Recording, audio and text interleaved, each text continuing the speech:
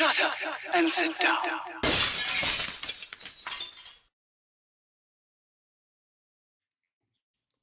And we're off. I'll get the timing right one day. We always spark up the conversation literally as me credits start. So, yeah, anyway.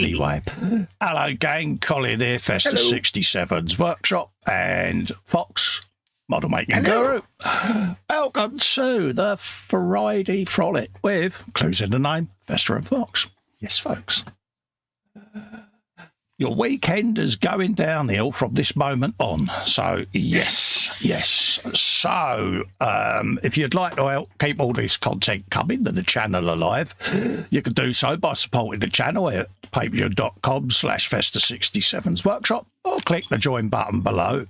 That gives you access to the Zoom 24/7 off-air hangout where you can come and meet the rest of the nut house. So consider that, folks. Also, you have the option of the $sign just below the chat there, the middle icon on the right-hand side at the bottom. And that puts your name in a nice big box on the screen. You get a bit of on-screen air guitar, and hopefully us two pillocks will remember to read your comment out. I do try with the chat, but I have to try and shut him up to read it, which, as you know, is an uphill struggle for me. So, yeah. But anyway, talking of the groovy gang, let's have a look to see who we've got in. Up the top there is my usual wall of blurb. That's all the affiliate links where you can save money on your tabletop gaming stuff, bits and pieces like that. Me scale mates, Cromlet link, all of that. So give that a bit of consideration. Save yourself a few quid, and it helps keep me going because I get a little kickback. Happy days. There's myself and Fox in the chat saying hello to everyone. Bill was first in tonight over at LWM Modelling. Nice to catch up with you the other day, Bill, in the chat, mate. It was lovely to meet you. So hello, Bill. How you doing, mate? Sir and Lord PJ of the Lewis is in the chat there. He says a good evening and a good morning. Colin Fox and the spider behind Fox and everyone in the chat. He's sat at Lewis Manor in his smoking jacket because he's been haggis shooting this morning on his vast estate. He's been going round the hill. He has, isn't he? He's been there. He's been chauffeur driven in his Rolls Royce 4x4 off-roader. Yeah, we know. But anyway, all joking aside, hello, PJ, mate. I hope you're feeling a bit better, geez. Marcus says good evening with a wave and a smile. Big wave and big smile issued. Bill says evening, Festa, and PJ and Marcus. Sharing the love, all right. Fiji? What am I thinking, Fiji? PJ says not feeling too good tonight, so not sure how long I'm going to last. I'll do my best. Big hugs issued, mate. If I'd said that, I'd just get mocked. No, you know why, mate. I get no sympathy. Like I say, pick me in the chat page and we'll sort something out, mate, yeah? We can do our Statler and Waldorf bit, because I think we could do with it, mate. So, like I say, health comes first, mate. That's what you tell me, so I'm now telling you. Oi, you, your health is important as well. Do as you're told. LWM Bill says, I've just come in from the hangout. Yes, Bill's in the Zoom, folks. So, yeah, if you'd like to meet Bill, head over to the Zoom and say hello, folks. There you go. Yeah. Very interesting conversation. He's well into his drones and that. He does search and rescue with them, which I think is bloody brilliant, and I like all of that. So,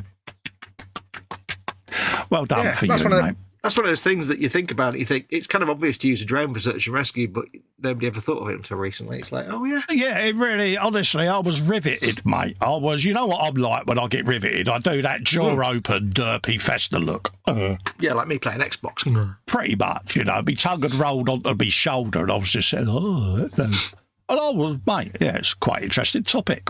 So, yeah, happy days. Yeah. That's the chat done. So, most important question, how's Mum? Mama Wolf, he's not even asking about me now. Mama, wow, hang on, words. Let me just have a swig of water. Whilst you're doing that, Marcus is putting a €2.49 super chat. Peace out. Cheers, Marcus. Yes. Thank you very much for your support, mate. And you'll be getting your on-screen air guitar imminently, mate. It will pop up when YouTube catches up with my streaming program. Yes. Yes, Mum Wolf is fine, thank you. She's in bed now, so. I suppose I'd better ask. Oh, here it goes. How are you, then? I'm all right. How are you? Fine. How's my mum? She's all right, mate. Yeah, she was having a bit of a wibble because it's the local elections soon, and she's. Oh yeah, we've got us through. She was describing in very how can I say, Sybil-like words, her thoughts on potentially MPs or anyone knocking on her door for a vote and what she was going to say to them. And colourful words. Yeah, I was quite impressed with my mum's new vocabulary. And I said, "You've been on the phone with Winnie, ain't you?" She said, "How'd you know that?" It was like, you learned new words. Yeah, she learnt new cuss words, mate. So there you go. Good. Jamie Bone is in the chat saying hello, everyone. Hello, Jamie. Bill says, yeah, Festa was riveted, but we didn't count them. Yeah, I was, mate. See what I did there? I like that sort of thing, though. People that do good with modern technology, I love all of that because I am a bit of an old wet mitten, as you know, and the thought of, like I say, you know, he does things like when someone's dog goes missing, up goes a drone, go looking for it. But you think about it, right? Say, for instance, your local police are looking for a missing child. You know, you've got drone clubs there. Yeah. Well, you know, they get the police's. Yeah, they get the police's permission, and up they go. You think of the time that can save and the potential of saving a life. I don't know if police actually use drones now, do they? I don't know if I assume they do. I've not heard anything about it. We've got them here. Yeah. They use it to buzz up to check for, how can we say, slightly well-lit lofts. Yeah, houses with a higher temperature than others, let's say. Pretty much, yeah. So, but they use them. We've got a little unit here that uses them, and so I love all of that because it's doing some good, isn't it? If that saves one life, that's worth it, isn't it, in my opinion? So, yeah. Anyway, I'm rambling already, dude. What are you doing tonight, geese? Because I notice a distinct lack of Skaven. Yes, I got bored painting my Skaven, so they've gone back in the box for a bit. Because I've always said, if you start getting a bit of a feeling of when you're on a project, just put it back in the box, go and do something else, and wait till the itch comes. This is the bloke who tells me off for having too many projects around the bench. Yeah, look at all of that. I've got all of that lot from the doof wagon, and but it's purely for that reason, mate. Well, I got bored anyway, so I thought I'd go back to, because I didn't finish building my solo auxiliary battle, what's it called, battle group that came out a couple of months ago. So I've built the 2 tanks, and now I've just got to build the walker and all the dudes. So I've got a bit of building tonight. I'll be building a little sentinel thing, I think. What about you, buddy? What are you going to be building? I'm going to say hello to Jeff Light first. He says, hi, Cole, Fox, and everybody in the chat. Hello, hey, Jeff. Hugs to you, and big hugs for Maggie as well, mate. I hope you're both keeping well. Me, I've got a bit of squiggage I can be getting on with. I can't go any further with the what's that called, Goliath, because I'm waiting for my base to dry. I've got a bit of the old basage going on around there for it. See, so I'm letting that dry at the moment. So I'll do a bit on me squig tonight. So this is the Mosrag Scragnoff, or whatever it's called. Mogroth Scragbad. That was it. Scrag. There you go. That's it. It's basically a big squig with Orc on it going, oi, you. Yeah. And I built it ages ago. And it's been sat up on my shelf for a long time. And I just thought, I need to pull my thumb out my bum, get it painted. So I just put the base colours down. See, base colours was mentioned. I see you there. And so that's what I'm going to be up to. I've also got, just in case I get fed up, I've got me squig buggy as well. Yeah. See, in my head, he's sitting there on his squig going, I'll have 3 lots of fries, 2 cheeseburgers, and 1 of your milkshakes, please. Pretty much. You've got the apple pies on. Pretty much, yeah. So that's what I'm up to, mate. So, yeah. Cool. So it's buildy and painty tonight. Yeah, so I'm just doing a little bit of scooting around on that. For those that don't remember, that's where I got to on my Goliath last week, and I've put a little bit of dust and detritus on it, and I like that so much. So it's pretty much getting there. I've got to have a few rocks on the dio, and then, like I say, I should just go back round and pick out any details that I'm not 100% happy with. But I don't want to go any further with the weathering if I can help it, because I'm happy with that. Yeah.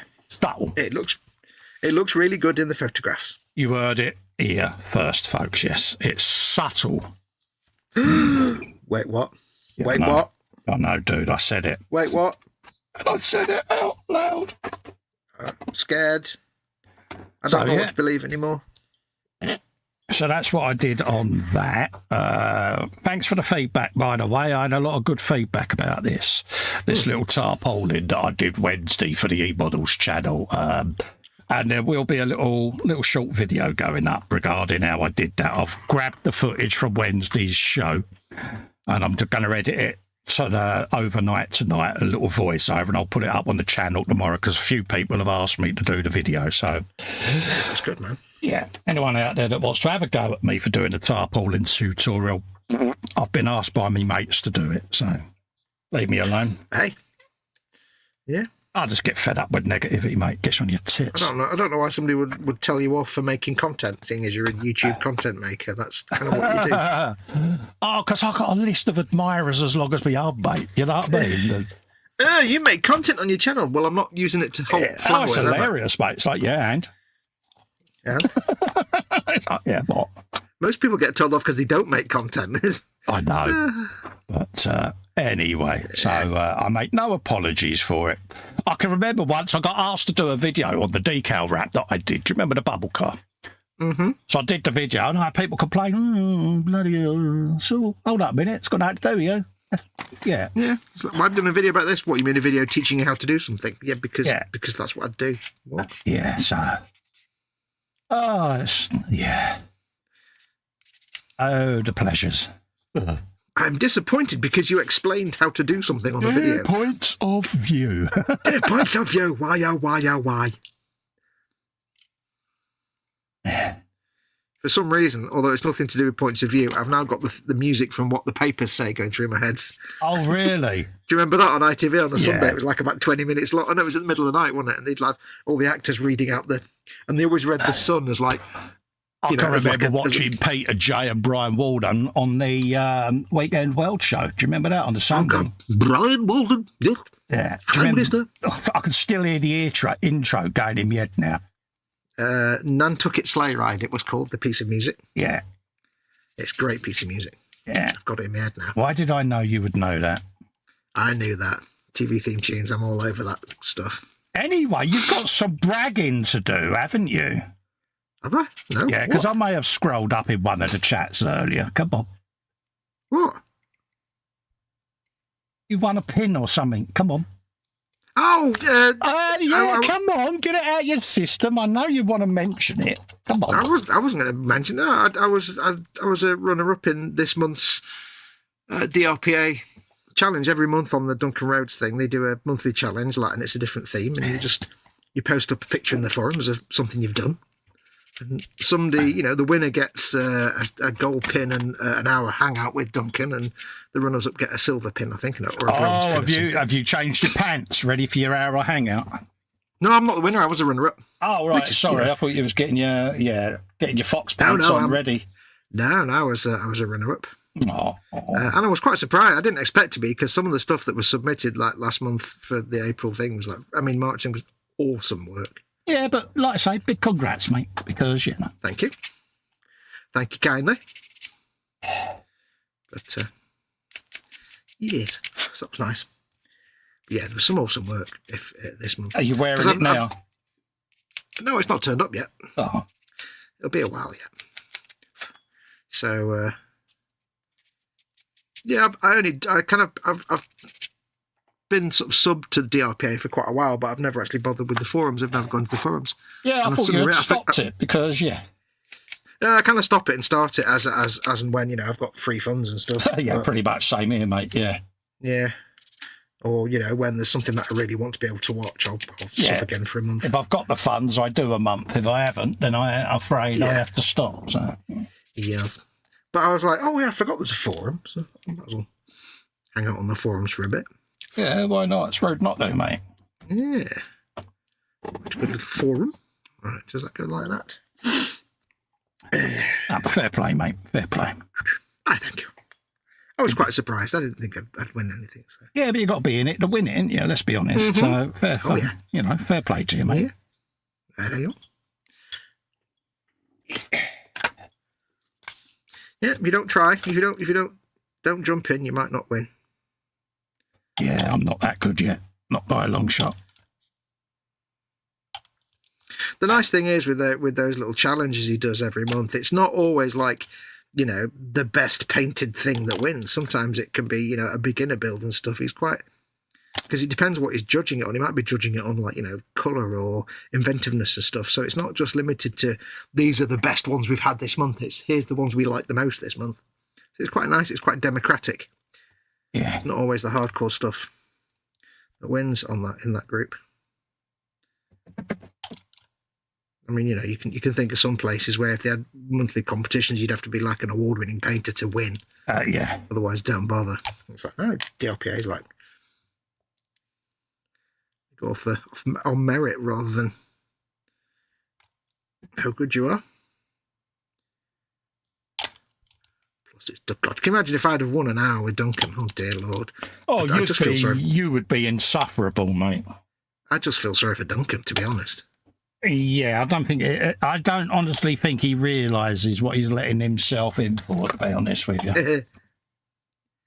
But in all honesty, he'd have haircut like mine within an hour of doing the show. It'd be like, yeah, that bloke's full. In all honesty, I'd probably be like, you know what? Let me donate that hour to someone else who might be more of a beginner, who might, get more from it. You arrogant sod, you. No, I don't mean it like that. I just mean like, let's... so I'm one of the lowly people. No, I don't mean it like that. Came over as so arrogant. I don't mean it like... I mean it like someone who's, who's just starting out. Dick nut. That's not what I meant. Oh, dear. You know what I meant. I know what you meant, but it was just like, dude. Oh, bless you. Don't ever change. Oh, dear. I'm not like that. That wasn't quite what I meant. I know he'll watch it back now and go, yeah, I kind of get what you meant there, mate. Mm. Oh, no, I do know what you mean. After you said it, I'm like, yeah, I did come out a bit.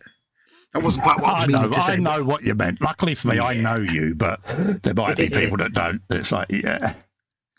Yeah, I'm not that arrogant. 42 and 43. At least I hope I'm not. Oh, dear.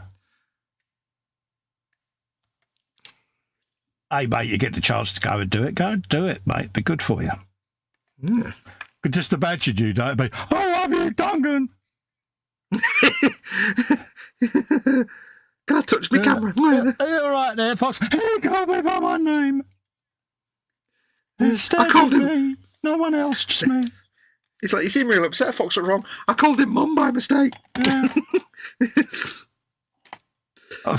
Yeah, you would. If ever you met the bloke, you'd have your head on his shoulder and one knee bent, wouldn't you, as you lift your leg up? Hello. Oh, Duncan. You see my Duncan duvet? Look.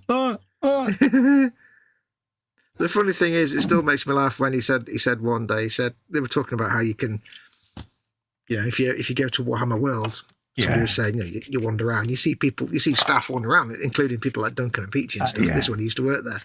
And he says, if you ever do bump into me at Warhammer World, I'm really sorry. I'm quite disappointing. Yeah, I'm really disappointed when you meet me. Yeah. Yeah. I said, I apologise in advance. I am actually quite disappointing in real life. Yeah.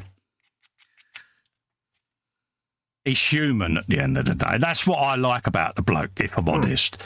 Because, yes, he is extremely talented. We know this. But he's humble with it. Yeah.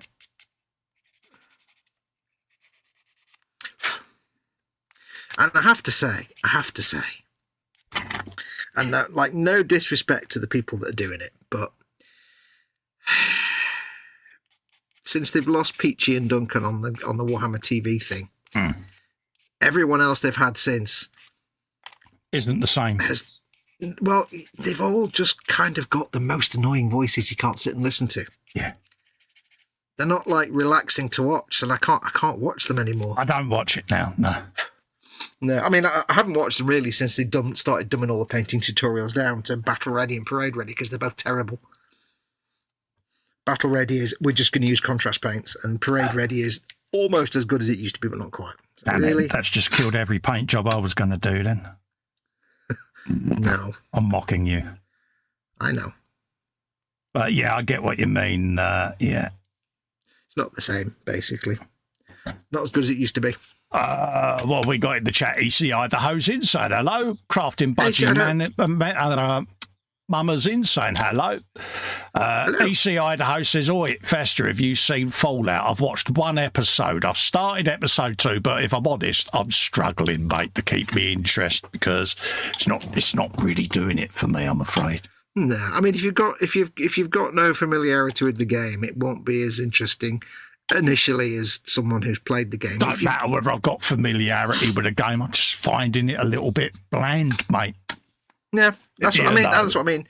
If you'd been into the game, it might have helped you a bit more, but maybe not. Yeah, but my lad has played the game and he said it's not as good as he thought it would be. So that's just your opinion, and this is my opinion. And I know. It's a slow burn. It's one of those things where it takes a couple of episodes to. Here we go. It's determined to get me to watch the rest of it. Moving on. LWM says, belly a salad. Gonna hand over my man card for that. Good man. Bench now till next week. Real life has been happening. Absolutely, mate. Know that feeling. Belly is cheap Coke bickies. No, it would ruin the work of the salad. Yes, folks. Belly, bench, beverage and bickies. I forgot to do that, folks. So if you could let us know. Nothing wrong with salad. Sasha's in, says, evenings. Yeah, all right. We got your point. Evening. Sorry, I'm a little late. I was playing Tomb Raider and determined to complete one of the big puzzles. Bill says, Sasha, and says, got it on the closed beta for Satisfactory, been spending a few hours in there. Sasha's belly was potato gnocchi with bolognese sauce. Bench, 72nd Razor Crest, bevy, lilt. Lilt, is that still a thing? Lilt? Biscuits, none. He said, got a bowl of ambrosia rice pudding. Road trip. What jam? Ambrosia. What jam? It's all about the jam. EC says hello, and everyone says hello to EC. EC's asking you whether you've watched Fallout as well. LWM says, I was impressed on how canon the TV series was to the games. Yeah. Crafting Budgie says also, so is Halo. PJ says, watched the first episode of Fallout, hated it with a passion, kept expecting Austin Powers to turn up, and it was utter nonsense. There you goes. LWM says, that's some meaty sprues you got there, Fox. That'd be good old Games Workshop, that. Yeah. EC says, sorry, PJ, though, sad you felt the need to disparage something that others enjoyed. It's all about opinions. Some of us like things, some of us don't. That's what makes us us. It didn't float my boat purely and simply because it's not my thing, so that's all. Yeah. But, yeah, Max says, I don't think Fallout was utter nonsense. I thought it was fantastic, silly fun. But hey, everyone, each to their own. Absolutely, it's each to their own. Yeah. Jeff Light's a bit like me. He watched it, just couldn't get into it, so probably won't be watching anymore. No, I mean, I've got the game. I know what the game is. My boy plays it, and he felt it just went a little bit too middle of the road. It could have done more, should it? Put it that way. It could have done a bit more. Yeah. But I suppose there is series 2, so yeah. Yeah. Natasha agrees with my opinion, which is definitely not everyone's going to like the same thing. Exactly. We all like things. We all don't like things. So, yeah. Exactly. Let's not beat each other up because we're not like that. It's all about differing opinions. Let's not fall out. Let's all share the love. I see what you did there. See what I did. It was good, wasn't it? I see what you did there. Sasha says, I had a big dollop of strawberry jam. There you go. Bill says, yeah, 1 and 2 were definitely Solo's starters. Exactly. I might go back to it. I might not. I don't know. But it's like anything. If I'm not feeling it, I won't force myself to watch something because then I'll really hate it. So. No, it's no different to you like football and I can't stand it. Or my mate tried to sell me on... I don't watch football, mate. Well, yeah, I watch motorcycles go round in circles. Yeah, I'm a West Ham fan, but I won't go to a game now because they're all overpaid multi-millionaires now, and I think the working man's side of the game's gone, and that's just my opinion. It's like my mate tried to sell me on the Big Bang Theory series, and I got about 2 episodes in and was like, I'm bored now. Exactly. Not everyone likes the same things. And I think that's what it's all about. You know, we all like certain things and we all don't like certain things. It's all about opinions. You know, I watch cars and bikes go round in circles, and to most people, that's absolutely a nightmare. It's just my thing. I'm a petrol head, can't help it. Nothing wrong with that. Yeah, no, but...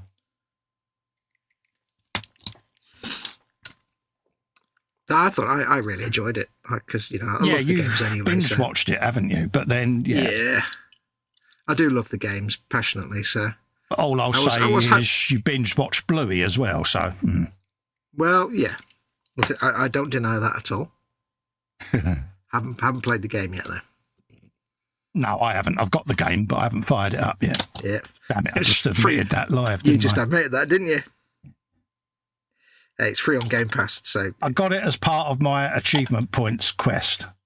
I like that. I like what you did there. You like what I did there? You're not buying it, though, are you? No, didn't think you would. No, I will. I'll give you that. I'll give you that. I'll give you that emergency exit. I'm a good man. I'll give you that emergency exit.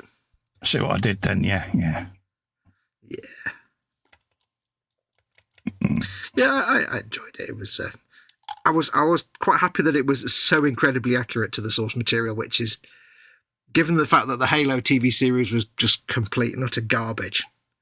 But see, to the game. Again, there might be people out there that really enjoyed it. You never know, do you? So. No, that's what I'm saying. I mean, to me, it was like, this is not Halo. They did the old, let's go into it's a different universe. Oh, just be true to the source material and just shut up. So I did enjoy that. But no, it was so spot on the Fallout stuff. I'm like, yep, I'll have season 2 of this, please. So they're definitely doing a season 2 then, yeah? Yes, yeah, they confirmed it now. They'd be crazy not to. I think I read today that like sales of Fallout 4 have gone up by 7,000% on Steam. Really? Given that it came out in 2015. And it's now the number one it's number one game for sales in Europe. Yeah, this month so far, and it's a 10-year-old game. Yeah, like I say, I've got it on the Xbox, but yeah. Right,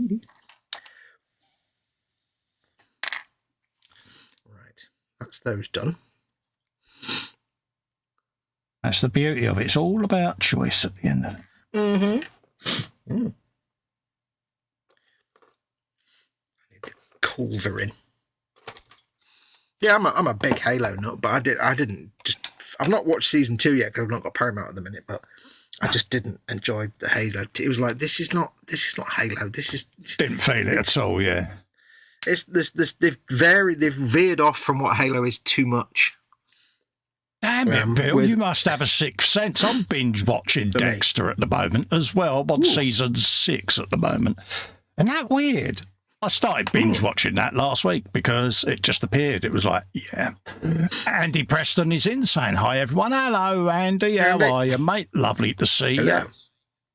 Max is also binge watching Dexter. This is getting a bit scary now. This is a bit weird now, isn't it? Are they watching Are you publicly listing your playlist or something without realising it? No, not at all, mate. Not at all. It's just I spied it as I was scrolling through one night because I was down in the massage chair and I thought, I've got to sit here and watch something. And I thought, I'll just start binge watching Dexter. My missus was like, how many times can you sit and watch the same TV show? So I said, is that the one that's like a serial killer or something? And he's a forensics guy. That's a serial killer, yeah. Yeah. What was it I got into? The Mentalist I quite enjoyed. Never watched it, mate. It's on the streaming platform that I've got. Yeah. Fire Stick, that's the word. It was quite light-hearted and fun. Yeah. It had the classic thing of main character plus really likable cop and lieutenant and two cops, like a bit like in Castle. Yeah. That kind of format.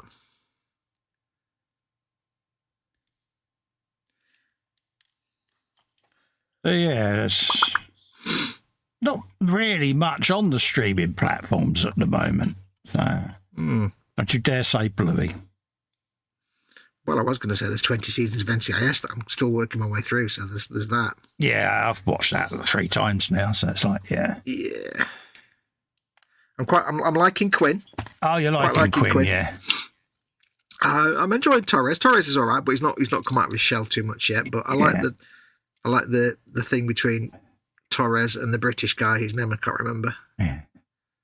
But yeah, I'm liking Quinn.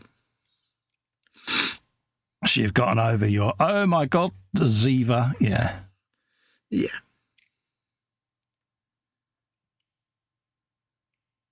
Well, I was more gutted that Tony left, but you know, yeah. I'll live.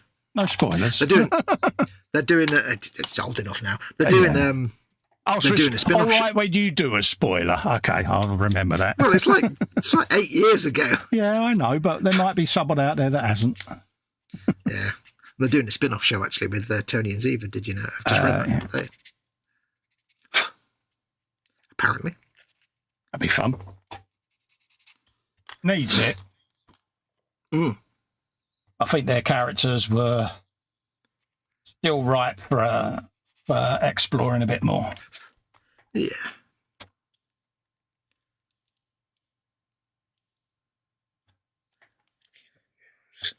There. What else is going on in the chat? Sasha says, I haven't started watching Fallout yet, but do you think it would be okay for his 11-year-old daughter to watch? No, it's a bit too violent for that. Yeah, I think. There you go. Because I haven't watched more than the 1 episode fully at the moment, so I wouldn't be a good judge on that. No, it's a bit too violent, and I think for an 11-year-old, I think the game is like mature. I think so, rated. So the TV series is much the same.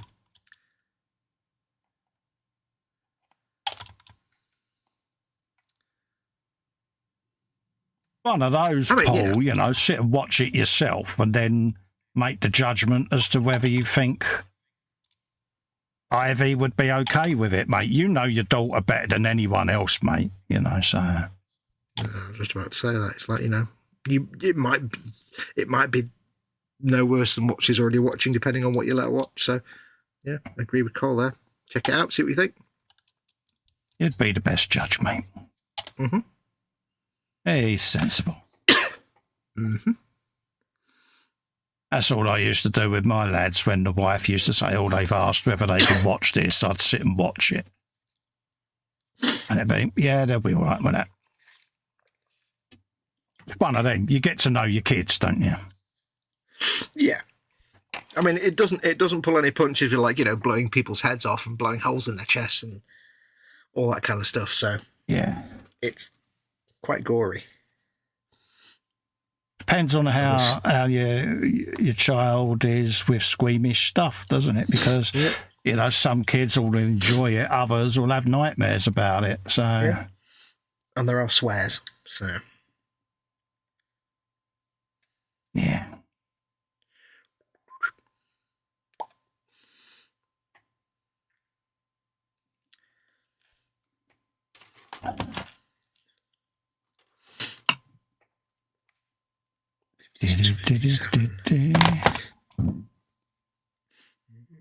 Go a little bit under there. Let that dry off. Come back and I'll give that another coat in a minute.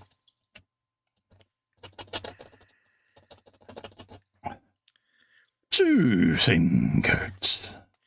Not 1, not 3, but 2. 57. Oh, yeah, that's a good point there, Bill. Wouldn't want to explain cousin stuff to an 11-year-old. Yeah. Stuff. Yeah. Max is up to season 3, but I've watched it all before. Really clever writing it was. There was a reboot done a couple of years ago. I think it's only done a season so far, though, Max. So I haven't seen that yet. But apparently there was a reboot of the Dexter TV show done. So I don't know how good it is. I really don't know. Let's scroll up. I can do this. Scrolling up. Go on, scrolling up. Be brave. What have we got? Yeah, Crafting says Fallout was good.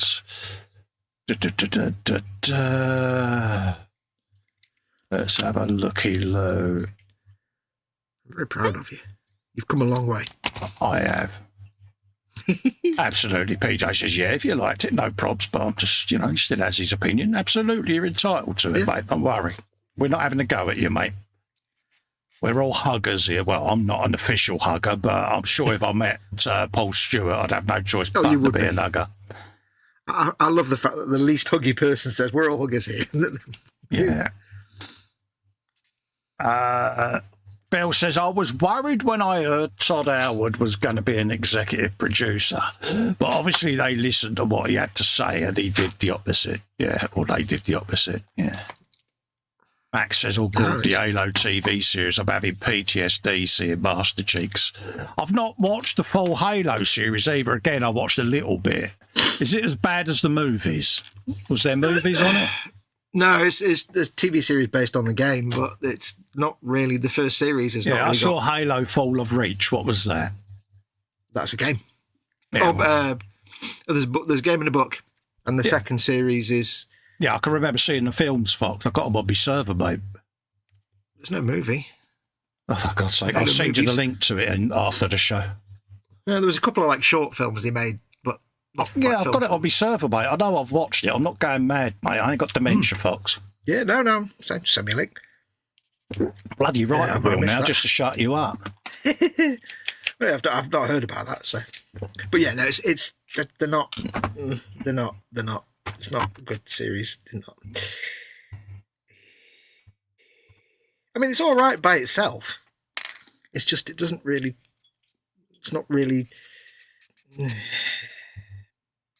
It's hard to explain. They kind of introduce characters that don't need to be there and change things around. It's like, really? No. Very weird. They should have just kept it as it was. Right, where does that go?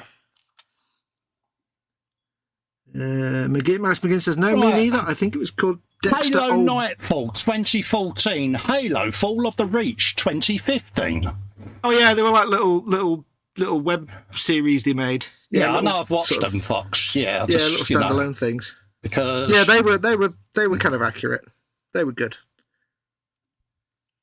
But this is no TV series is not that. Those little films were made kind of more in hand with the game. Yeah, I know I'd watched them. I was just a bit pissed that he was making me out to be a No, I'd forgotten all about those because they were. I know what I've watched. No. Apologies. That's right. Accepted. Movies. I was thinking, movies.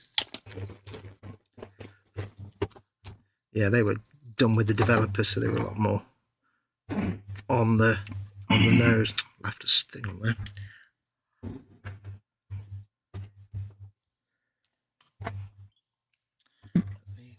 Four. Ooh. Steady. Oops. Yeah, I get that. He says it'd be interesting to see the Ziva Tony spin-off because their daughter will be about 12 to 13. See them dealing with a teenager whilst apparently on the run in Europe, yeah. Oh, really? She saw Private Pile do the thing, yeah. He says, Ivy saw the bit from Full Metal Jacket where the guy blows his brains out. She just laughed. I'm slightly worried about her. Yeah. Kids today, man. Max says, yeah, it was called Dexter Old Blood. I think it was one of those reasons of rewatching it. Yes. Jeff says, if memory serves me, all the video clips from the game put together to make a short movie. Absolutely, mate. I knew I'd seen it. Not going that mad. No, I thought you were talking about movies, like proper movies. That's why I was confused. I'd forgotten about those. I knew there weren't any like movies. You know what I mean?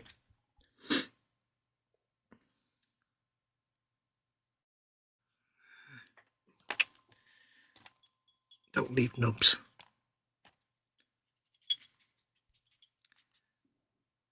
Clarkson's Farm Series 3 is coming next month, says LWM. Oh, really? Not much that. Is his farm manager in it again, or has he left fully now?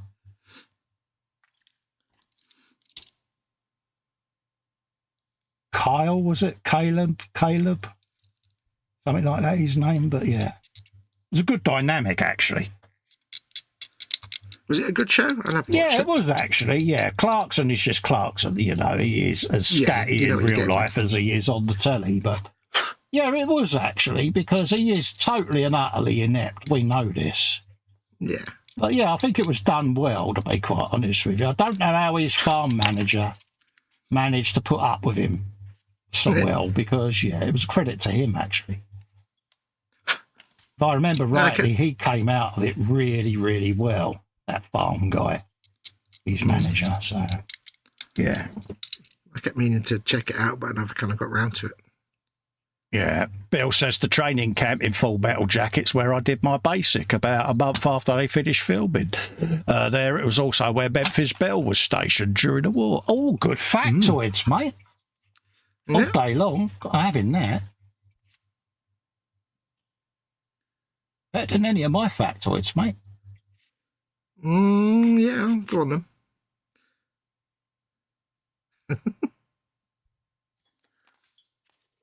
I don't know about that. Some of your factoids are crackers. The blooper reel for that is, yeah. Yeah. Especially the ones that accidentally mention body parts. They're always a winner. I keep meaning to do the full blooper reel for it. I will go back through them. It's just a hell of a lot of watching is required. Yeah. You know, whenever I do a video, I always mean to like save the bits where I screw stuff up, you know, like get my lines wrong and stuff, but I always forget and then I delete it and then it's like, oh. I have a bloopers folder on my hard drive. But it's not family friendly, so... No. You know, because when I have a wibble, I have a full-blown wibble, and it's like, yeah. Normally at myself, you know, because I've fluffed me lines, but yeah, the language is very, very fruity. There is nothing more frustrating, though, than having to record the same bit like 10 times. Especially on a part work. Oh, God, yeah. That's why I do them live now. Purely simply because, yeah, you know, it's like, yeah, got to take it all apart now and refilm it because I've fluffed me lines. Yeah. But then, voiceover you can do it with as well, but... Yeah, that's what I did. I just decided just film it and then we'll add the voice later because I can't be doing this 10 times. Yeah, I just, with the part works for ease of speed, I just do them live now. Straight away, one shot, done. Yeah. And it's like, yeah, so you get it, mistakes and everything. You know, it's just how it is, but we all make mistakes at the end of the day. Oh, yeah. But certainly the scale model content is like voiced over because, yeah. No, especially with painting, because, you know, you do painting and you get your words wrong. You can't go back and unpaint it. Well, that's it. It's like this. I'm sitting here filming this as we go. This will come out as a voiceover video later on. You know, it'll just be a single episode. Oh, how to paint this scraggy, squiggy type bloke. You know, and that'll be it, you know. Yeah. And then people go, right, I've seen how not to do it. I've got to paint mine the complete opposite. See, so I am teaching you. Tish and Peshore. Tish and Peshore, I say, young man. Yeah, but a good modeler will always be disparaging of their work. That's what you always say. Yeah, I know. But a good modeller's good modeler friend will always say, Tish and Peshore. I know. I've got the Memphis Belle kit with photoettes, says Sasha, mentioning the Devil's Metal. Oh, nice one, mate. Nice one. I'll tell you something, though. Can I stay with you when you build that? Because I am going to come out of that so rich because I'm going to have dibs on your swear box. Set up a second swear box. Yeah. That's a bit like me when I do Metal Earth kits for the wife. She knows I'm building it, and she'll send me a message. Oh, you building that Metal Earth thing for me? And I go, how do you know? Have you got a nanny cam in it? No, I can hear you swearing. I can hear you from downstairs. I slice myself to ribbons on them, mate. I am useless. What have we got in the chat? Sasha says, I love how East London can fill in for Vietnam. Yeah, it's a bit like a war zone in some places, isn't it? Bill says, I did PE in the gym. That was Mensive Bell's hanger. I see what you did there. I see what you did there. I see that. Oh, yeah, you're going to have 1,000 XP for that one, mate. That's generous. Don't tell Ted. Yeah, because I only gave him 500, didn't I? Yeah. Yeah. Yeah, but he didn't give me a ding for a build I finished, whereas he used to. Yeah. It's got tight with his dings again. Yeah, it's got a bit tight. Then again, it's probably just revenge for us giving him away like willy-nilly when we're in charge and he's not around. Yeah, there is that. Yeah, we did get carried away, didn't we? We was giving people dings for drinking their tea, weren't we? And yeah. And, Trevor says he woke up today. Ding! There you go. Yeah, completed getting out of bed. We had a stern telling off, didn't we, from Ted? We got that meeting without coffee, didn't we? Yeah, we got a stern letter from the committee. And we was all looking at our shoes going, sorry. Yeah. Sorry, Mr. Hawksworth, won't do it again.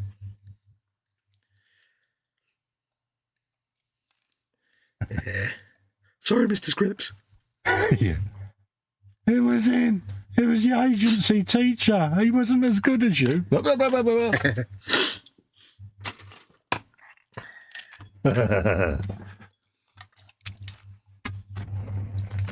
We do play him up, don't we, Ted? I must admit, we do mess with him. Don't we? Well, Mama Wolf can't stop seeing Ted when she watches Heartbeat, and it's the Scripps guy that runs the garage. Oh right, yeah. I can't remember his first name, not Vernon, because that's the other character. Yeah, Ted takes the banter well. Don't give him that. Oh yeah. Well, he knows he hasn't really got a choice, has he? So. I still remember that time when we was off air after the mod show, and he was having his wibble. Still brings tears to my eyes thinking of that. Yeah. It's up there with the top 10 wibbles I've heard, mate. He went for it, didn't he? He went all out, and it was like, Ted. Don't hold back. Some of the things that you see off air. Yeah. With us lot. Couldn't unsee it, could we? Nah, things that we'd never reveal. And whenever we mention it to him, he goes, yeah, I did get a little carried away there, didn't I? Got a bit hot under the collar, he says. Mm-hmm. He certainly did. It was fun. And we didn't help because all we kept doing was saying, are you done now, Ted?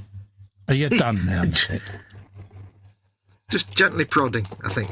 No, I'm not, he says. And another thing. It's like, yes, our job is gently done. shepherding him to more ranting. We knew what we were doing. Oh, yeah. The thing is, like, TK's reaction, wasn't it? He went, I've never heard Ted swear. Yeah, it's like so rare that you see it that there's no way you're going to try and nip it in the bud. You're going to try and make it, milk it, and draw it out as long as you can. Oh, yeah. Of course you are. I thought at one point Mrs. Ted is going to come walking in and go, will you settle yourself down? You'll have a turn. You know, it was... Yeah, we was getting worried for him, but it was a good wibble. I can't remember what he's wibbling about now, but I remember it. Yeah, it was one of them, wasn't it? It was a good wibble, though.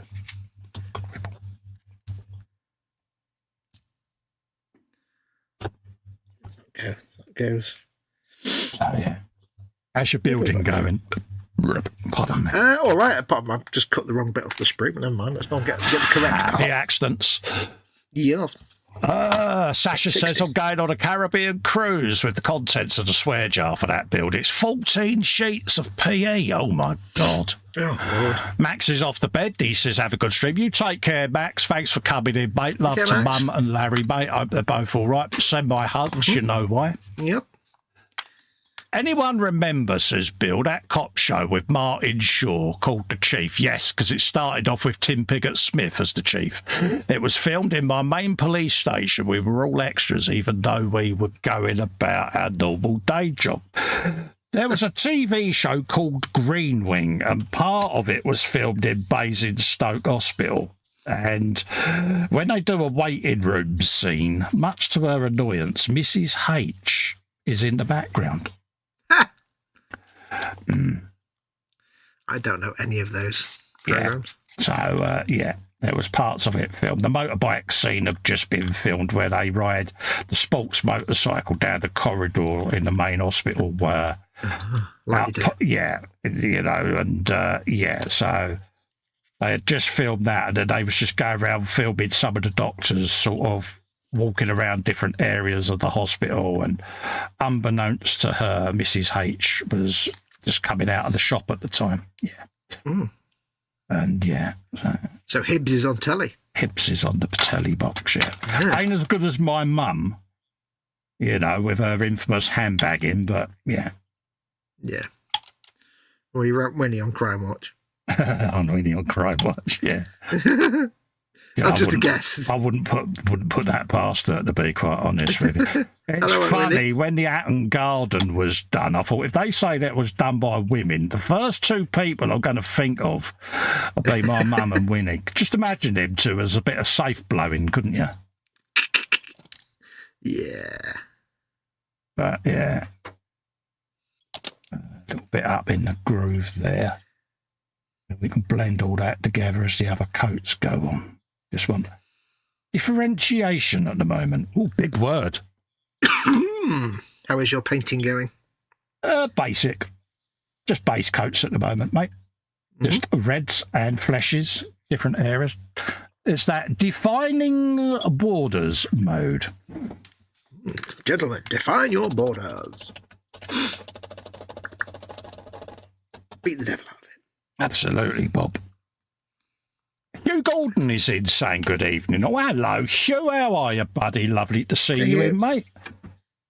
Hope you're keeping well, mate. I've seen you about for a little bit, mate. Hope you're all right.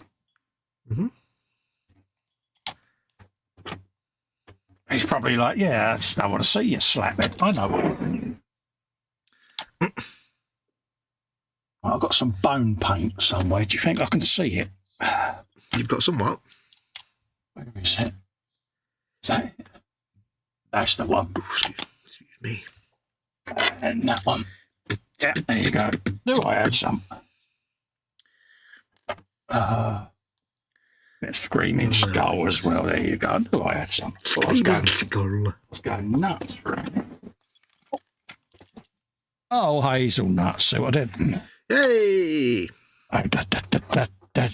Yeah, don't do that. Note, seriously. Totally tropical taste. That was I thought Lilt was gone. I thought that went years ago. It's clearly like 1984 in that house. You go, have a bit of that. Somewhere in this cave is a pot of rhinoxide. Oh, yeah. Just saying.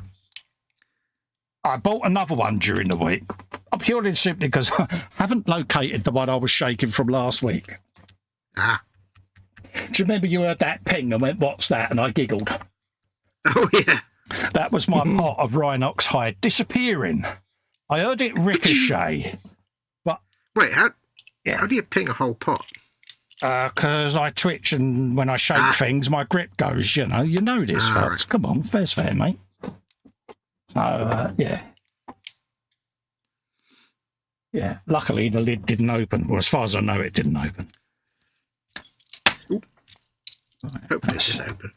That's begun to dry off, so that can go underneath there now.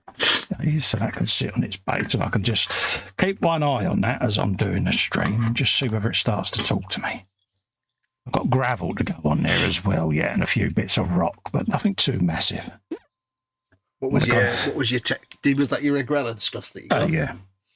Nice. Yeah, pretty basic, isn't it? Just slap it on. And stuff. Yeah. It's nice though. I like that stuff. Yeah, subtle. That's the word. Yeah, I know. You heard it here first, folks. Again. Right. What was you still in the good book? Yeah, as far as I know, mate. Cool. Mongoose bone. That's the word. Try not to hit the microphone, cop. Sasha says, my late great uncle worked on the Dirty Dozen as an electrician. Also got to be an extra. He got all the cast to sign a card which is locked in a safe at my folks' place. Good for you, mate. Hugh says, I've been living quiet for a bit, mate. He says, just do me over. I hope you're all right, Hugh, mate. I hope I hope you're in a good place, put it that way. And yeah, we all like to go off grid now and then. And talking about going off grid, I'm going to be off grid for a period soon, folks. Purely and simply, Mrs. H is undergoing some more surgery. So I'm going to take a step away to look after her for a week or so. So don't be too surprised if I go off air. It's just I want to be there for the wife because she cares for me. It's just nice that I can just look out for her a little bit. So she might tell me to go away and carry on doing me live streams. She won't use them words. Will. She probably will as well. Yeah, but just in case I need to, how can I say, put my focus elsewhere, I'll provisionally go off air for a couple of weeks, but we'll see. Mm-hmm. Don't have a street party just yet. I'll wait for the confirmation. Family first. But, yeah, so we'll see. We'll see how she gets on, but she probably won't want me anywhere near her, but... You're probably right there. Yeah. Let me go and cook you something, love. Yeah, you can imagine how that convo will go, can't you? Yeah, I can imagine all the words that might come out of her mouth. Yeah, it's just obviously she's not going to be able to use her hands, so... No. Good for me, because she won't be able to pick up the tea towel, beat me with it, unless she's trained herself to do it with her feet. Yeah, she would have trained herself. Either that or she's going to employ the services of Jackie and Marcy, and they'll do it. She'll find a way. Yeah. But, or even worse, she could just store them up until such time as she can deploy them. Provisionally, I can't see myself streaming. That may change. I'll let you know nearer the time. It's only a few weeks, but you know, she's going in May, so just after her birthday, bless her, or just before her birthday, actually, which I'm hoping they keep her in for because she's 55 this year, and she's already got the ump. And I'd already provisionally planned on the day of her birthday that I would just lock myself in the man cave. Yeah, for tactical reasons. Yes. Tactical reasons. When she turned 50, my God, the speed dusted in that kitchen. My worktops ended up the thickness of a Rizzler, mate. You know what I mean? Yeah, it's almost as aggressively done as when you get on her nerves. Almost. Oh yeah, I got on her nerves earlier. I must admit. Oh, did you? What did you do? I got skippied, mate. What did you do? I just kept following her around. I get lonely. Oh. Because obviously I'm on my own, overnight and during the day a bit. You know what I mean? And she went up to have a kip, and I'd watched the rerun of the free practice and the quali F1, and I started getting it, and then of course she got up, and I thought, oh, H is up, brilliant. You know, she's pottering around trying to do her thing, and I'm there. I follow her around, and all she can hear is click, click, click as I'm walking. And obviously, in the kitchen, we've got the tiles down. You know, the stone tiles, like so. You can imagine my little click, click, click. She said, "Oh, for crying out loud!" She says, cleaning that up. All I could hear, she said, in the background is click, click. And what do you want? I said, just lonely. That's lonely, and that was it. She said, "You're getting on my tits." She said, "Stop following me around." And laughed, "Don't be like that." She said, "You're terrible." And I went, "Yeah, I know." She said, "But I just get lonely, love, that's all." You are just like a puppy, aren't you? I am, mate. You know, I'm going to get you some Bob Martins and some Bonios, she said. It's like, honestly, it's like having Gary back. She's going to have to designate a window for you to press your nose against. Yeah. But that's it, and so she ends up setting me tasks to occupy me to get me out from under her feet. And she just tapped on the door. She said, "You got nothing in there that you can be doing?" She said, "She's getting on my nerves." Well, I had 2 part work bits turn up today. PJ's in the chat still. Yeah, I had another 2 Ferraris turn up today, PJ, and yeah, so I'll be filming them later. But yeah, so she was like, "You're getting on my nerves," she said. So don't get me wrong, she said, "It's nice." She said, "But I'm trying to do me washing, trying to do, you know, bits and pieces." You know, the shopping had turned up, you know, there's me like, what are you doing? What are you doing? So I'm putting the bloody shopping away. What do you think I'm doing? Bit like you when you say to me, what are you doing, Cole? What are you doing? Yeah. He says to me, here's one, right? Here's a wibble coming up. Fox will say to me, you on your Xbox? Yeah, but and I get a link. Come and join me at your Xbox party. Every 2 minutes, what are you doing? What are you doing? I'm trying to play the game, mate. What are you doing? Well, what are you doing? In the end, I just go back to the home menu and let him play his because I can't concentrate because it's, what are you doing? What are you doing? What are you doing? How's Gary? Well, It's like, yeah. I like to know what you're doing. I know, but it's sweet. But I like to make sure you're actually feeding your dog. I kind of get where H is coming from now. It's like, yeah. But yeah, I got the Skippy. I got the, oh dear. I'm outstaying me welcome now. Pushing it a bit too far. You're like, PJ says, right, I'm calling it cold. A mind and body are protesting. Gonna crash for a few hours before the F1 sprint. DM in Messenger, buddy. Speak soon, 99. You take care, mate. I know you're not in a great spot at the moment. I won't go into detail, mate, but you know where I am. Likewise, I'm up overnight watching the sprint race and that, mate, so I'll DM you because, yeah, bless you. Try and get a few hours kit, mate. That's what you would tell me. Mm-hmm. So I'm giving you a taste of your own medicine there, geez. And can we all send hugs to PJ because he's struggling at the moment, bless him. Yeah. I won't say why, but I have just used my God-hand pin vise for the first time. Haven't got one, mate. Oh yes, I have. I thought you meant bench vice. That's a bench vice. Yeah, no. Clampy. Yeah, pin vice. Yeah. No, the pin vice. Whoa. Have you got the micro one as well? Yep, I've got. It's cute alert, and it is cute alert. I've got that one and that one. Is that the micro one? No, I've got that's the quick release, isn't it? Yeah, I've got quick release spindle and look. Oh, dude. Yeah. Look how beautifully cute that is. That's the one that got Pete going. Yeah. No, I haven't got that one. I've got them three. Yeah, they Very are nice. Good. They just made short work of these gun barrels. Oh yeah. My GW pin vice. Quick release, I must admit, is a godsend. Excuse the pun, but yeah. I see what you did. Yeah, honestly, they are probably my most used thing at the moment. Is me drill bits because, like you say, if you do a lot of pinning and things like that, they're perfect. Yep. And if you're a Warhammer builder, you have to drill out the barrels. You see what I did there? I did. Proud of you, soldier. You're proud of me, aren't you? Yeah. These teeth ain't staying this colour, by the way. This is just the base layer. There's many layers going down on this, and then, of course, you've got your sepias and all of that lot. Go on. This is just that defining base layers. Yeah. Mm-hmm.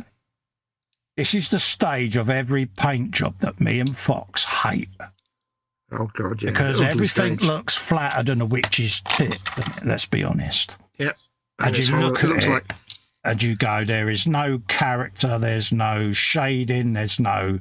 Everything is two-dimensional, isn't it? And then we go in and start detailing, it starts coming alive then, doesn't it? And, yeah. Yeah, it's also known as the Revell SWAT phase. SWAT mode, yeah. Yeah, SWAT mode. It's like this flat, lifeless paint job, we know. It's like, it's very hard. It's very easy to get stuck into that and think, I'm just going to stop now because it's put me off. All it would take is a layer of gloss and it would be a finished paint job for Revell. Oh, God, yeah. Have you ever got to that point in the build and then that stage has actually put you off finishing it? Yeah, I've got a couple of builds over there that I got to that stage and I just could not motivate myself to carry on. And I will do. Yep. I will pick them up and just finish them off. But at the time, I just couldn't get over that psychological barrier, mate. It's hard, isn't it? Because you know it's just the painted with the potato phase. Yeah, one of them's my Orc truck. Yeah. It's literally black and yellow. That's it. Sorry, mate, I'm talking over you. How dare I? That's all right. No, that's right. And the moment you put a wash on it, it'll start to come alive. But you still have to. You can't get your brain to get past that. Yeah. Yeah, I know that feeling, mate. Doesn't Done that a few times. Put things back on the shelf for a while. I'll be like that with this for a couple of days because it's the I like peas stage. You know what I mean? Yeah. And yeah, it'll come good, but yeah. Because I probably like you, I go through the paint job and I put down all my base layers. Rather than like base and then finish paint a particular thing, I just go around, I put all the base layers down in all the different areas, and then I go in and I then zone it out and then finesse that particular area. But when you first base it, you're looking at flat red, bit of purple, you're looking at the flesh underneath, and you look at it, you're like, damn, that's a pile of plop. And then, you know, I've got all the different shades of red to go in. Yeah, I've got squig oranges to go in, and all the teeth and dry brushing and that. Yeah. All the layers and highlights. But at this stage, I'm at that stage now where I'm looking at it and I kind of want to nudge it to one side because... Yeah, he's like, But you've got to just carry on and keep yourself going with it. Yeah, because you know it's going to come back out the other side. Yeah. You know you're no longer the kind of person that does that and then just stops, because there are people that do that and that's just their paint job, and it's like, yeah, could do more. Used to be do more.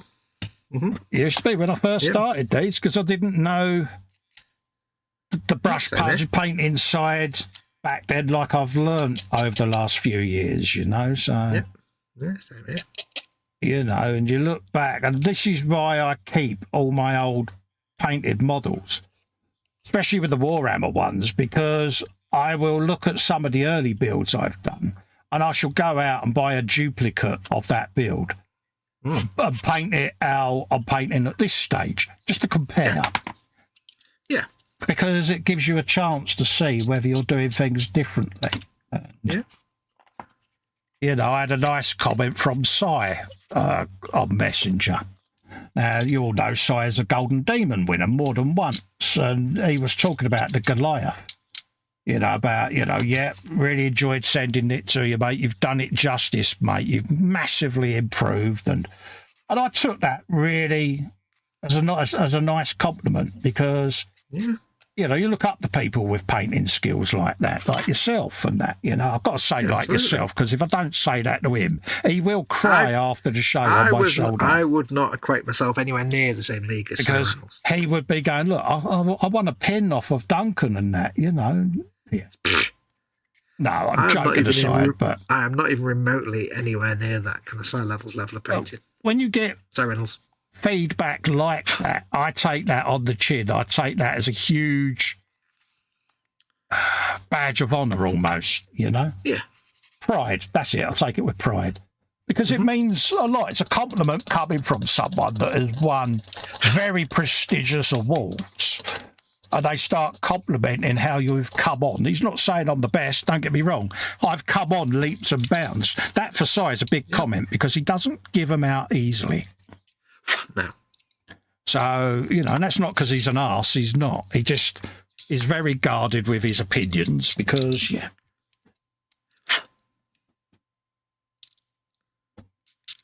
Right. So that. Let's have a look and see what that is.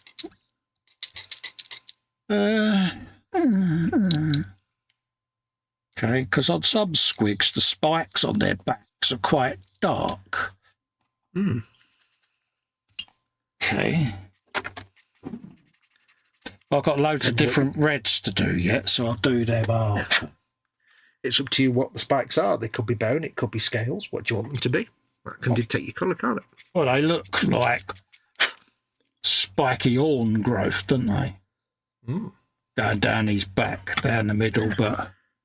Paint them as you see them. Sorry if I'm a bit distant from the mic. I'm standing up at the moment because I'm being really good. He is.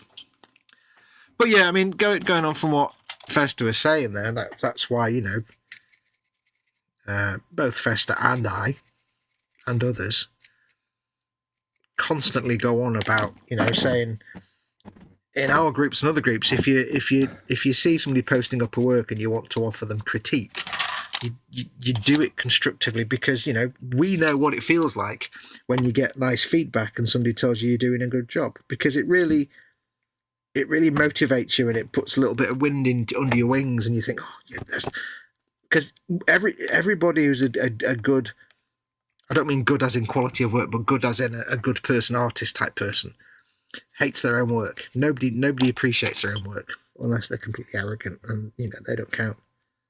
And when somebody can sit there, you always look at your stuff and think, oh, it's terrible.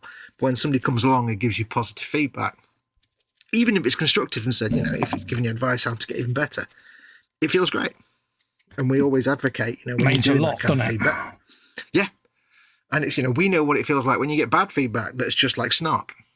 Oh yeah, well that's the thing. I get, as you know, I get a lot of snark, because it's funny when we get snark, we send each other the snarky messages we get, and it's like, yeah. So when you do get someone actually go out of their way and offer you really positive support, it means a lot. I take it really as a compliment. So yeah, and that's why we know what it's like on both ends, and that's why we always say, if you're gonna, offer critique to people, do it the right way, do it in a positive and encouraging way. I mean, if the work is that good that you don't need to give any advice, don't give any advice. Absolutely. Or if you can't say anything nice about it, don't say anything. He was all really good sort of pointed things. Is there a direction that you want to go in now with your painting? Is there a preferred genre that you like, that you want to get into paint more? And it's. He said, because, he said, I remember you just doing Orc. He said, so for you to go and do that, he said, it's totally out of your ballpark. He said, it's the first time I've seen you do that colour scheme, because Si sent me that, bless him, and I said to him, I wanted to do it justice, and I had it built for quite a long time, and he's like, you're going to have to paint it sooner or later.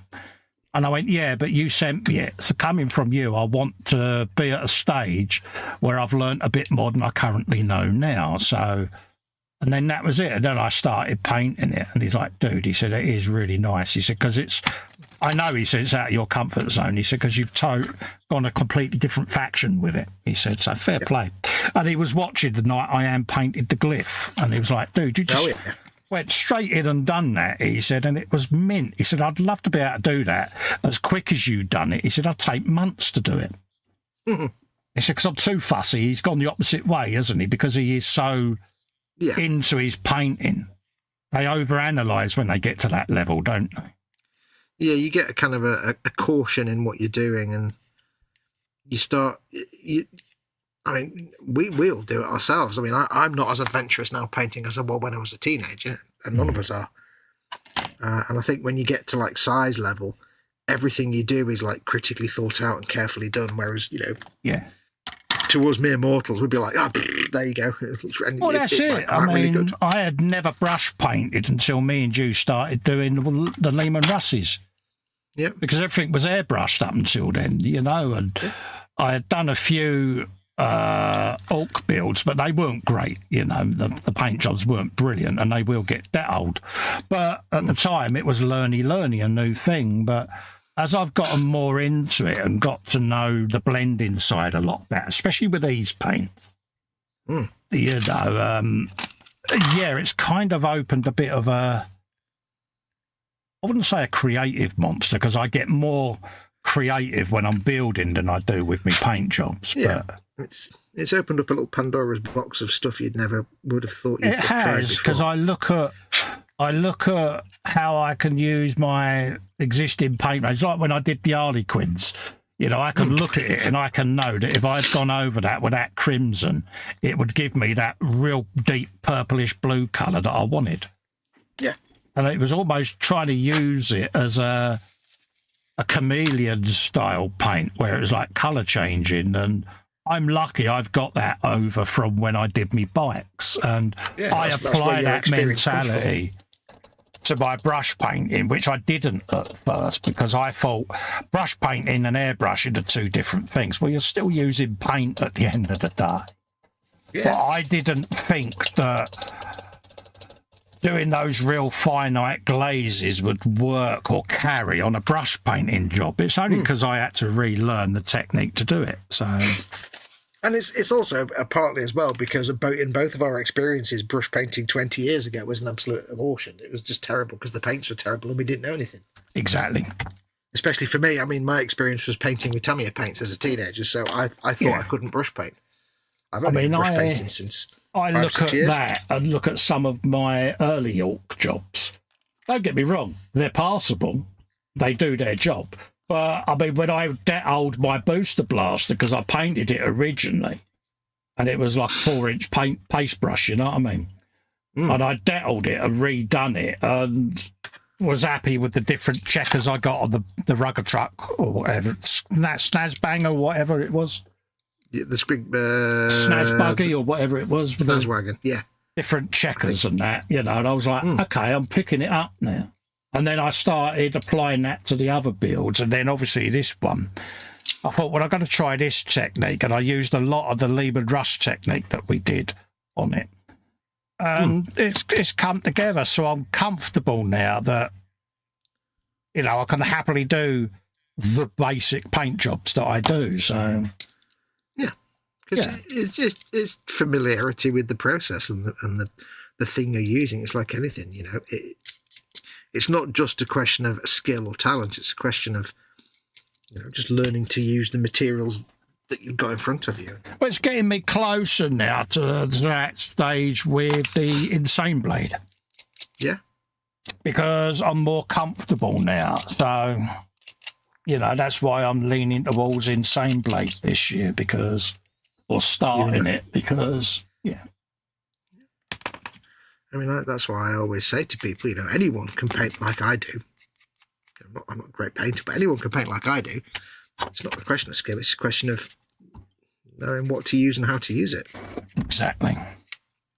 And then you just take it from there and inject your own personality into it, and that's where your style comes out. Like I say, you've got, like you said, you've got the, you know, your previous life as a motorbike builder and the painter that gives you a certain view of painting that no one else has got. That's where your personality comes into it. But I find I have to keep myself guarded with it, because you can't apply all of it to this technique, if that makes sense. Yeah. It's a strange one. You've got to stop yourself, because you're like... yeah, that was because you was doing that on a, you know, with different paints, lacquers, you know, all of that lot, airbrushing. I'm painting it with a brush. So, yeah, don't get me wrong. It's good that you've got that knowledge, but sometimes you can't apply that knowledge to this. You get what I mean? Yeah, it's just another bow in your quiver. Oh, absolutely. Some of the techniques you can, don't get me wrong, but it's a strange one, because... when I did the Harlequin, you know, it came into its own there, because I could just look at that and go, I know exactly the colour that will give me what I want there. You know, so, yeah. And then it was just working it out, how I apply it to achieve the result, because I wasn't using the airbrush to achieve it. And so you do have to, every now and then, keep yourself in check with it. But you can look at something and you can think, right, this is the end result I want. Yeah. This is how I would have done it if this was using lacquer paints and a spray gun and a motorbike and stuff. How can I reproduce that with the stuff I've got? Yeah. So you've got that little pool of how you would have done it in a different, and that's how you can, you know, you've got the mechanics, the skeleton of it down. Yeah. This is why I say to you, I let a paint job talk to me. I'll put something on the bench, and he'll say, oh, you're painting it yet? No, I need it to sit there for a couple of days, and I need it to talk to me. And that's what I mean when I say that, because sometimes you can look at it and you can see in your head what you want, but you just need to just put it to one side and give it just a little bit of thought, because all of a sudden it jumps out at you, just like, let it percolate its way through. Yeah, pretty much. Yeah. And I like doing that. I get a tremendous enjoyment, because it's enabled me to overcome the frustration of not doing that anymore, that job. Yep. You know, because when I stopped, it was, a long time before I got my head round the fact that I couldn't do it no more. No. Yeah. But it stood you in good stead because you've got a deeper knowledge of colour theory than I have, because I've got no knowledge of colour theory at all. None of it. So I just doesn't always work though, but 90% of the time it does. It's there. It's there if you need it. That's the beauty. It's there. It's something good to have in your armoury, put it out. Yeah. Which is why you'll sometimes hear me actually ask Colin, what should I paint this like? What colour should I use here? Because with you it's shades and glazes, isn't it? I want to achieve this colour. What would I put over it to achieve? You know, and I'll just throw a few at you. Because I look at the colour wheel of, I didn't say the colour wheel of food then. I look at the colour wheel and it's like, it may as well just be maths. I'm like, So I said, what colour would you do it, mate? Yeah. Ooh, got burps. You know, then you might be after a particular. I go, have you got that shade and that shade? Yeah, right. Put 2 parts of that and 1 part that, and you go, hey, just try it. And he tries it, paints it on, and goes, oh my god, I didn't think that would work. Now you know it does.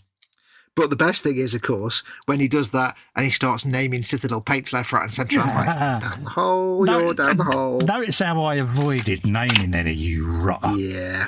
Used to be like, it used to be just listing colours. Now he's like, get some of this particular colour and that particular. I'm like, you named them by name. Mixing ratios and everything now, mate, isn't it? Yeah.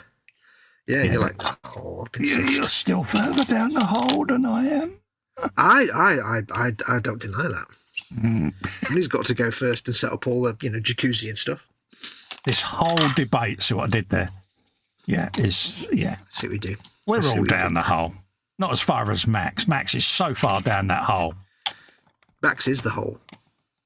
He's even had Elon Musk ring up offering to help find him because, he is so buried down that Warhammer hole. He says, I've got a very boring machine. Yes, you have.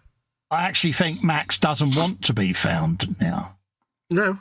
I think he's happy with his wholeness. Yeah, he's happy with his part in that, because if he's the furthest down the hole, he gets all the comfy seats first, and we only get them once he's moved further down, and we get them all with the we get them with the Max smell in them, which isn't great, but at least we get the comfy seats eventually. I don't think there's anyone out there that knows Warhammer lore as much as Max. He's like a mobile encyclopedia Britannica, mate. Yeah, got a burger blast from the past. Yeah. It's the enthusiasm. You say to him, here, Max, is there a law for this? And he goes, there he is. He's like, oh, mate. Yeah. All these dreams. Yeah. It's like a solar eclipse, mate. It's like, yeah. Yep. Let's have a look at chat. LWM says, dear God, that's another trip to E-Models for me. Oh, road trip. What you getting? Yeah. Edward says, speaking of good personality, hello, Colin Fox in the chat people. Edward Leonard, squishy hug. Oh, you're doing it as well now. I just noticed. Good lad. I've only been doing it about a year, Fox, but I never look at the screen when I'm doing it, so I've only just noticed. Yeah, I've been doing it. Hey, I've been playing Fallout. Pays no attention, Edward, does he? I've been playing Fallout 4 for 10 years. I just found something today that's been there in front of me all the time. I'd never noticed before. Oh my God. Let's have a look. LWM says, just out of interest, what is detoling? Detoling is when, if for instance you didn't like this paint job, you put it in a tub of Dettol, mate. The brown Dettol disinfectant liquid. Just fill it up, put the model in there, and it burns the paint off, mate. Mm-hmm. That is Detoling, mate. I have an old parts washer from my workshop days that's got a pump in it, and it's got like 5 litres of Dettol in there, and I just put the model in there, switch the pump on, and it washes the Dettol over the model, and it just gets rid of all the paint.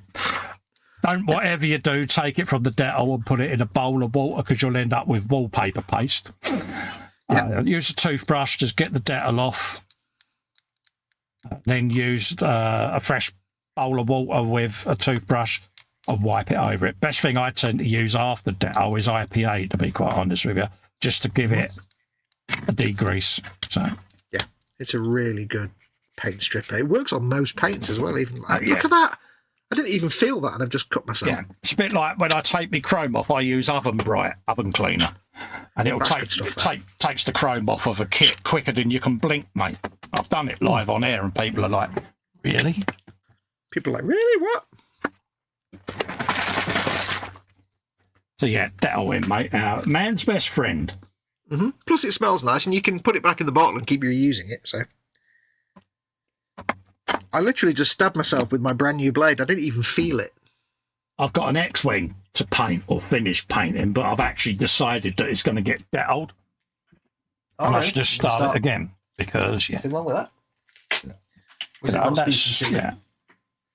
I'll take some pictures of it before I Dettol it, just so I can remember. But yeah, it's just like, just Dettol it and start it again, to be quite honest with you, because I want it to blend together, because I did the X-Wing conversion after I painted it, so you're never going to get it to match 100%, so I just Dettol it and start again.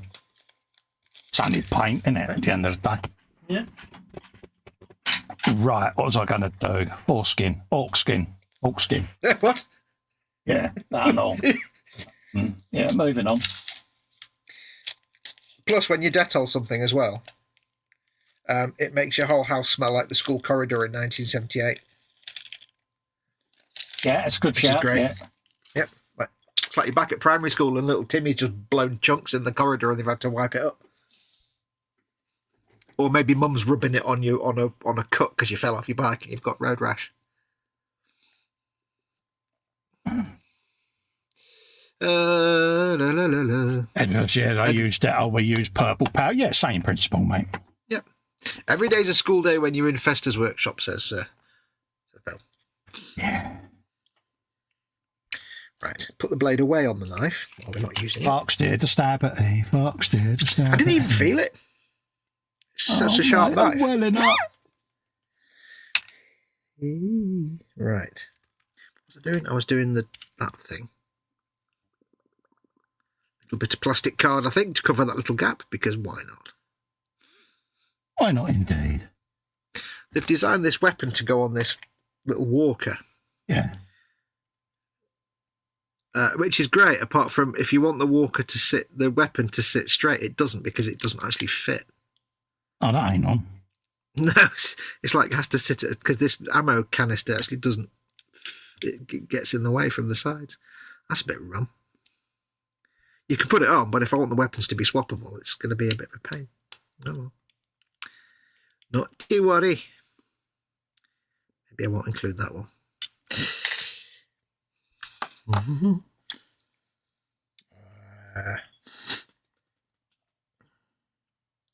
Plastic card, that's what I need.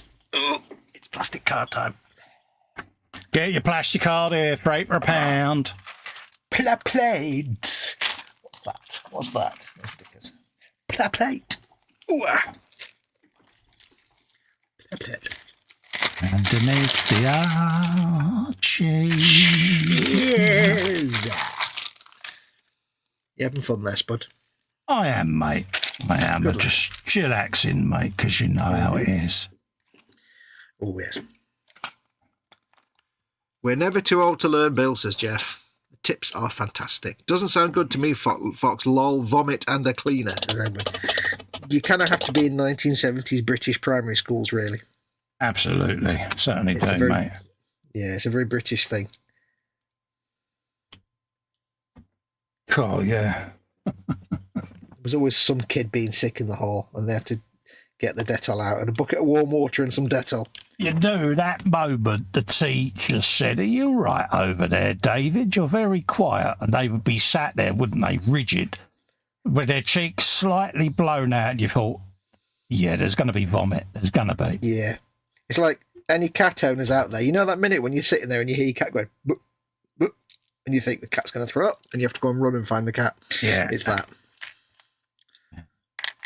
Like, it's funny. I can always remember this with an history teacher. You boy, you're quiet. Spit it out. Come on, spit it out. And he did. Yeah. Quite And it was just one of those moments, class just erupted. It's like, it's funny. You asked for it, sir. You asked me to spit it out, so I just did as I was told. I always do what I'm told. Blech. Just one of them moments. Well, there's a piece of plastic I'll never see again. Excellent. Oh, have we a pingage? No, it was on the end of my blade and it pinged away and I've lost it. I'm going to go get plastic as I keep bleeding on it. I'll be 1 second. Yeah, no worries, mate. So as Fox bleeds to death, folks, What have we got there? Yes, every day is a school day when you're in here, mate, because I am 5.5. I try to grow up, but I just can't seem to do it. And yeah. And you go. So yeah, Bill, what are you getting at E-Models, mate? I'm curious now, mate. Yeah. But yeah. Yeah, my faux pas are legendary. I do apologise for some of my little loud words that I come out with every now and then. I try not to, but I don't always get it right. I have this ability to destroy every language known to man. And it's funny because obviously those that know me, I'm as deaf as a bloody post at the end of the day. I do wear hearing aids, and my missus will be sitting there having a conversation with the boys, and I just pipe up what I think is an answer to what they're talking about. And they all just look at me and they go, what? I go, what? What have I done now? And they go, what are you on? Earth did you think we say? And of course, then I recount what I think they've said. They all sit there creasing up. And I'm like, well, that's what I thought I heard. And this is the trouble. When you're like that, your brain convinces you this is what you've heard people saying. And it ain't always the way. There we go. I've come out with some right classics in me time because of that. So, yeah. My missus just goes, turn your hearing aid up, you deaf old git. Because you miss hearing things. Oh, mate, yeah, I've come out. So I've done it with you, Chris and Ted, didn't I? In the pre-show for E-Models. They'll be talking about something, and I go, and I just blurt out, yeah, I really like blah, blah, blah. And they all look at me and go, what? Go, yeah, you're like, I like mangoes, and we're like, that's nice. We're not talking about that. You weren't talking about that, were you? Like, no, we weren't. Oh, that's where I like peas started, isn't it? Because it's like, yeah, I like peas as well. Hey, what are you on about? What was you on about is my favourite one. Even Ted goes, It gets even more fun if Ted's having a weird hearing aid night and he's got Ted and Cole. Yeah, we both get lost, don't we, really quick? Yeah. Fox and Chris will be laughing because me and Ted are sitting there looking at each other going, we don't know what they're on about, do we? Well, they both think they know what we're on about, but they both think we're on about something completely different to each other. Ted's waiting for me to say it, and I'm waiting for Ted to say it, because one of us we know is going to trip up. So we wait each other out, and him and Chris sit there, priming us in the hope that we blurt out what we're thinking. 9 times out of 10, Fox knows exactly what I'm thinking, because it's like, yeah, Festa thinks he's heard this, hasn't he? Yeah. Oh, yeah. I'm riveting. I'm not riveting with that rivet, then. Just funny. More so when I'm at the doctor's, because I try to keep up with the speed that they're talking to me, and I don't always get it right.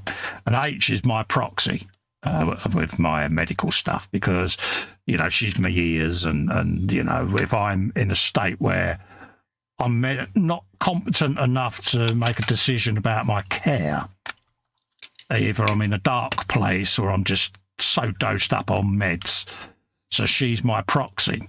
So, of course, she'll be in with me GP talking about me. And I think I know what they're both talking about. So I just blurt out what I think is what they're on about. And they both just look at me and go, what? What?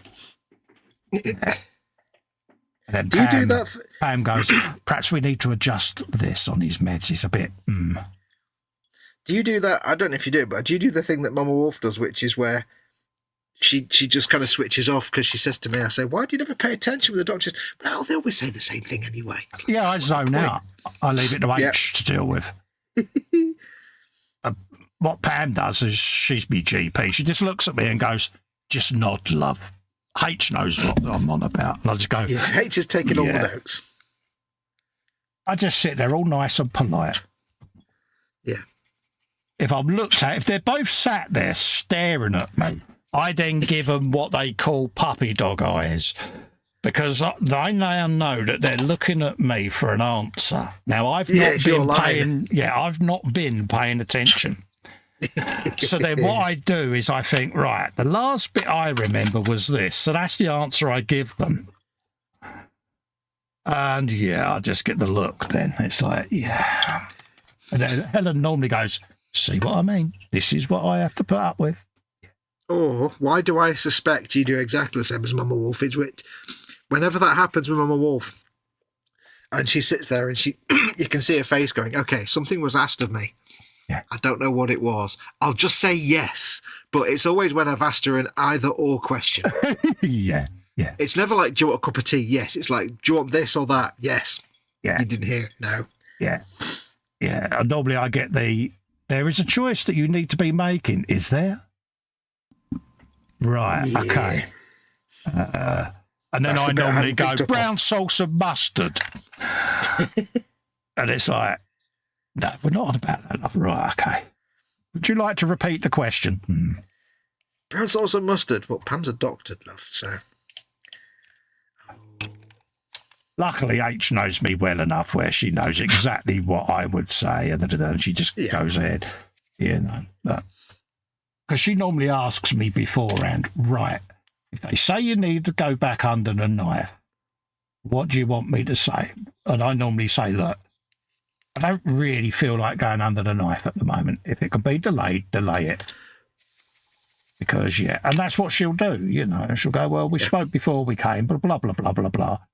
And then normally Pam will go, are you in agreement? And I go, yeah, my feet really do hurt. She just looks at me and she's like, you are switched on, aren't you? And I go, yeah, changed the battery before I came in. Yeah. You are your own worst enemy, like Mama Wolf at the same time sometimes. She's got to know over the years, but normally when she gives me that prod in the shoulder, I just go, you got no choice. I just agree with her because, yeah. But if I say to her, I don't really want, she knows why, because you get fed up with it, don't you? Yeah.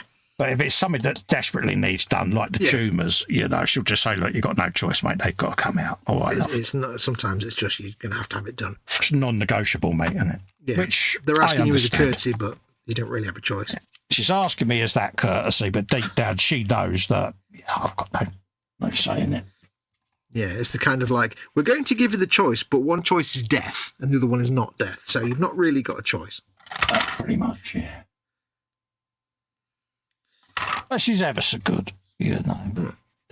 And it's because she knows as well that if she jumps up and down and dictates the law, it's going to be done, because she just looks at H and goes, I need, the next time you come down, A, B, C, and D.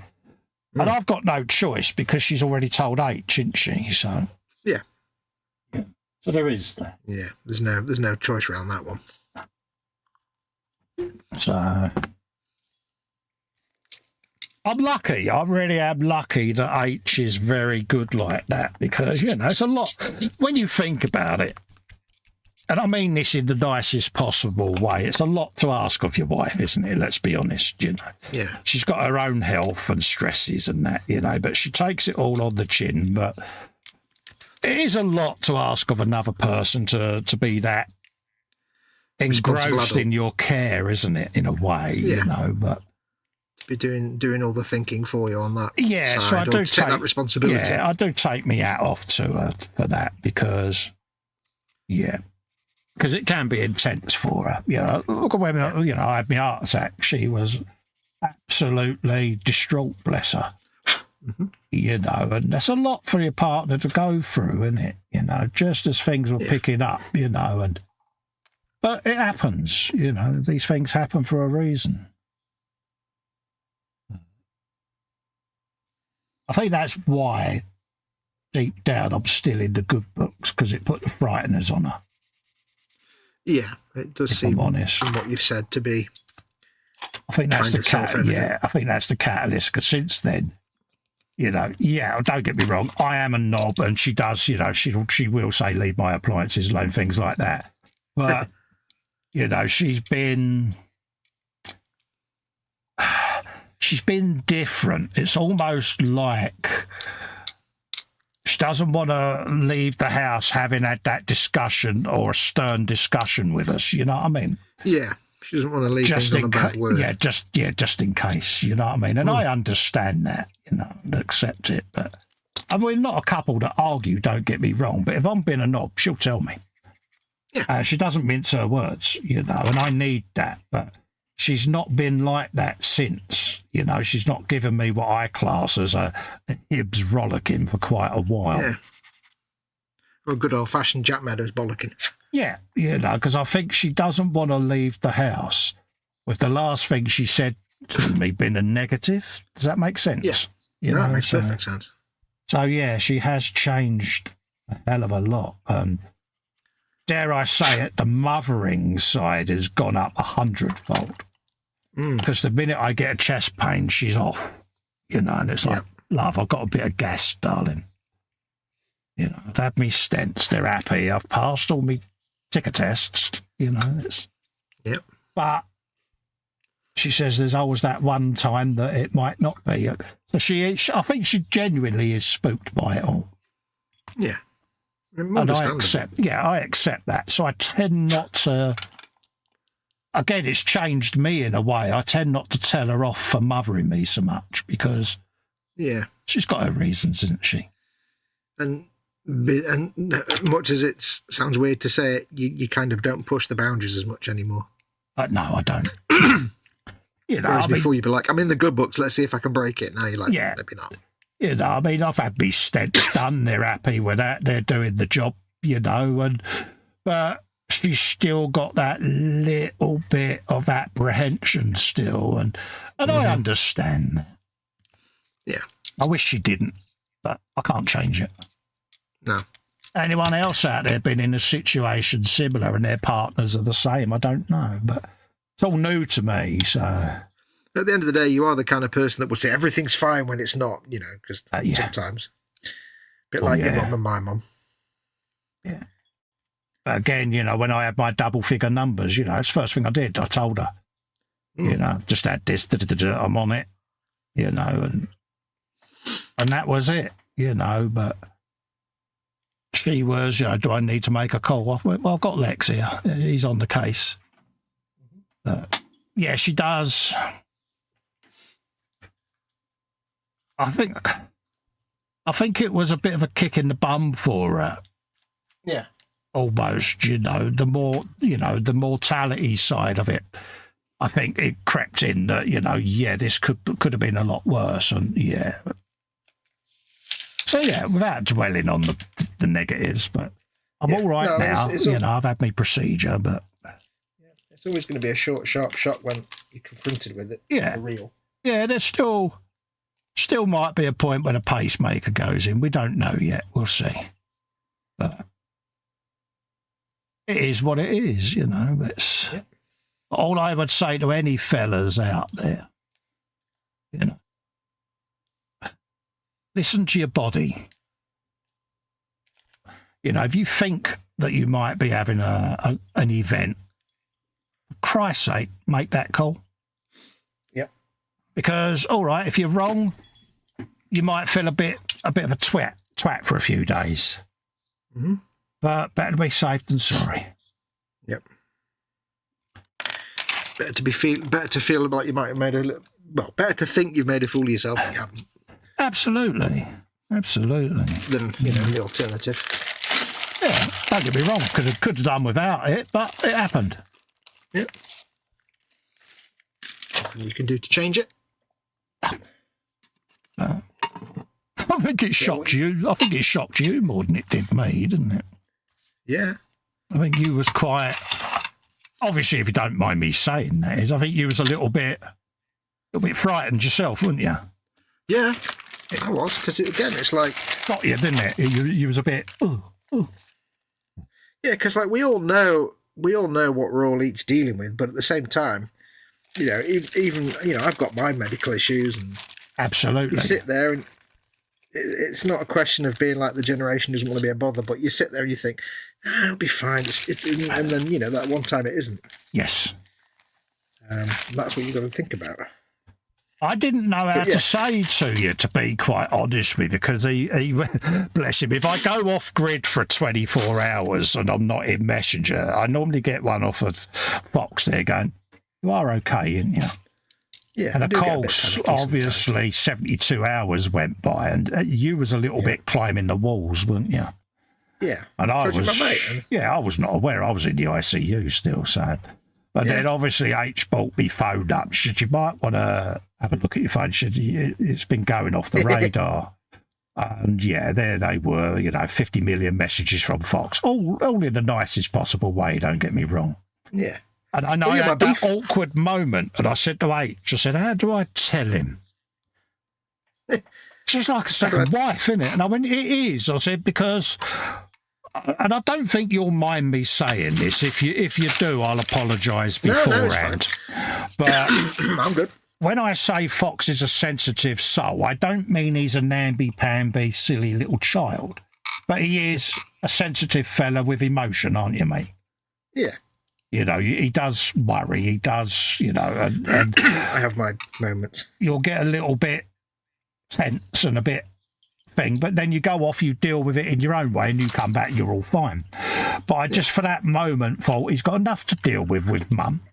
Last thing he needs, and then like H said, but the trouble is, you're not responding, and he's going to think something's going on because you're not. I said, but if he says, how are you? I can't lie to the bloke because he's me mate. Yeah.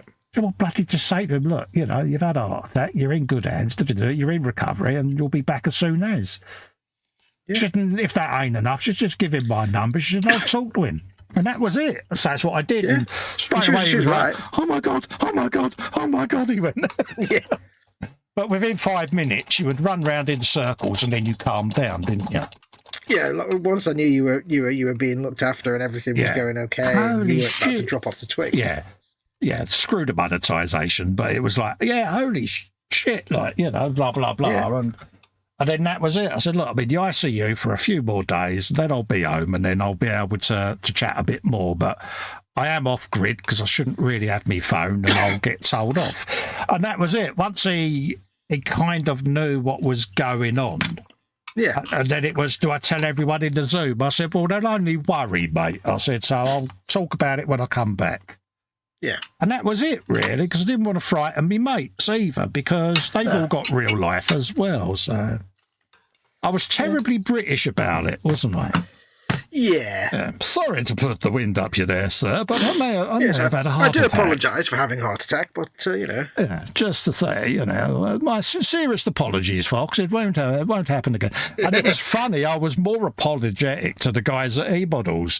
Really sorry I didn't do the Wednesday show, but I might have had real life in the way, you know what I mean? It's like... Yeah. And then I did a goddamn video. Pete found out that I'd had the heart attack. And it was like, dude, you've only been out of hospital, you're putting video. Will you rest? That was it. Stop. Yeah, will you stop and rest? I went, but I don't want to let you down, dude. I've got to slap you. It's like, yeah. But anyway, I digress. That was last year. Yeah. But no, it's natural to worry about your friends. That's how it works. Of course it is. Go on. I was going to say, when your friend isn't responding at all, yes, the first thing you think is, what have I done? Yeah. It's the first thing, oh God, what have I done now? But then you think, then it's like the next day, you're like, it's another day and something's not right. And obviously, you're a man with health issues, and you start thinking something's happened. Yes. I'm going to interrupt you. Our very own model making Carl Sagan is in the chat. Hang on. And also, he's put a $5 super chat in saying, hi, Festa Foxx and all this. Thank you for your generosity, Jeff. And apologies to the viewers if we're talking about health-related stuff and it's peeing you off. I do apologise, but... To me, it is not in the least demeaning that consciousness and intelligence are the result of mere matter sufficiently complexly arranged. On the contrary, it is an exalting tribute to the subtlety of matter and the laws of nature. Good Carl Sagan quote there, mate. I'm impressed with that. I thank you. Thank you, Jeff, for your generosity, mate. He's a lovely fella. He's a lovely fella. He is. Thank you for that. Lovely, lovely fella.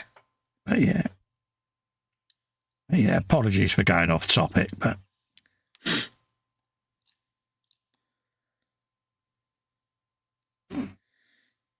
yeah, it can get a bit like a puppy waiting for his master to come home sometimes. It's like... Well, yeah, but it's like, because we banter each other continuously, this is the problem. We are like a couple of old girls, aren't we? Because we'll see something funny on the internet, and straight away we'll start almost a pee take, won't we, with messages, and it just degenerates into school playground humour. And then suddenly I was off grid 72, 96 hours, then, 3-4 more days, and and eventually it came out, and it was like, I better tell him. Yeah. So the first thing you think is that you've done something wrong, and then after a day you think, no, it's not me this time. No, as I've said, I'd always say, if you piss me off, I'd tell you. Yeah. Likewise, if I pee you off, you'd tell me. True. But yeah, after that, it was like, this isn't this is something else now. But my reaction when I came round from it all was like, really? Like I ain't got enough to put up with. I had a wibble, and it was like, And then it was, can I go home now? I really don't want to be here. I'm getting stressed. I'm getting agitated.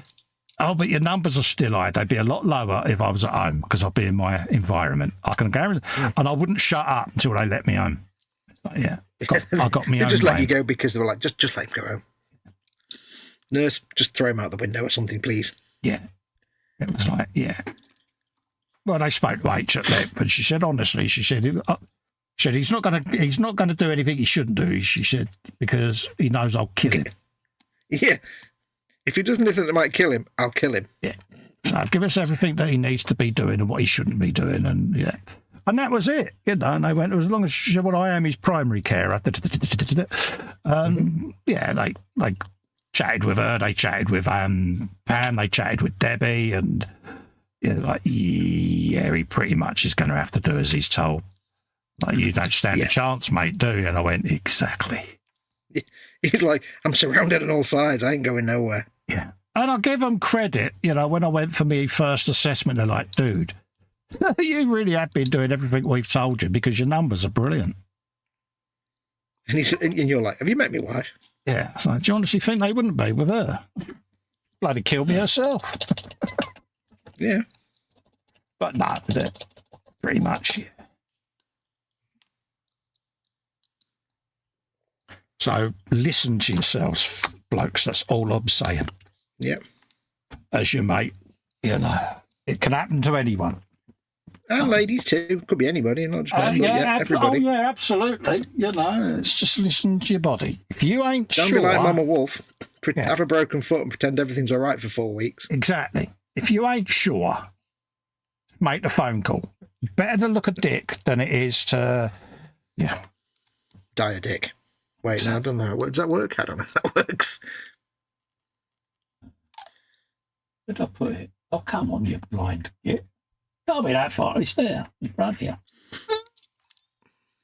I suppose that's the one thing where I do have a bit of a saving grace for me, is that the moment I get any kind of medical of anything, like a hangnail, I'm calling the ambulance, I'm demanding x-rays.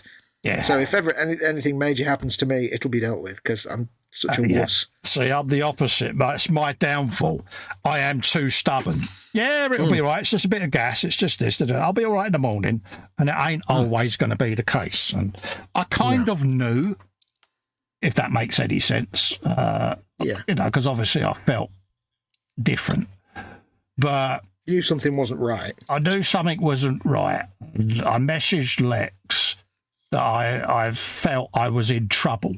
And that's the last thing I remember. And he found me flat out in the kitchen, and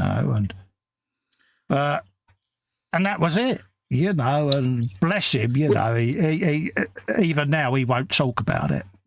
No. Because it did frighten him, But that's the thing, you have the classic movie or TV interpretation of someone having a heart attack where they're clutching their chest, they're going, ah, and they're falling. It's like, it might not be like that. You know, my dad died from coronary failure. Yes. And he didn't do that.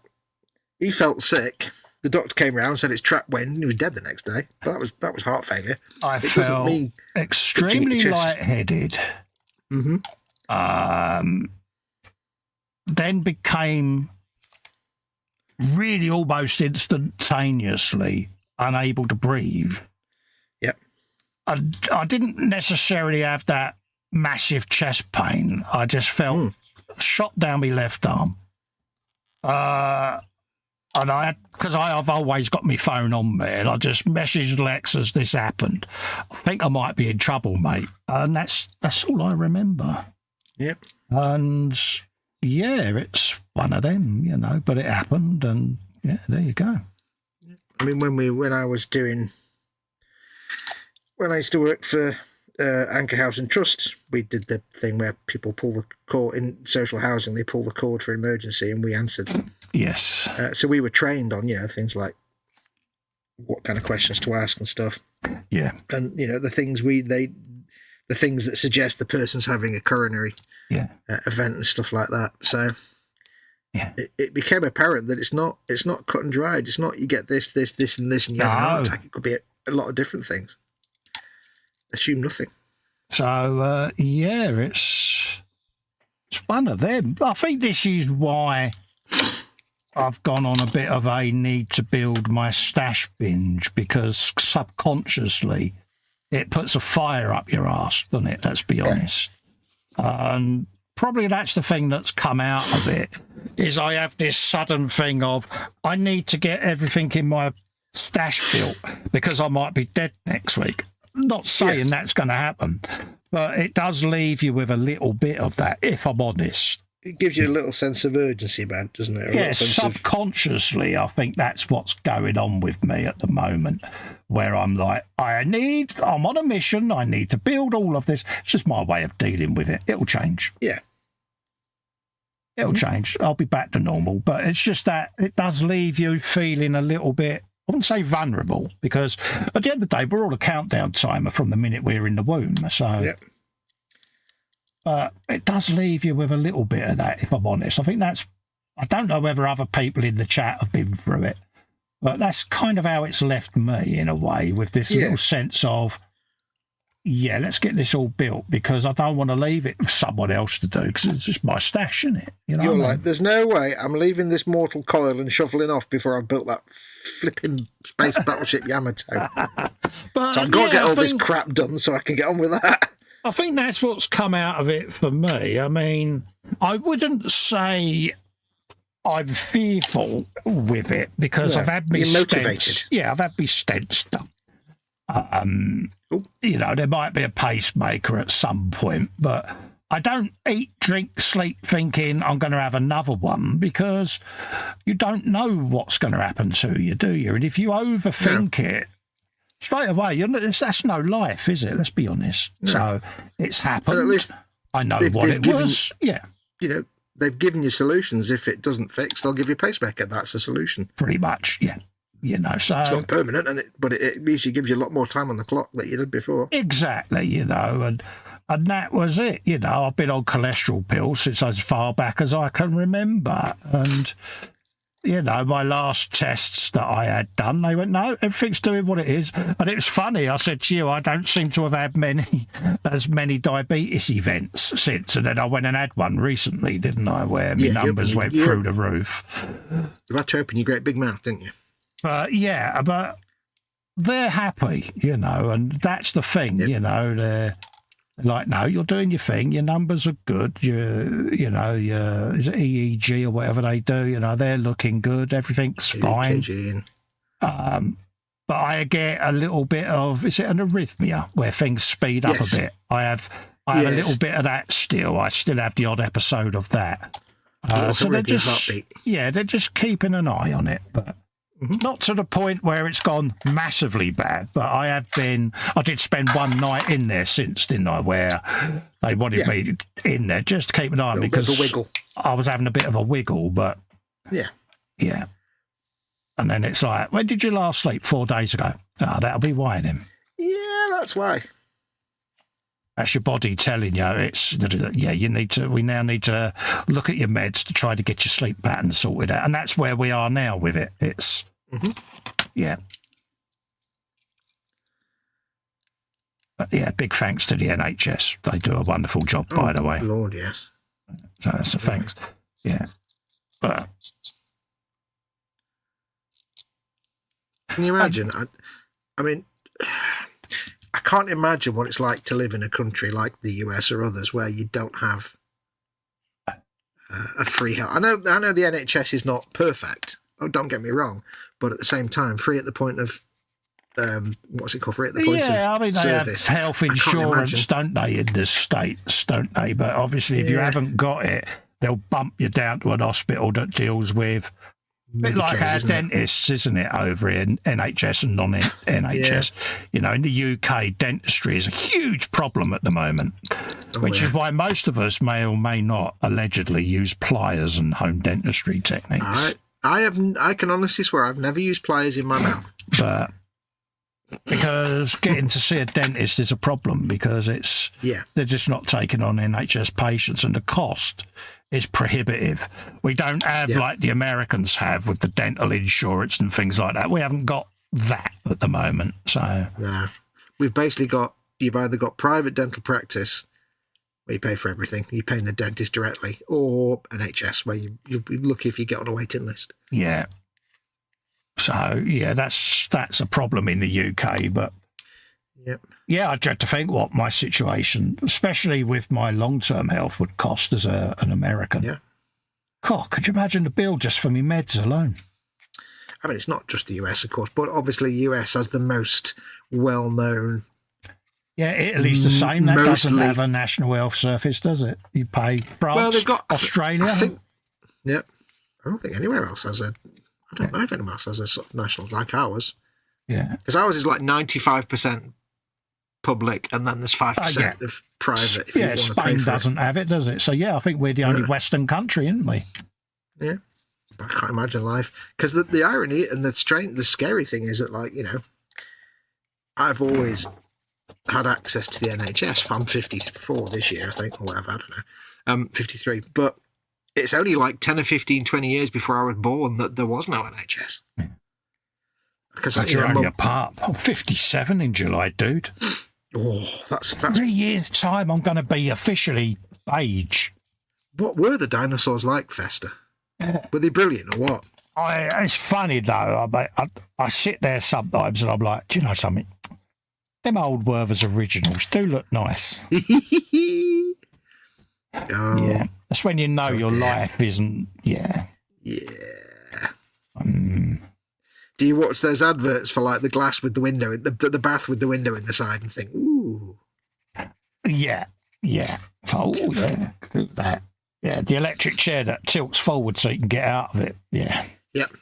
See, the funny thing is, right now, in my point in life, I see the advert with the woman goes in the shower and she gets out and she's got the towel on. At this point in life, I'm like, why are you coming out of the shower with your towel on? Who takes the towel into the shower? 10 years from now, I'll be like, that's a nice shower. I do. I'll take the towel in with me, but our bathroom's a wet room, so yeah. I was going to say yours, bathroom's a wet room. Yeah, it's full-blown wet room. We had that converted. It's funny, almost, because when you got PPMS, you know what's going to be 20 years down the road. So I was still working at the time, so I just invested the money knowing that at some point it would be needed. So yeah, it's... Yeah, but yeah, I do. I take it. We see the adverts, you know. Oh yeah, get this, get that. So yeah, we got that. It's good. It's like my toilet seat bidet is the best thing ever. I love it. I love my little bidet. It's brilliant. I know I'm getting on because I've been having thoughts about a toilet seat bidet, to be honest. Yeah, and it is absolutely brilliant, especially when I had all these staples and that in, because obviously. See, a man gets to a certain age and a certain level of, let's say, hirsuteness. That things like, dude, I got excited and was getting all cooey over diabetic socks and slippers, mate. You know what I mean? Oh, look at them. They expand when your feet sweat. Oh, they look, them but socks are good. You know what? Yeah. I got some diabetic socks about 3 years ago because I was having my feet were a bit swollen. I don't know why. And I'm not diabetic, not yet anyway. And I found these diabetic seamless socks. They are the best thing in the world. I know. They're so good. They're so good. They messaged me, if you got to... Yeah, they're good, aren't they? Yeah. You want to see the I don't know why I said to mate. you, have you got diabetic socks? He's like, he's diabetic. I should, stupid question. But I was so excited. I'm like, I found these socks. They've got no seams. They're really soft. Yeah, it's like maybe wearing some. Yeah, but the slippers are brilliant, mate. I love them. Oh, yeah. Because you get to go with the Velcro as well. It's like, oh yeah. Oh. But yeah, we're officially old farts now. Little blue fluffy thing she puts on. But then again, I have had a thing for corduroy for the last 15 years, and I wasn't even that old then, so I don't know where that's come from. That's Edward says he's just turned 62, you young pups. Yeah. Here, Edward, come on, mate. Be honest. Do you act like a 62-year-old, or are you like us? You just do it as single years. I'm officially 5 years and 6 months. That's how I say my age is. But I'm 7.5, and I'm still falling out of trees. Yeah, I can imagine, Edward, that you're the same as us. You just, whatever. I have to report that I think I am approaching Simon Reynolds' levels of building slowness. Because so far tonight, I've built 3 weapons and 2 missile pods, and I've not even finished yet.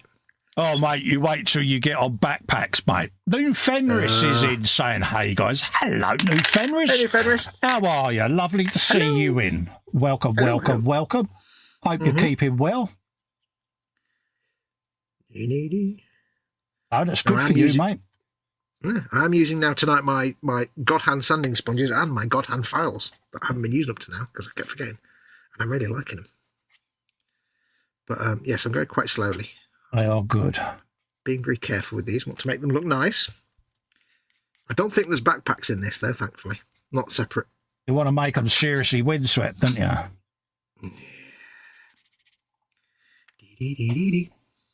Let's have a look. I'll go through chat. It's when resting, my heart rate shoots up to 170 plus, says Bill. I'm camping out in the A&E waiting room for as long as it takes. Yeah. Oh, bless you. Edward says, cheers, everybody. I've been having super duper back problems for 3 or so weeks. It's a herniated disc because I'm getting tingling down my arms. Doctor appointment 1 month away, really? Oh, yeah. I'll end up going to an urgent care where my deductible is probably $150. Yeah. It's $750 if I go to the emergency room. When my brother first went to the US, and I don't know if you'll mind me telling you this or not, but he lives in the US, so tough. He's 7,000 miles away. He went over there in like the mid-80s with his then, I think, wife of 2 years.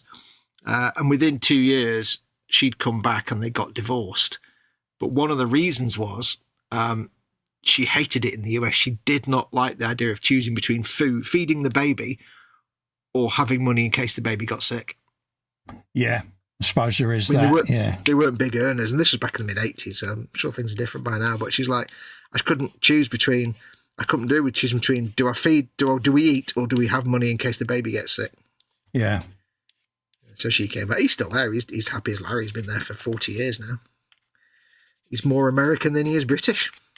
It is one of those, but then that's, I suppose, what the health insurance is there for, isn't it? But yeah, I mean, I suppose even if you're born into that system, then Yeah, you know no different, do you? But, yeah, to us it's completely alien. I was about to say to Edward, get done what I did, the ACD, the cervical disc replacement. ACD. That'd probably be about $200,000-300,000 out in America. So yeah. Again, it's whether the insurance covers it as well, doesn't it? Depends. Yeah. Yeah. Jeff says, you're right, Festa and Foxx, the US healthcare system is terribly broken. Yeah, it's a shame. Bill says, my infusions that I used to get with the equivalent of £2,100... start that again. My infusions that I used to take were the equivalent of a £2,100 can of Coke, and I used to have the same as 2 cans a day for 5 days. So glad I lived in the UK back then, he says. Yeah. Edward says he acts like he's 2. Good man. Does that mean you just randomly in places. Yeah. And New Fenris says, I'm 53 this year and love the new Imperialis miniatures. Ooh, the little tiny ones. Ooh. Not seen them yet, not played with them yet, as in, painted them and built them. It might be the only way I get to do a Titan, though, because I wouldn't be able to cope with a Forge World Titan. That's nonsense. You said Forge World. Forge World was mentioned. No. See, if I could afford to, I would just get you a Titan, because I would love to see what you did with the Titan. Oh yeah, but it would be fun. I can't afford a Titan anyway, and I wouldn't want to travel myself because it's well beyond my skill level. Yeah. As a painter, not a builder, I wouldn't even. Yeah. I don't even. Don't get me wrong. I'd have a damn good go at it. Don't get me wrong, but yeah. Oh, you'd love it because you'd any technical issues, you just work around it. I'd be like,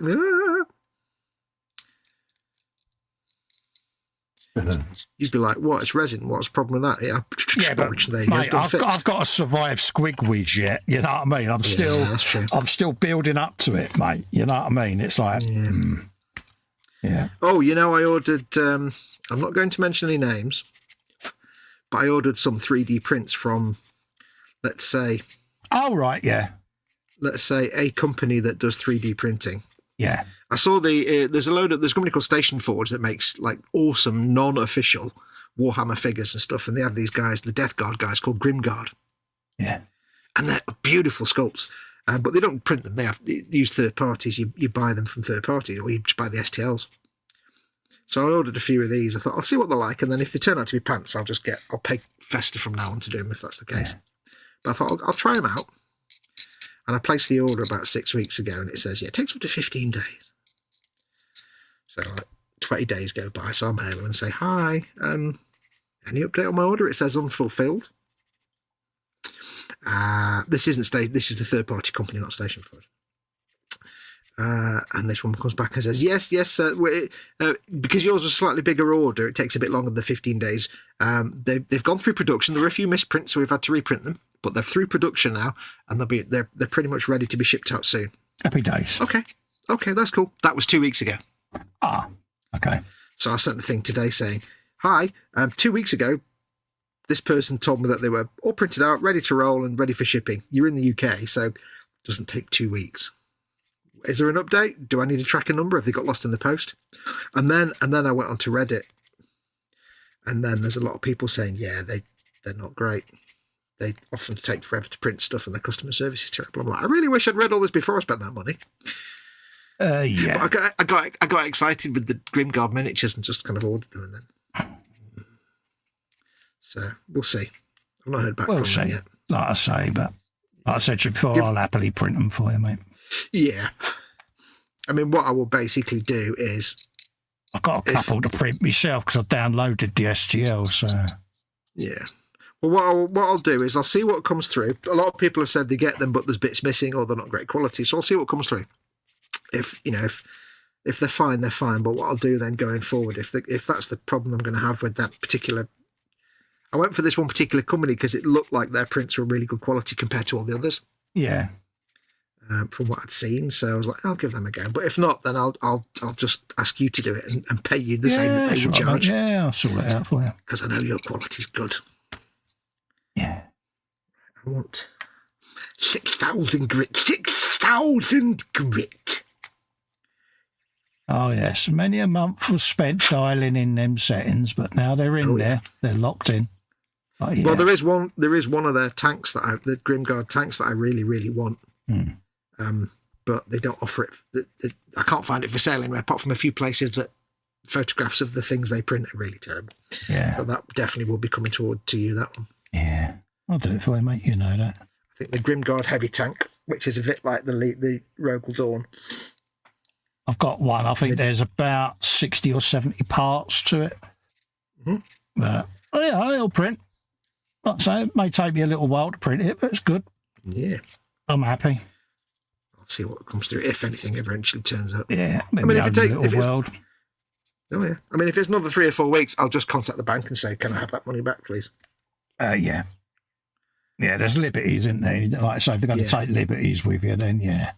Unfortunately, I did it through like card and not PayPal, which is a bit of a pain, but one of those rare moments where you don't read Reddit first. Yeah, I read the review. Cards should refund you, though, shouldn't it? Yeah, credit card. Well, it's normal bank card, but yeah, I can contact the bank and say, "Can you?" Oh right, yeah. I mean, that's the beauty with the PayPal. Yeah, you can just sort it done and dusted. Yeah. Put in a dispute. Bob's your uncle, but It's the I say give him a couple of weeks, see how it goes. If not, just say you're taking the piss now. You've told me it was shippable 2 weeks ago, so I'm the money back. Yeah, at the end of the day, they're earning interest on it. You know, you want you like your goods. You've paid for the services. I have this fear now that I'll get all these prints out and they'll just be these really globby, indistinct. Bleh. Oh yeah, I hope when you get them that they are a decent quality. You know, I'd hate for it to be a letdown for you because you're kind of excited, aren't you? Yeah, they are really nice. We'll see. Like I say, at the end of the day, I think going forward, I'll just get you to do them. Yeah. It's like, part of me is like, it's not a question of trust because I know you can print them very well and you do a really good job. It's more just a question of, it's a lot of time. Yeah, but it's like I said to you, I'll print you off a couple of sections and then I'll ship them up to you so that you can proof them. Yeah. And then I can say, you happy for me to carry on? Oh, Bob's your uncle. It's more just a case of question of taking up your time doing it because there's a lot of faffing in. But I'll pay you whatever they would have charged, so or whatever it costs. It's not taking up me time. It's just, you know, switch the printer on and off it goes, you know. Press a button. Bzz, bzz, bzz, bzz. Yeah, I know what you mean, mate. Yeah. I know what you mean and how you mean it. But at least I know I'll get a good quality print. Yeah, it may take me a little while to print them, but it's because I dial my settings in. Takes a lot longer to print. For each one. I'd rather go for quality, not quantity, if that makes sense. Oh, God, yeah. You know, all right, yeah, I could probably print, you know, I could probably set it where it prints in an hour, but I'd rather it take 6 hours because I want super fine layers. I want it smooth as silk and yeah. So that'd just look like a chud print, wouldn't it? With here's a face. Yeah, it's like when I did size Mandalorian, it was like porcelain, you know. What it's all about. Well, you had the Krieg off me, didn't you? And you know, that was a very nice print. I must strip that and start again on that. And can I just say, I love the fact you just said porcelain and not porcelain. I love that. Yeah, a bit like chassis. I don't love when you say that. I know, that's why I said it. But when I say Paris, that you love that, don't you? It's like, yeah. Paris Dakar. It's like it's just Paris Dakar. It's nice. Right, so we've got bases there, bases for his boats. That's got to have a black wash, brown belt across the boat. Right, that's that. I heard someone the other day reviewing a part work, and he actually pronounced Hachette correctly. He was like, "Oh, you got it right." All right. Because people always say hatchet. It's like, no, it's Hachette. Oh, no, it's Hachette. Yeah. Or if you're French, take the H off. Hachette. Yeah, Hachette. Yes. Hatchet. No, it's Hachette. Yeah. E-double-T-E is et, not A. Yeah. There's the one time my accent would actually get me brownie points because I say Hachette. Yeah, it's near enough that. Yeah, and they'd be like, "Oh, you're from France?" No, so don't pronounce me H's. That's why. Yeah, I'm from London. It works out equally. They would think I was a local, mate. They'd go, "Oh, he's good in me." Yeah. But yeah, it's one of them. Yeah, well, they think you're a local if you only said words with H's in them that started with H. Yeah, I have heard people say hatchet before, and it's like, no, it's Hachette. Hatchet. It's Hachette.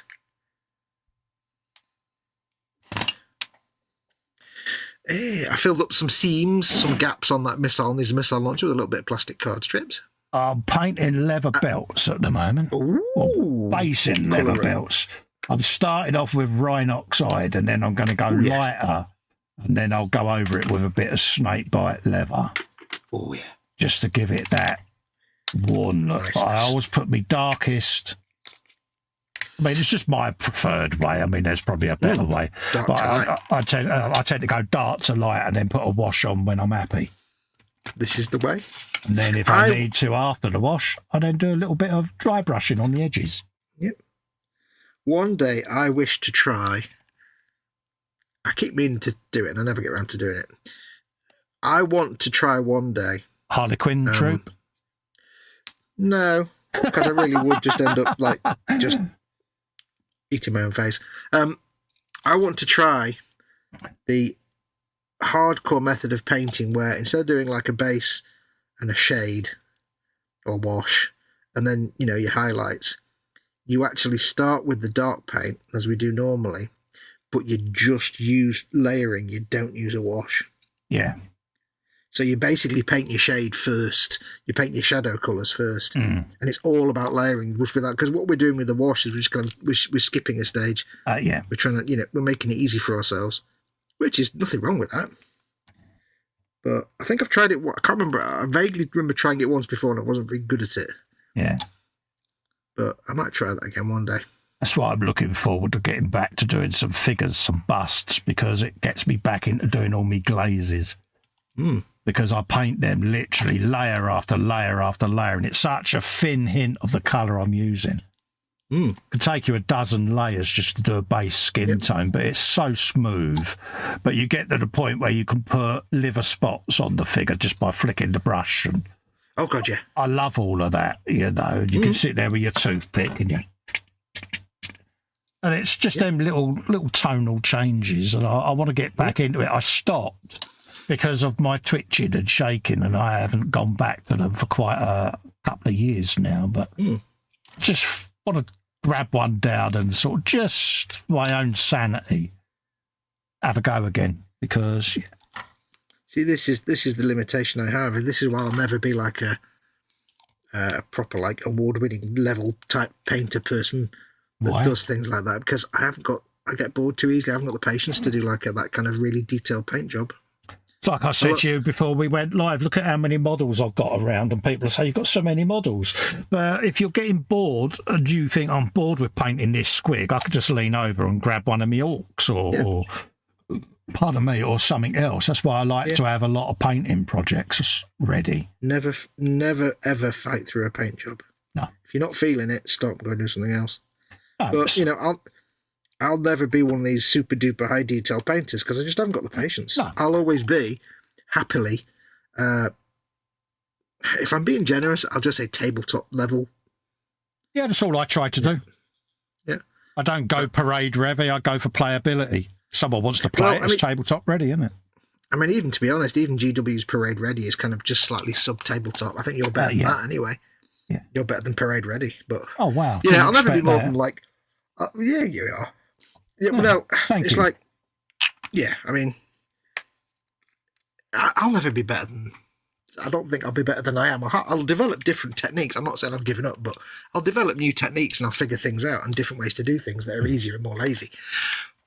But I'm not interested in getting, you know, I couldn't sit there and paint one miniature for a month and do like the liver spots and all, because I bored them.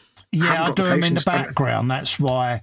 It stems, I was once asked, what do I do when I'm not filming and YouTubing, i.e. live streaming, doing e-model stuff and everything? And it surprised them when I said I paint busts, I paint figures. They're like, really? You do that for pleasure? Well, yeah, because I can have a figure in the background. I've got one up there, the Shield Maiden, you know. Now, I started her 2 years ago. And I'll pick it up and I'll do a particular skin shade, you know, and spend the day doing that, and then I put it down. I might not touch it again for another 4 months. But that's the thing, you don't get bored of it then, because it can be very intense. Yep. Especially if you're doing a photorealistic face, you know, especially if it's like an actor. Say, for instance, Clint Eastwood. Yeah. If you was doing a bust of him, you'd want it to look like the bloke, wouldn't you? You wouldn't want it to look like Rod Owen Emu. You'd want it to look like bloody Clint Eastwood. Yeah. So to replicate a photorealistic one is a bit like a portrait tattoo artist. It is difficult. Yeah. So you're not going to do that in a day. No, you're basically painting an oil paint portrait on an actual three-dimensional figure. Yeah. And that's the thing, that's a mistake we see so often, is, you know, people that, if you get a little 1/35th figure, then like a flesh colour and a wash is just about the bare minimum you can do, and you get away with it. Yes. But when you've got a figure who's got a head this big as your hand, or, you know, a 1/6 scale figure, you can't just do a flesh colour and a wash. You've got to start doing things like all the blues and purples and greens and things that you wouldn't normally put in, and all the little fresh flesh spots. And I've got the patience for that. I really haven't. And this is, I kind of know in my heart of hearts that there's lots of techniques, I'll just put that way, lots of techniques that I don't know how to do, or that I've never tried. Yeah, yeah. But I never will. That's why I've not really got into glazes, because I never get to the point where I'm that slow on a paint job and involved in that I'd last long enough to do glazes, because I'd get bored. So it's my failing is that I probably won't go more advanced than I am, because I just haven't got the patience. Yeah, it's like when I was doing the Harlequin, wasn't it, and doing the glazes on that, you was kind of transfixed, wasn't you? Yeah. And it was like, I'd love to be able to do that. And that shocked me. It really did, because sometimes I think you put a wall around yourself and limit your abilities because you've put that wall up, and it prevents you from trying. Does that make sense? Yeah. I mean, I think there are things I haven't learned because I'm lazy. And I just need to pull my finger out. I need to pull my finger out and learn some things, because some of it's just laziness. I always admitted I'm a lazy. I'll try and show the easiest way in doing stuff. But there are things, you know, and I'll happily admit that. But eventually I'll probably, you know, I might end up doing them anyway. Yeah. But, like, you know, for example, right now, if I'm painting a tank, I dry brush all the panels rather than airbrush them. That's actually more work. But it's easy. But it's easier than airbrushing. It's less effort. So, but there's lots of techniques that I know I'll never do, because I can't sit there and work on a paint job for weeks and weeks and weeks. And if I'm doing like some of these beautiful miniatures you get, where they've got these amazing paint jobs with all glaze, everything's glazed, and it's like, I couldn't do that. I couldn't do non-metallic metals. I haven't got the patience. And that's more just a case of not putting a wall up, but I know I get bored, and then I just rush it, and then I look at them, and I can look at how that's painted and see the hours that has gone into that. You know, and I do take my hat off to the people that do them sort of work, because you do have an appreciation of how long that's taken them to achieve that result. I have riveted. Good man. It's like me being typically lazy. Don't fill the gap with putty. Just get some plastic card and put some rivets on it. There you go. Job done. So there are things that I know I'll probably never get around to learning, like, or never spend time learning properly, like glazing and stuff, and proper, you know, because I just haven't got the patience. I really haven't. Yeah, Jeff says them Harlequin paint jobs were very impressive. Literally, it's just here, mate. I want to get back to doing it, Jeff, but I have been a bit twitchy and a bit shaky lately. In case you're wondering, this is what we're on about. This is the Harlequin troop that I did on the live stream and started. This has all got to have the checkers finish. There's at least another 3 layers to go on there, and all the different shades. So there's that. A bit dusty. I love the way the red and the purple give it this ever so slightly positively Scottish look. Yeah, but yeah, there's lots of different glazes on there that have gone on. And then obviously you've then... I got carried away, and I thought I would put the diamonds on the Harlequin suits as well, see? So let's just try and get that. But there you go, see? So again, there's more than one layer to go on them diamonds. And what you can't see on the webcam that I've seen on photographs is it's diamonds with outlines. Yeah, they've all got outlines as well. Yeah, it's not just like a blue square and a purple square. It's a blue square with an outline. Yeah, and you've got makes it even more insane. Same on his thigh there, all the diamonds with the different colours. Yeah, so I will get round to finishing them, Jeff. They're there. I've got the base design done. Yeah, it'll come together. But that's a best day project, that, isn't it?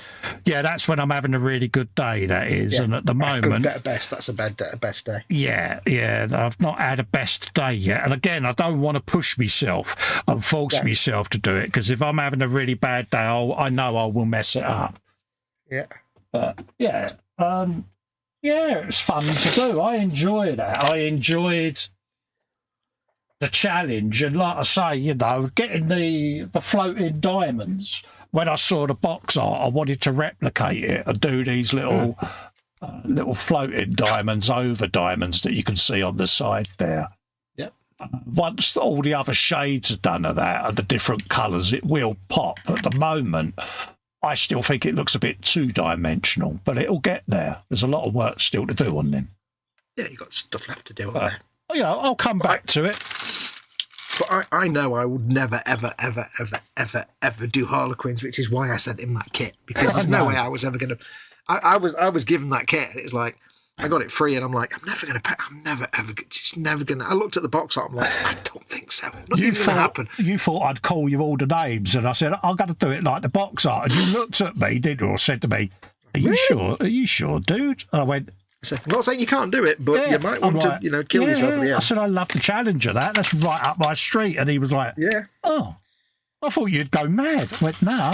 Yeah. I said, but I want to do it exactly the same as the box art, because that was my challenge. That's how I challenge myself. And it forces me to try to challenge myself on ways of keeping my dexterity going. Yeah. A lot of people notice when I paint, I tend to grip a finger in my hand like that. When I'll paint, and I'll paint like that. The reason I'm doing that is to stop me right hand shaking, because I have a constant tremor in it.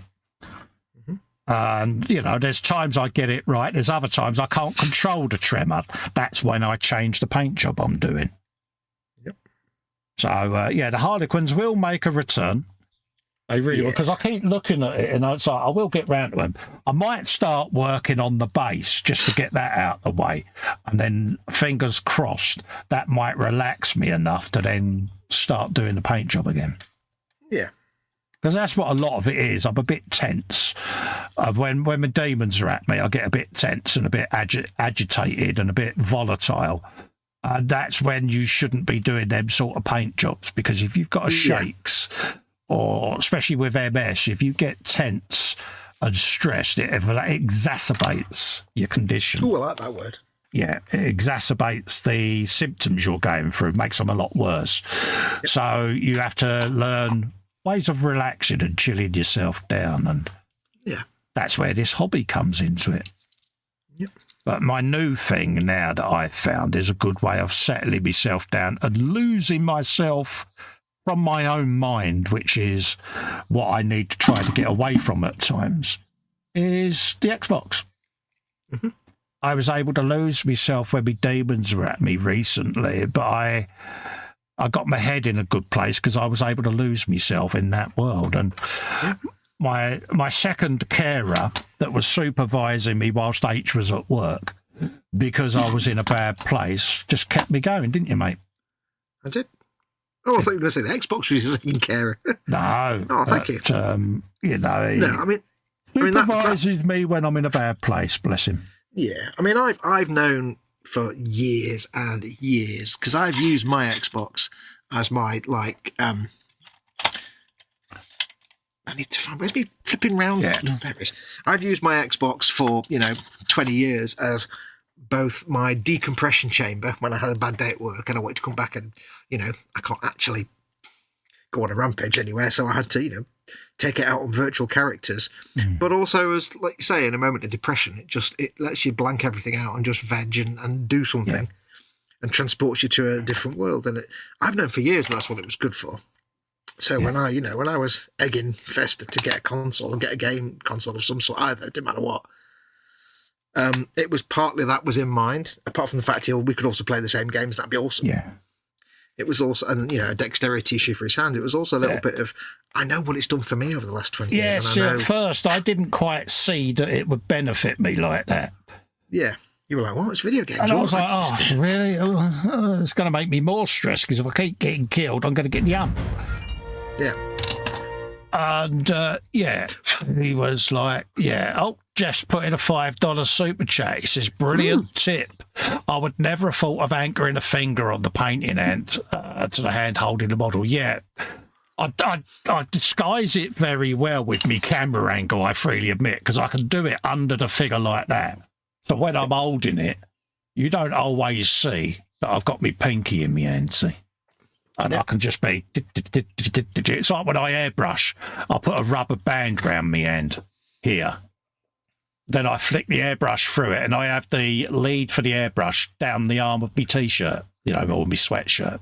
So if I twitch and I go to drop the airbrush, one, it's held in place with a rubber band. But if it does come out of the rubber band, it's not going to fall on the floor because dangling through here is the airbrush line. It can't go anywhere. It'll just hang there. Yeah. It's improvise, adapt, and overcome. Debbie, my MS nurse, has taught me over the years many a technique to help me out and keep me going, and that's how I do it, Jeff. Yeah. So, but again, thank you for your generosity, mate. It means a hell of a lot. And it's also as well, you know, he's linking his fingers together. If you tend to paint with your elbows on the desk and using a handle like them, or any kind of handle, doing that also means when you're painting, you can link your fingers together, but you can also push your hands and rest on your elbows. Yeah, when I was doing my Harlequins, and like I am now, often you'll hear in my microphone. Because I do a real detail bit on an out breath. Yeah, like a sniper. Yeah, like me checkers. Do it on an out breath, see? And you end up, I mean, they're tiny, again, but they're mint, they're neat. Do it on an out breath. It's like that guy that paints things on, that makes sculptures in the holes in needles, isn't it? Yeah. He does it on the out breath so he can do it between heartbeats. Yeah. Same thing.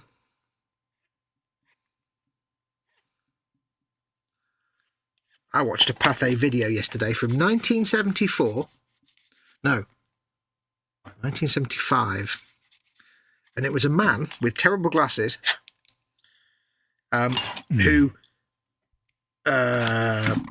he had rheumatoid arthritis in his wrists. Yeah. He was in his like 50s or 40s. And he had these plastic cuffs on his arm. This is 1974. Plastic cuffs on his arm so he couldn't move his wrists. And he said, I got bored. So what I started doing was carving things into matchsticks. Yeah. And he's basically carving little figures and stuff out of matchsticks. And the guy had gone to interview him. And he's like saying, I can't really do much with my hands, but I can do this because I'm just using my fingers. So I'm just carving these matchsticks. And he showed you how he made a chain link out of a single match. Oh, wow. He took a match and he carved it into a series of links. They weren't added together. They were all he carved it linked. And it was like, and he used like a bit of broken razor blade and stuff. And he said, his surgeon friend said, would you like some scalpels? He went, no, they're not sharp enough. Edward says, sounds like Debbie's a smart lady. She is, mate. She really is. She's brilliant. Yeah, sorry, mate, carry on. I tried looking him up to what happened to him after that, but I couldn't find anything. Yeah, Debbie, my MS nurse, bless her, over the years, she comes up with these little things that I can try as ways of, you know, keeping things going, because with progressive or primary progressive MS, when you have a relapse, you lose something. That's why it's progressive. It gets progressively worse. And then she teaches me how to overcome that loss and readapt myself to cope with it, because that's the hardest thing. You're constantly changing how you do things because of it. And she teaches me that. And it's really quite educational at the time, because when it happens, you think, oh, God, I've lost the ability to do that now. Like after my last relapse, I've got this really bad drop foot now on my left leg. And it's like dragging a flipper around with it. You can hear it scraping in the background all the time. Flat, flat, flat. Does my canister in. But she teaches you ways of adapting, you know. And it's like with the whole gaming thing, when my hands started really struggling, she said, do you play computer games? I went, no. She said, do you draw? I said, I used to do caricatures years ago, but I stopped. Because I'm all right drawing zigzags, but, you know what I mean? Yeah. And she said, get a game console, mate. She said, because cognitive gaming, there's games in there that, one, will tax the brain, but also they'll keep your hand-eye coordination. She said, and using the controller will be good exercise for your thumb joints, your fingers, and all of that. And in the back of your mind was me going, do it. Yeah, she got me a guitar fretboard trainer, you know, strengthen your fingers. It's basically like a load of, looks like trumpet keys. It's the best way to describe it. And I sit there and I do that, you know, doing all the different exercises with that. And then she was like, yeah, get yourself a games console, mate, and try that. Because when you're in the world, she said, so you'll be thinking about what you're doing. She said, but subconsciously, you'll be exercising all them joints that are causing you the problems. Yep. And I'd already been nagging him anyway. So yeah, it worked a treat. So yeah, that's why I'm doing a bit of gaming. And yes, I've got all the stuff set up, ready to start streaming something. So I will get the Grim Fandango done because I've got all that set up, ready to go. So I'll get that one done, and then probably might be doing a bit of hunting. yes. I want to do some Hunter Call of the Wild streaming. So do it. I spent. Yeah, go on. I was going to say, I spent 4 hours. Did I tell you this the other day on Wednesday? I spent 4 hours. Yeah, I might have got someone into hunting games. That is a good claim to fame, yeah. Yeah. I played the hunting game, and I got Way of the Hunter. I spent 4 hours stalking one single deer. Yeah. It was great fun. And then I shot a pheasant in the brain. I mean, literally in the brain. The diagram at the end with the X-ray, I shot it in the brain. It's actually quite sweet because he'll be messaging me going, but I don't want to shoot it like that. I want to do it all humanely. And bless him. He gets, thinking of Bambi, don't you? When he's shooting it, he's like, oh, bless. Well, you get more money if you shoot it humanely. I know. Yeah. It's the mercenary in me. So sweet. But it is funny. It's like I would never hunt in real life. I don't want to harm animals and stuff in real life. But I can see the appeal of it now. I'm playing this game. It's like even remotely realistic. But I can see the appeal for people that do hunt. I can imagine Jeff, he'd get all Texas, would he, with a Gatling gun on a rabbit. I can just imagine it. Oh yeah.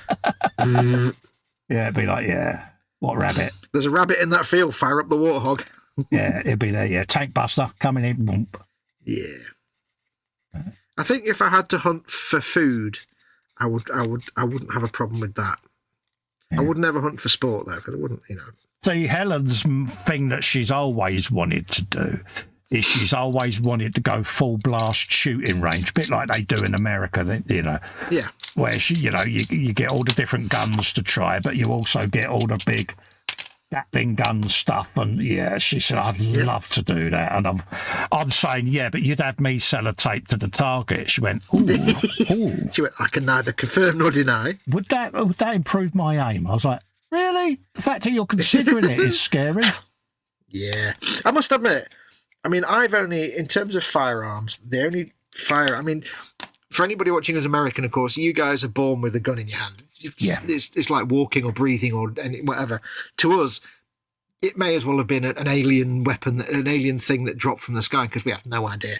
So, in my entire life, I've been to an event day where we did like half an hour of clay pigeon shooting, and that was it, with a double barrel shotgun that I fired maybe, 10 or 15 times. And I couldn't get out the habit of aiming, zeroing the shotgun on the clay pigeon and not slightly ahead. I forget because I'm so used to playing games where I'm aiming a rifle and not a shotgun where you have to lead the target. Yeah. So, but that was so much fun. But the funny thing was, it was so much fun. But the one thing I couldn't do was when you break the shotgun, because you see the guy and they flip the switch and break the shotgun, and the guy comes and you don't do it yourself. He comes and takes the cartridge, the shells out and reloads them, and then you lock it back up again. It was like I was trying to like unfold the step ladder. It was like I couldn't coordinate my hands to break the shotgun in a cool and efficient way. It was like I couldn't do it. But that was so much fun, and I thought I could see the fun of going to a shooting range and just shooting a whole mass of bullets at targets. Yeah, she's like, she watched an episode of Mythbusters where Carrie Byron got to try the one on the Jeep, the big Gatling gun. She was destroying whatever it was she was shooting. And H was like, could you play that back? I went, you are getting too much of a liking for guns. I would like to, do the gun range thing and fire weapons, because that was immensely good fun.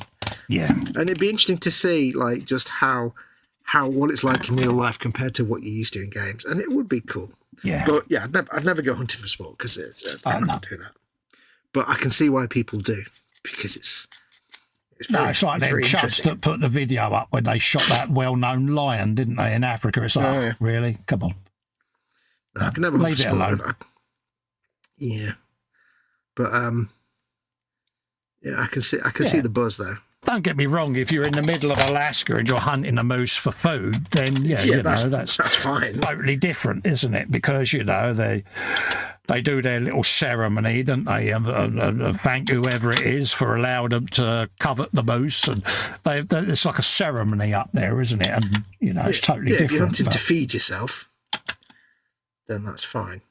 But no, I mean, I just couldn't do it myself. I've now got this image of Jeff and Edward, like the Reservoir Dogs, walking down the gate of gun range. Who would be Mr. Blonde? You know what I mean? Just imagine the pair of them going like hanging out in Appalachia somewhere, like with like a couple of I don't know 30-06 rifles in a black suit, suit and black tie, sunglasses. Couple of Remingtons. I could just imagine them two doing that, Yeah,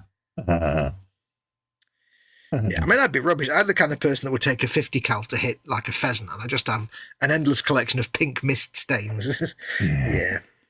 But that's the thing I like about Way of the Hunter is that, you can't just take a rifle and go and hunt a thing. You've got a selection of all the different like weapons, and you've got different calibers. You've got to have the right one for the right thing, and yeah. It's all based on like power levels or joules of energy. So if I've got this Remington 1903, which is quite a nice rifle with a 12-time scope, and it's like I can't just sneak up on a deer and blap it. It's funny, right? You are the most unhunty type gun person I've ever come across. Yet to hear you sitting here reeling off gun descriptions, it's quite weird, funny. I never thought I would hear the day. When I get into stuff, it's like I'll sneak up on this deer and I'm dead proud that I've got within like 40 meters of it. Yeah. And, my scent's going downwind. And I think, hang on a minute. If I hit it from here, it's going to vaporize. I've got to be at least 200 meters away. Oh, boom. I have to just let it wander off for a bit so I can. Good, man. I'm so proud of you. I'm a bit disturbed by this magically disappearing river in the map so far. It keeps disappearing on me. Oh, really? Yeah, it's not a very stable game with the quick resume. Oh, right. It goes a bit beat-tongue, does it? Yeah, if anybody out there has Way of the Hunter, I don't recommend you leave it in quick resume on Xbox. Don't leave it in quick resume. When you finish playing for the night, just make sure you shut it down completely from the console dashboard because it doesn't play nicely with quick resume. Yeah. Sometimes the sound goes out. Sometimes the river just disappears. Doesn't like trying to remember where you were. Yeah. Yeah, some games don't really work in quick resume very well. No, I tend to exit the game, exit fully type thing, because some games are fine. Far Cry games are fine with it, but after about 3 or 4 sessions, you best kill it out because it loses its online connection a bit. And I like the fact it's just weird because I don't know if this game how realistic it is. It's not exactly a high budget game. It's more realistic to real life hunting than Call of the Wild. Yeah. Well, I mean, these hunting games, I think they're going to be more realistic than your average shooters, but just the sound of the weapon is so different to what you hear in your standard first-person shooters. There is one of them that you use that when you get to the final shot, it does that little ping that the firing pin does when it's reached the end of its... when you've run out of ammo, You mean you've got an M1 Garand in Call of the Wild? Yeah. I'm so jealous. I wish there was one in Way of the Hunter because I love the Garand. It's just got that resounding little ding at the end of it. I'm just going to mute because I've got to ring the Doris. Oh, I didn't know that because that's the one... I've been playing video games for like 25 years and my favourite weapon of all time is the M1 Garand. And there isn't one in Way of the Hunter. I'm like, I don't care about Remingtons and Stayers. Oh, give me the M1 Garand. Oh. So, yeah, I've got an M1 Garand in Fallout 4 as a model. It's brilliant. Let's have a look. On a good day, I'm at 60% of normal mobility, says LWM, says Bill. And general level of movement, but overnight that can drop to 30 to 40%. Worst thing is there's no notice and you never know when it's going to kick your bum. Yeah, that's not great. I know Festa will tell you the same. He has a certain routine he has to go through when he gets up each day as his body starts to power up, which takes a while. Jeff says, I'll reread that to Festa when he comes back. Jeff says, I have guns but only target shot, never hunted. I haven't target shot in a long time either. Ammo's expensive. That's true. I have lots of guns and bows and arrows, says Edward. Ooh, there are bows in Waverlodge. I haven't tried them yet. I have a Lee Enfield rifle from World War One, beautifully machined and a very clever action. Oh yeah, it was faster than the Car 98, which is why it had the advantage over the Car 98 in World War Two, because it was a faster bolt action. I used to use one in Call of Duty 2, and I used to love the Lee Enfield. It was a British rifle. Was it British, the Lee Enfield? I killed a bird with a pellet gun when I was 12, and I made me sad at myself, says Edward. Yeah. I got my hunting license and then remembered that, so I never went. Oh. Yeah. I never killed the animal. My friend did that once. So I stood in my garden. This bird fell out of a tree, and I'm like, oh, it's their episode. Yeah, see, I would have a conscience, and I'd be useless in real life. Playing it on a game, I don't mind, but I don't think I could do it in real life. Virtual animals. The comment from Bill earlier on, I'll reread it again because you weren't here. He says, on a good day, I'm at 60% of normal mobility and general level of movement, but overnight it can drop to 30 to 40%. The worst thing is there's no notice and you never know when it's going to kick your bum. That's what I was saying to you once, wasn't it, Fox? You know, he said, oh, blah, blah, blah. I said, but I can't plan.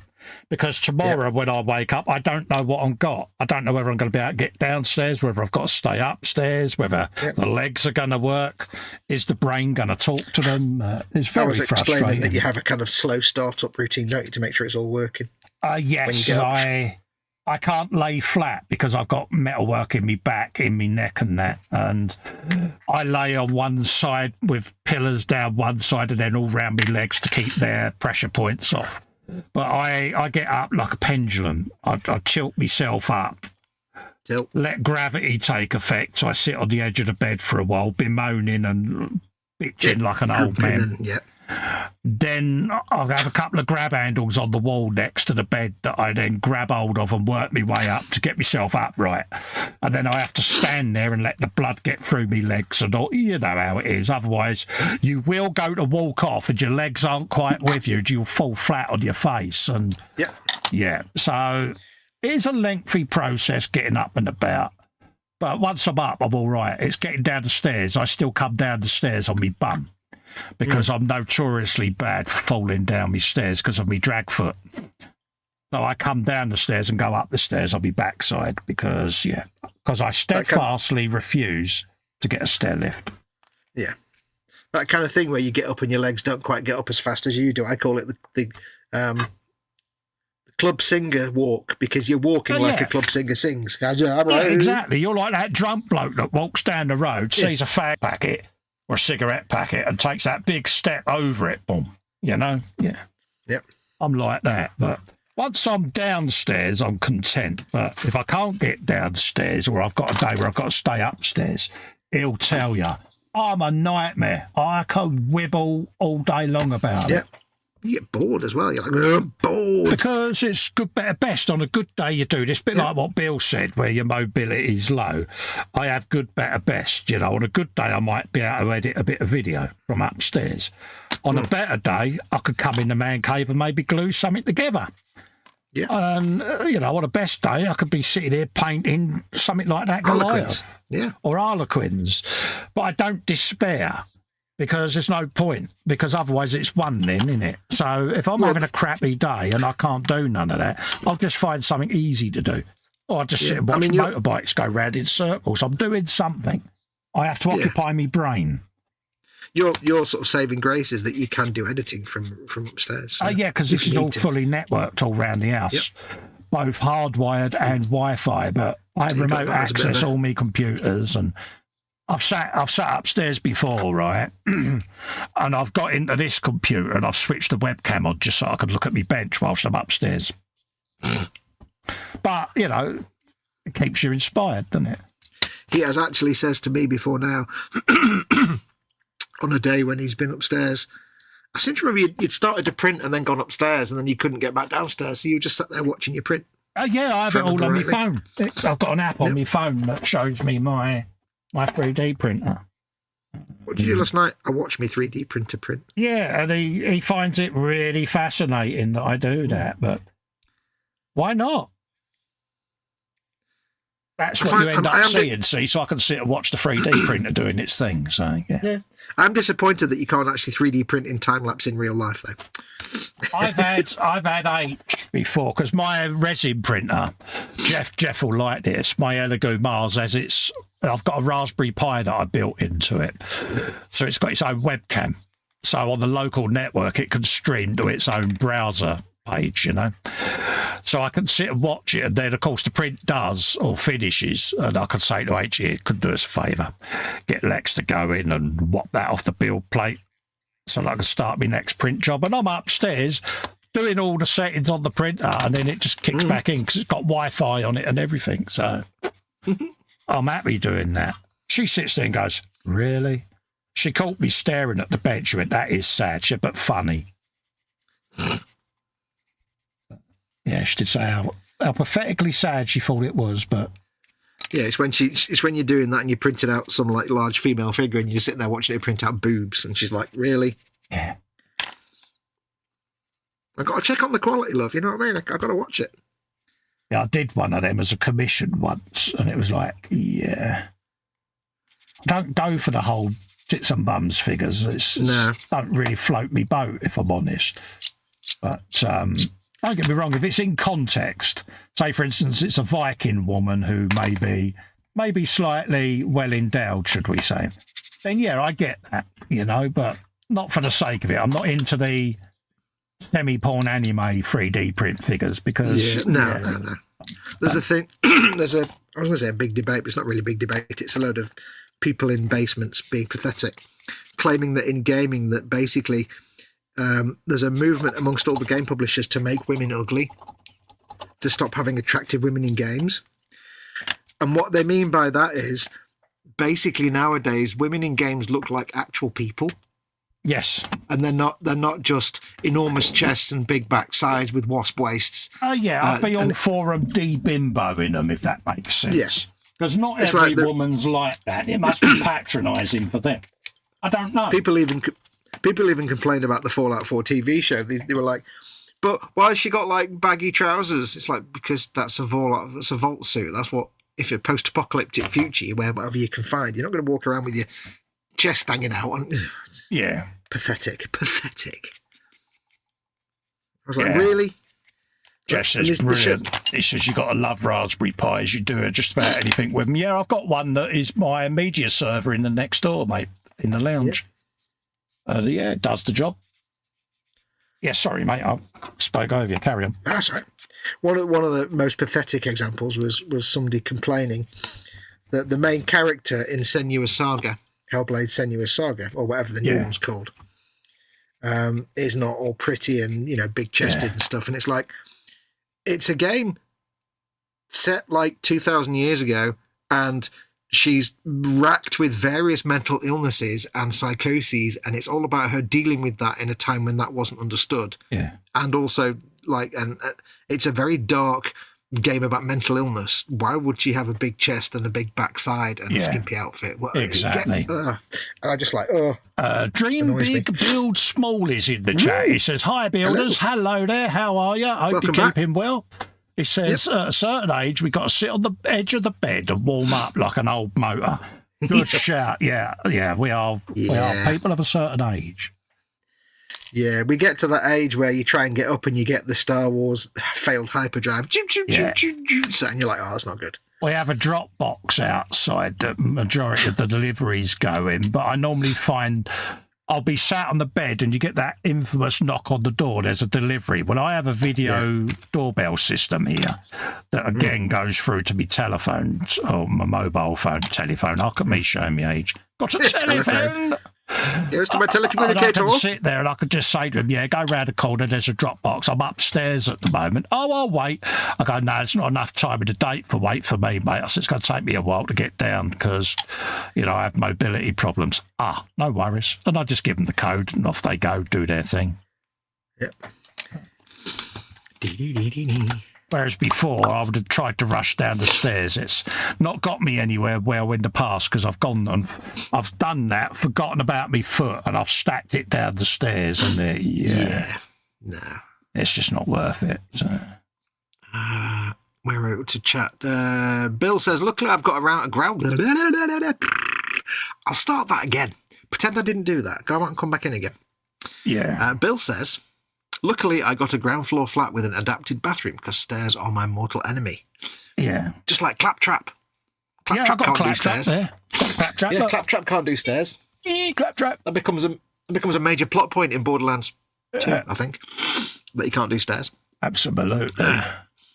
Bill says, anime makes me blush. It trashes my innocence. Yeah. Bill and innocent. I don't know about that. Yeah, come to think of it, Bill, I think you're stretching it a bit thin there, mate. Yeah, we've heard the rumours.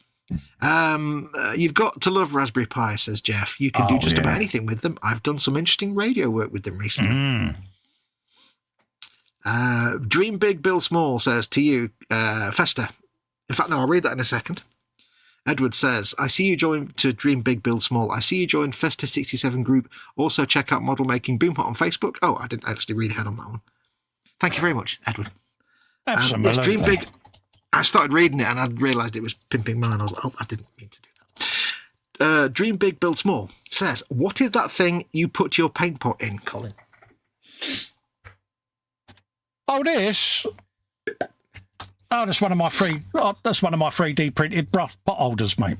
I've got loads of them that I use. I've got Tamiya ones, MIG ammo, little pots. I've got glue holders for your glues.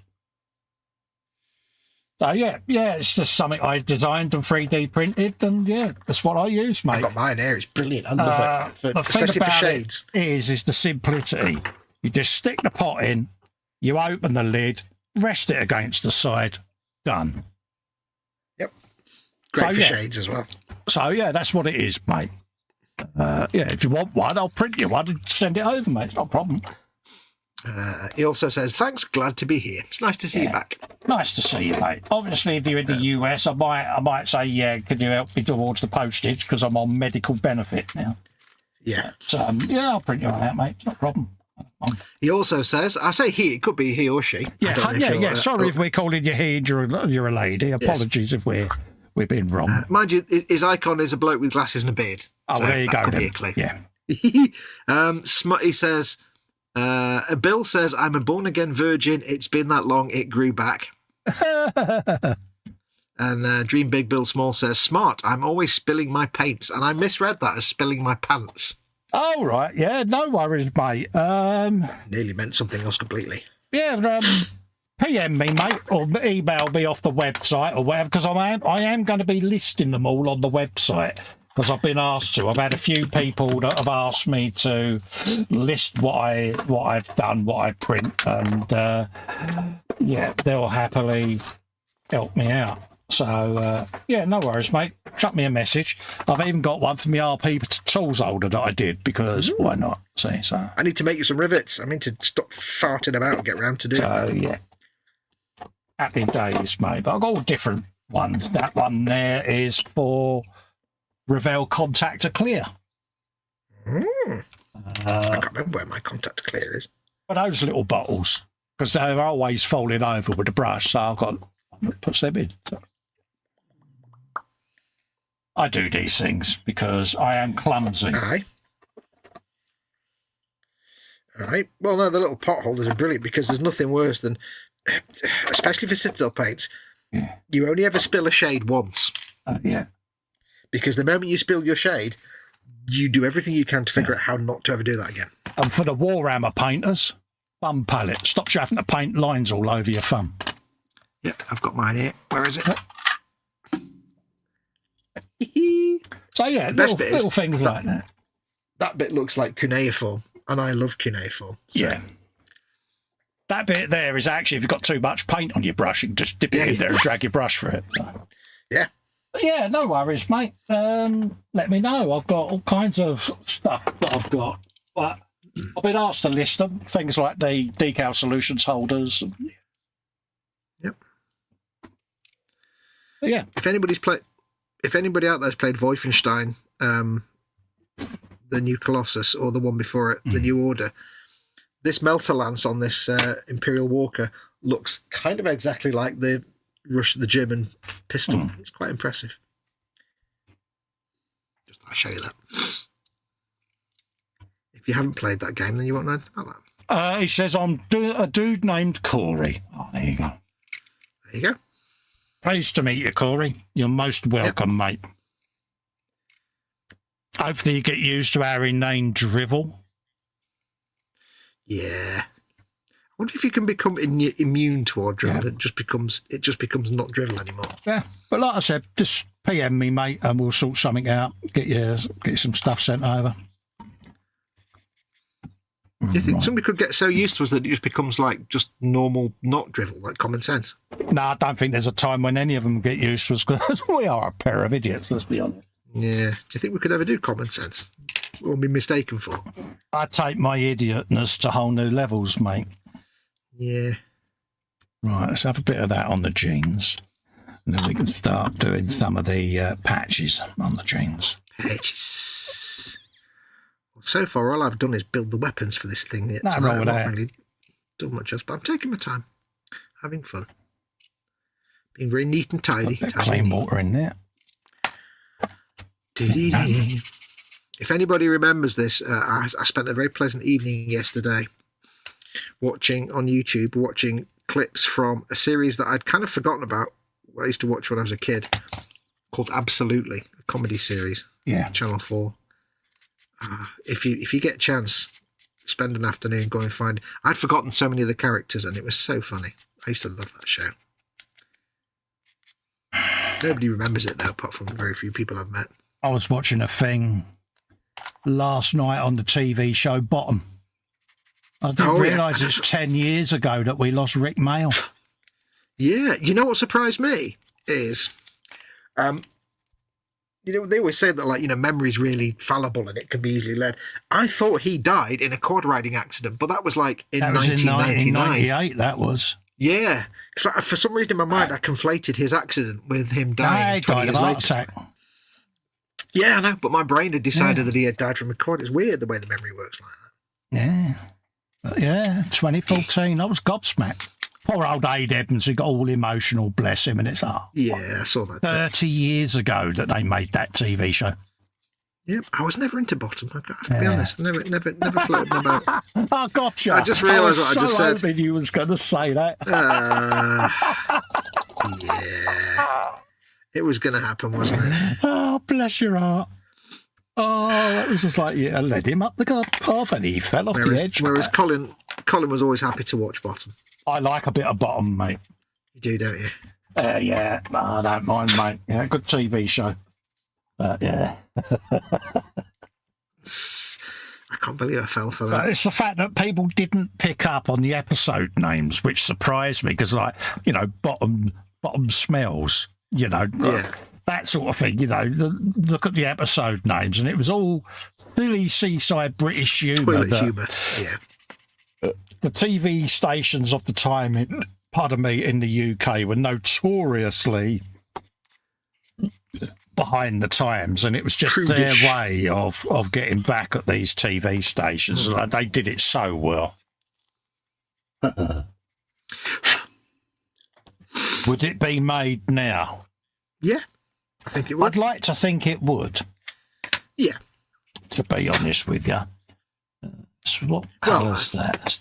Would it be made now? No, because nobody makes good comedy anymore anyway. Unfortunately, comedy nowadays has gone back into the 1980s sitcom level. Yeah, there is that, isn't there? Nobody... I suppose it's difficult to do, like, anarchic comedy when everything's anarchic. Yeah, I can't think of a British comedy series that's of any merit at the minute. No. I can't even name one. That's quite a shame, isn't it, really? Yeah, but then you look at TV now, but it's just all celebrity crap and out of phony rubbish. Is it the same stateside as wokeness affected US TV sitcoms and things? Because I find it interesting just to see whether other countries around the world are going through a similar thing, because over here people are frightened to say anything because everybody's so easily offended now. And is that a universal thing, or is that just a UK phenomenon? So I did. Like, I imagine Jeff and Edward doing that as well. Phenomenon. Yeah, it's a legal requirement. It is, isn't it? If you're in any kind of broadcasting, be it professional like television or just random amateur rubbish like we do, you're contractually obliged under the rules of Universal Entertainment Law to do that every time. There you go. Right, where did I see that wonky line? It's like if you're in any form of entertainment, you are legally obliged, no matter what your actual personal preference is, to say Uranus, not Uranus. Yeah. Well, if you want to be really sarky, boom holy. Boom holy. Remember, not the 9 o'clock news years and years ago did a spoof TV show, a bit like Orson Welles did with War of the Worlds. Oh, yeah. And they convinced the community, or the scientific community, that it was going to be renamed Boom Holy. And it was just this spoof TV show thing that they did, and it was up there for its time. Do you know what I actually thought was a satirical show was Brass Eye? Yes. Well, actually, it was the day-to-day, wasn't it, when it was on TV, Brass Eye on the radio. The data, that was so good. Yeah. That was so good. Again, it was one of them. People didn't get it a lot of the time, and you're like, really? Well, yeah, I think that because it was satire, and I think a lot of the people it went over their head, and it's like, well, you're not the target audience then, I guess. Yeah. Like satire is one of those things, you either get it or you don't. I like peas. I like peas. Do you like peas? I like peas. Oh, wait, mate. I forgot more Hunter Killer Missiles. What? Without going into detail, Fox sent me a message the other day with a picture in it, and it's just gold. Look out for it in the diorama for E-Models, because I will use it. You know the one I mean. Oh, yeah. That's going to be my egg on the E-Models build, mate. I like the bees. Could you imagine trying to, when I dropped the kit off, explaining to Pete the significance of that egg? I don't think you can. I don't think there's I think I should just go, what do you think it reflects, Pete? Where did that piece just go? Yeah, so, it's going to be the egg of the build. I need to use the thinking power of the people in chat. I just cut a piece off the sprue, like a little, and it's gone. Where did it go? You guys will have seen it go. Right, tell me where it went. That on there. I can let that. Found it. It's all right. Panic over. I can let that go off. Went off a few years ago. Little bits of me cried inside. You do realise that? Laugh. I nearly spent money. I've got to tell your mum. Hey, she'll just call you names instead. Telling her. Telling her now, mate. I told her that. I told the other day that I grassed her up to you that she got up late. What did she say? I won't tell you what she said because you'll lose monetization. Did it involve a word beginning with F? It involved a word. Yeah. Oh, yeah. Right. Okay. Yeah. That one. Yeah. Yeah. Oh, dear. I was very shocked. Well. You do need to stand up again for a bit. I will do in a sec, mate. Good lad. Good lad. Yeah. I shall do in a sec, mate. Oh, my sanding block's vanished. I'm losing everything. Oh. Thanks for doing Helen's job there, mate. That's all right. That's what I'm here for. Because PJ went to bed early, see, and PJ normally gives me a rollicking, bless him. And yeah, I think people misunderstand my mate PJ at times. He's got heart of gold. And, sometimes they think he's having a go at me in the chat when he tells me to stand up, but he's doing it for the right reasons.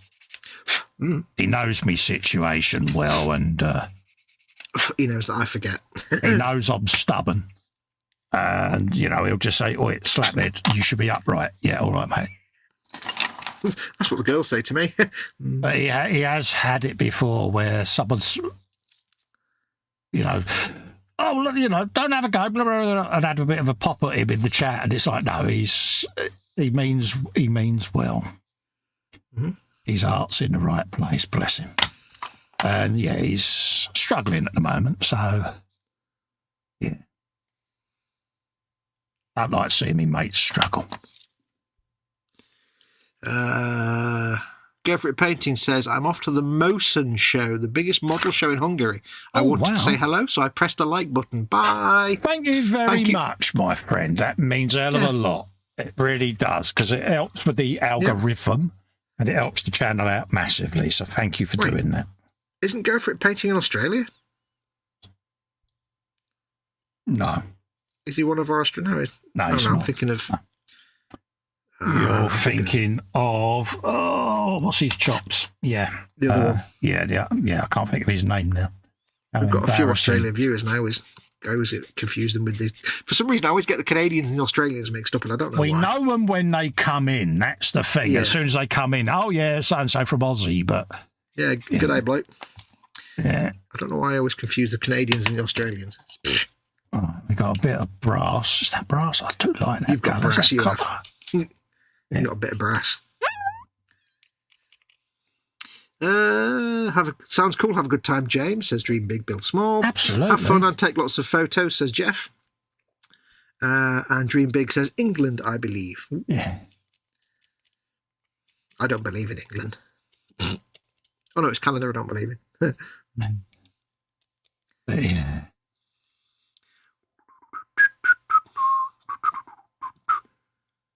You're scaring me, Fox. I'm waiting for that glue to tip over. It's in a little... anti-spillage device. With a smiley face on Didn't them. I print you some? Or did I not send them to you? Not a glue holder. Oh, You sent me mate, paint I'll send pots. you a load up. Yeah. Okay. I'll send you one of everything, mate. Why not? Yay. I shall pay you for your goods. Just pay the Pay you for postage. your wares. Just pay me the postage. That helps me out massively, mate. 250 quid postage, done. So,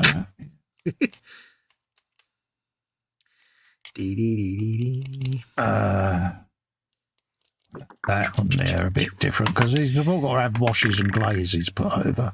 Washes and the glazes alive, alive. I don't know what that was. Yeah, I just like a little bit of a change of tone on them rather than have a completely silver leg. Mm-hmm. It's just have a few different bits making it up. Yep. Steady. Right, so we are done jeans. They've got base. Seats got base. Got strap to do. Really don't know what to do with that on the back end there. Colour. So what is it on the back end? You're not sure about?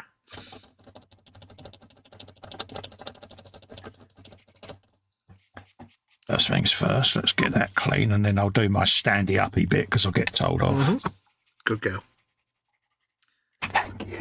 I can't do high-pitched voice. I just ain't got it in me, have I? Yeah, of all the people in the world that could do high-pitched voice, you are the least person that could do that. That was my lady's voice. That was it. Went really well, didn't it? You was all convinced, weren't you? Come on, admit it. This is Festa's normal voice, right? This is Festa's lady voice, right? Yeah, we know which lady. We know which lady that is. Yeah, Mrs. Man. Yeah, you know what. Yeah. You know what I'm talking about. I know the one.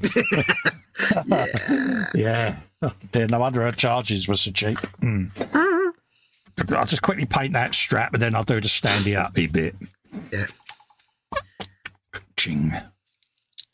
Festa, you could do a brilliant Sylvia Brown. The kid's dead. Kid's dead. Yeah. The kid's dead. Kid's dead. Actually, he's over there. It's a horrible person Sylvia Brown was. Ugh. Kid's dead. Dee-dee-dee-dee-dee. Well, I'm going to hit the hay. Good night, all, says Bill. Thank you for coming in, Bill. Big hugs to you. Yeah, thanks, Bill. Lovely to meet you, mate. Finally nice to put a face to the name, mate, and thanks for your support. Bill's a recent member of the Facebook and also the channel, so he now gets to come in the Zoom and regale me with his interesting stuff because, yeah, I was proper mouth open, tongue hanging out the other night mode because, yeah, I found it all quite interesting convo. A bit like when Jeff comes in. We all behave, don't we, when Jeff comes in? Yeah. You know, it's like Carl Sagan's in. We all you hear the chairs going as we're all sitting upright. Yeah. Well, the thing is, Jeff's got that voice that you're just going to sit and listen, aren't you? Yeah, he keeps us in suspenders all the time, doesn't he? Or suspense even. That's only on a Friday. That Yeah, one. you know, we're just transfixed because it's the interesting stuff that they come out with, isn't it? It's just there, isn't it? I love all of that. Especially if he's in gadgets mode. What's that gadget you got on the bench, Jeff? Out it comes, and we're all like, oh, look, flashes and everything it does. You get a bit flashy, you get a bit blinky like happy, don't you, sometimes? Oh, yeah, especially when the electronics comes out, because it's like, oh, yes. If you'd been born and worked in Hollywood, your job would have been guy that makes the blinkies. Yeah. Yeah, blinky light bloke. See what I did there? Right. I make blinkies. I have Festa. Right, cue old man noise. I'm just about Old man stand up. noises. Edward says, don't take any girl home that sounds like me. Yeah, especially if she's got a goatee like mine and all, mate. You'd want to avoid that. What's your name? Hobo beard like Alice. Yeah. Right, darling. Right. Yeah, be like, yeah, my name's Alice. Yeah. do.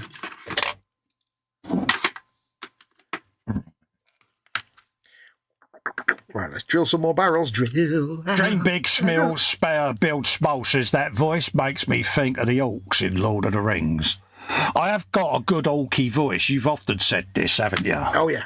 You are an orc anyway, but yeah, you've got the accent and the voice. Vincent sent me over a D&D figure. He said, what would you going to call us? Oh, Ever the Boneless. He said, I'd love to play D&D with you. He said, 'cause you just got the perfect voice for it. Yeah. If you don't know Dream Big, orcs in Warhammer 40k all have a voice like Festa's, like a London accent and a deep gravelly voice. They're basically meant to be like football hooligans, but they're all like, yeah, what are you doing over there? Why? That's what those orcs sound like. It's funny, though, because when we all met up at A.Models, people just wanted me to say random things because it's like, yeah, could you say that? Yeah. You say that? Yeah. So I had it. He wanted me to say a particular thing because he had it as his text message tone. Mm. You know, he said, oh, mate, could you just say that for us? And I said it, he went, oh, ringtone. And that's it. He's got it as his text tone. It's brilliant. Yeah. Yeah. Bosh, wasn't it? I think it was like Bosh. Can't remember now. So, something daft, but yeah. Paul Stewart's always wanted me to do his sat-nav voice, isn't it? Yeah, that'd be good. Yeah, but you are an orc, though. You are an orc. Yeah. Do a audio book of a Warhammer book. Hey, oh. Yeah. There are a few orc books written about orcs, as in orcs as the main characters. DD says, go walk, mate. Yeah, I can't go for a walk, mate, because, yeah. But I can stand up and grip me bench for a little bit, mate. But no, if I go for a walk, that means I'll leave the cave. And once I leave the cave, I leave the cave for the day, mate, because, yeah. You got an orc book for your birthday one year, didn't you? I did. It is on the bookcase of Shelf. Brutal Cunning by Mike Brooks. Brutal Cunning with a K. Brutal Cunning. Yeah, not with a C. With a K. Cunning. Yep. Yeah. Brutal Cunning. Yeah, they're moomies. I could record an audio read of that, couldn't I? Just email it up the Paul. That'd make his day, wouldn't it? He says we will still be here. Yeah, it'll be the longest stream in the world, mate.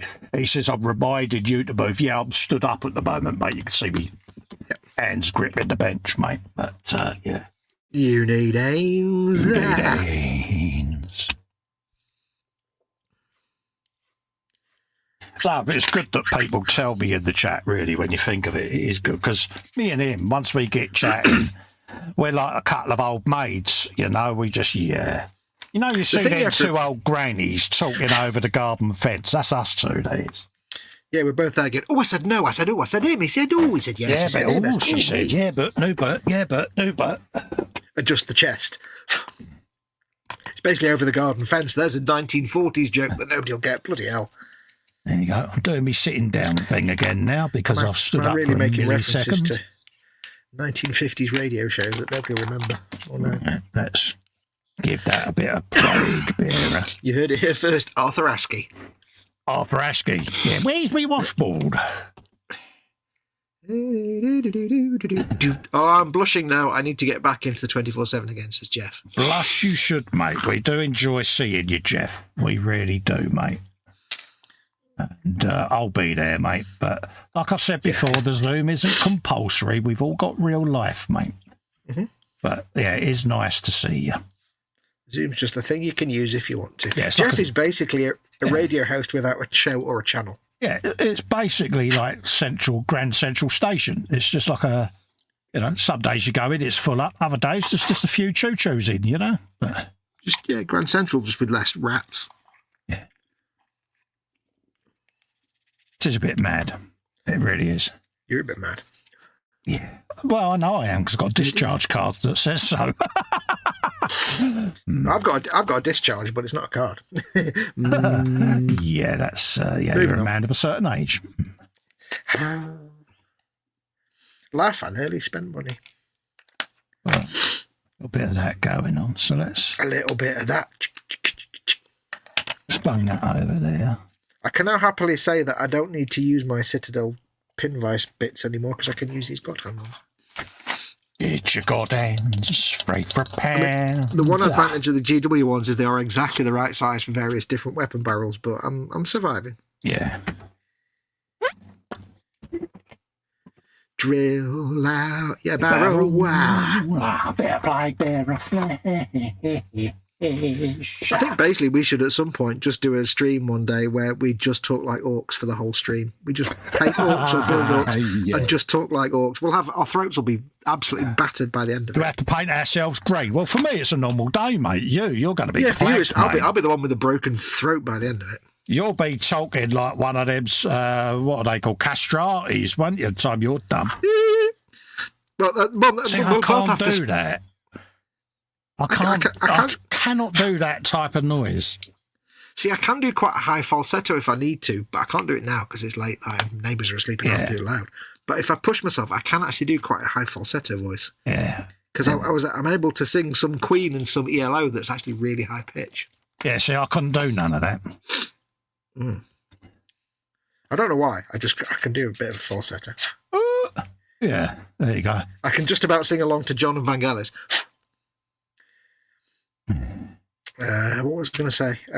I did. Yeah, we'd have to. For you, an orc voice would be normal. Yeah, it'd be normal. We'd both have to talk like orcs as well, like use words and like talk like. Proper auctionary. See what I did? Auctionary. I see what you did there. Because they're not the smartest, are they? So we'd have to dumb it down a bit and be like, yeah, what do you want? Oh, I don't know. Day for me then. Here we are again. Here all week. Here all week. Here all week trying to fish.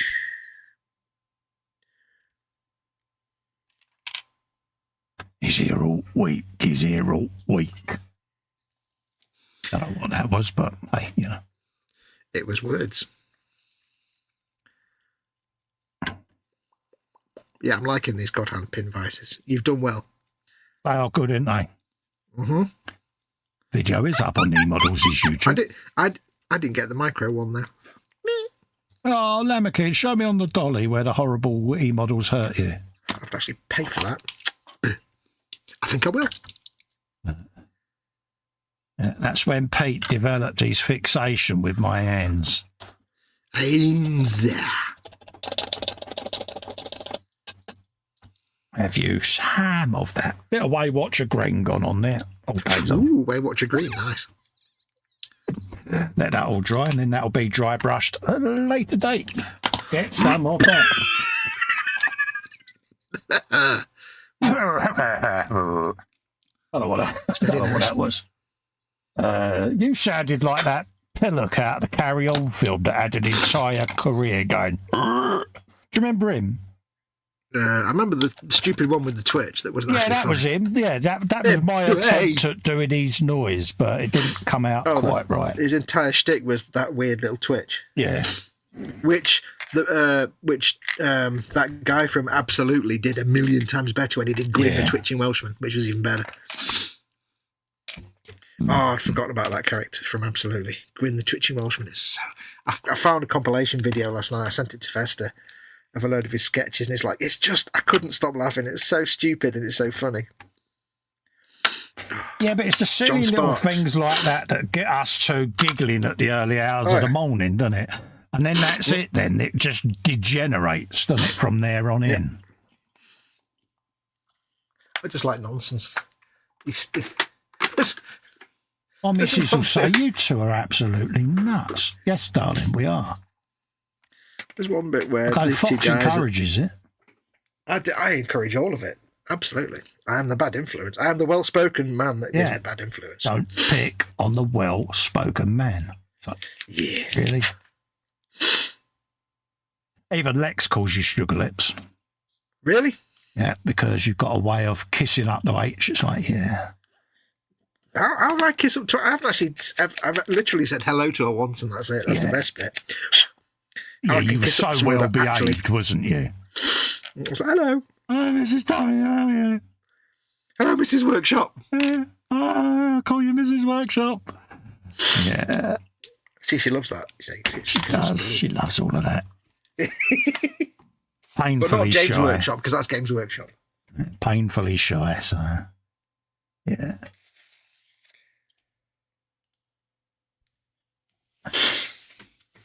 Hey, sniffle, sniffle. I thought that they hired you for the last Warhammer game because it sounds just like you, says Edward. Yeah.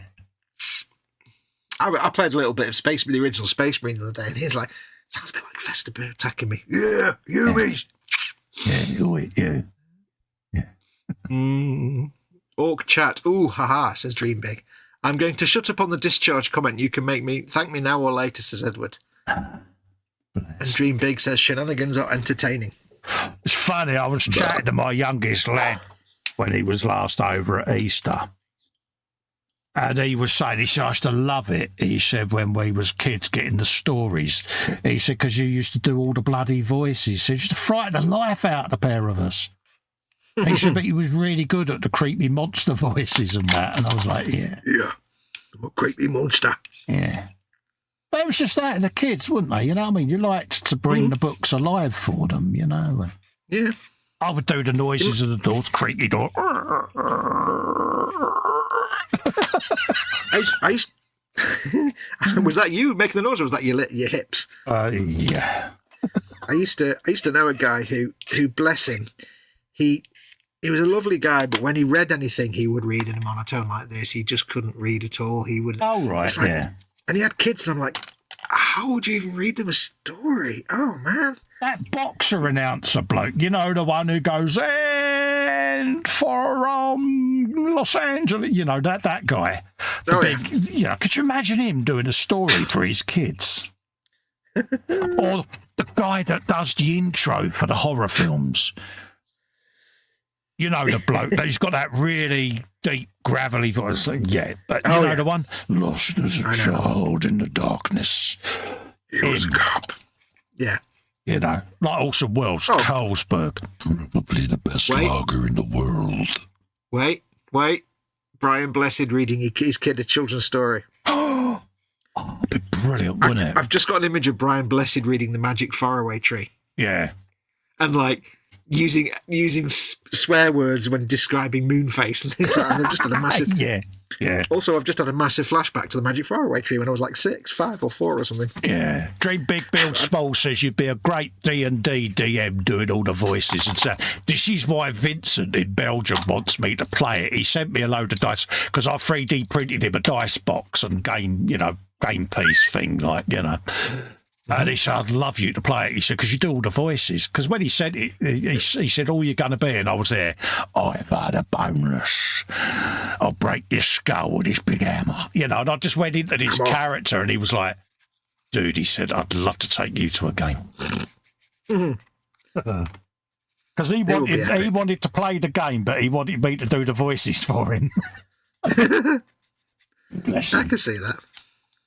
Yeah. This is why, because I know that neither of us will probably ever get to play, like, you know, a game of 40k or something, but I could just imagine you, if you were having a game of 40k, especially if you were playing orcs against somebody else. Yeah. And you were moving your figures around the table, and you'd be voicing them as you move them around. It'd be just delightful to watch. I'd go full on character, mate. Absolutely. Yeah. I'd be doing the crunchy gravel. You'd be like, right, I'm gonna roll for my attack now. Yeah, here comes my rockets. Yeah. It's a gun, isn't it? Mate, I'd be in the element. I'd be like, having that all day long. I've just got this image right of you having like a squigoth on the table with like carrying 12, let's say, flash gits. Yeah. Every time you did the fire phase, you'd have to roll the dice, and each of them would fire, and you'd voice every single one of them plus the squigoth, and it'd take like 7 hours to play a game, but everybody'd love it. Yeah, I'll be in the element, mate. I'll be like, I'll do that. I need to get a life, don't I? Day 3 of this of this 1 hour match. Yeah, this 1 hour game's now 9 hours old because Festa's doing everyone that's playing's voices. Yeah.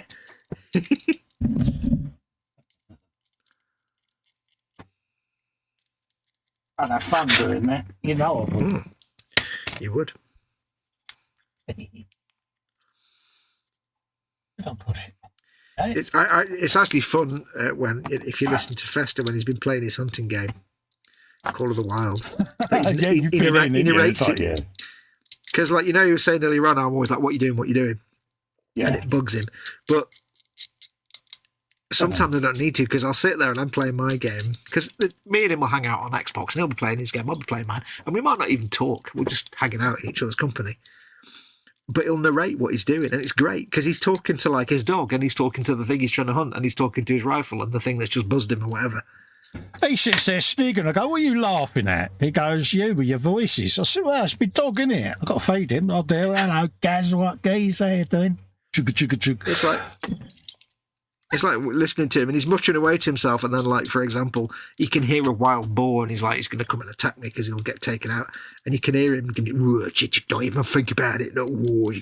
Yeah, but I'll do the boar noise as well. Yeah. Oh, it's coming. Cursing out the boar. He's like, I know it's coming. It's going to come and get me. It's going to come and get me. Boom. I ain't coming back down. What's that? That bloody boar's down there. Look at it. Little thing scurrying around. Eat some of that.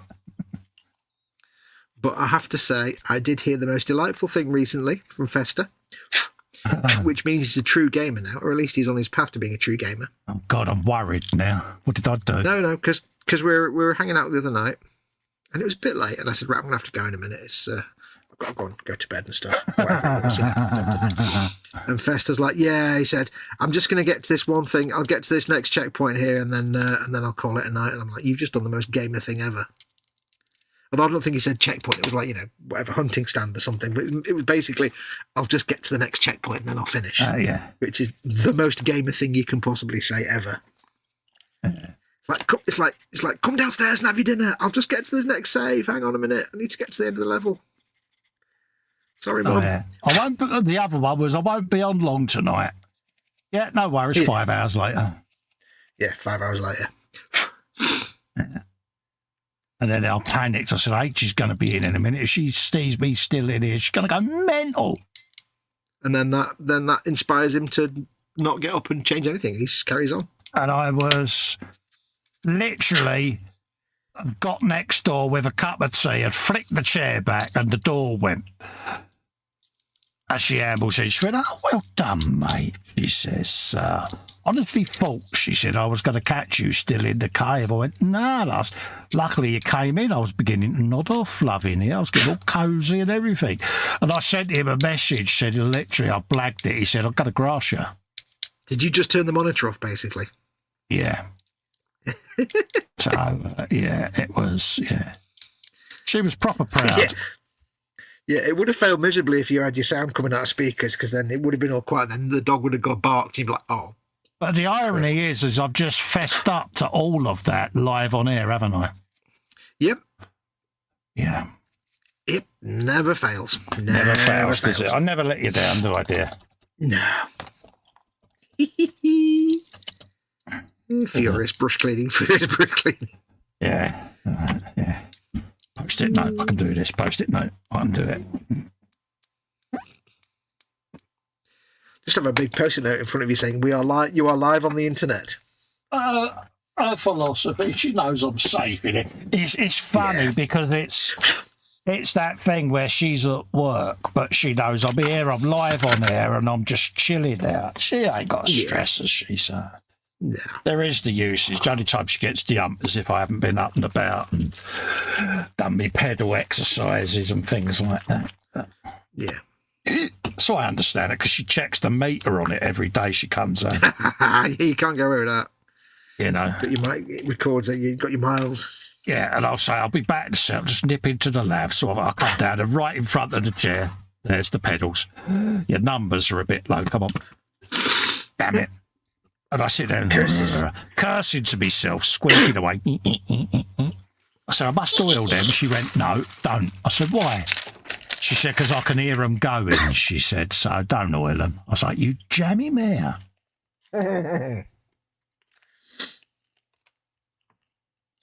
Yeah.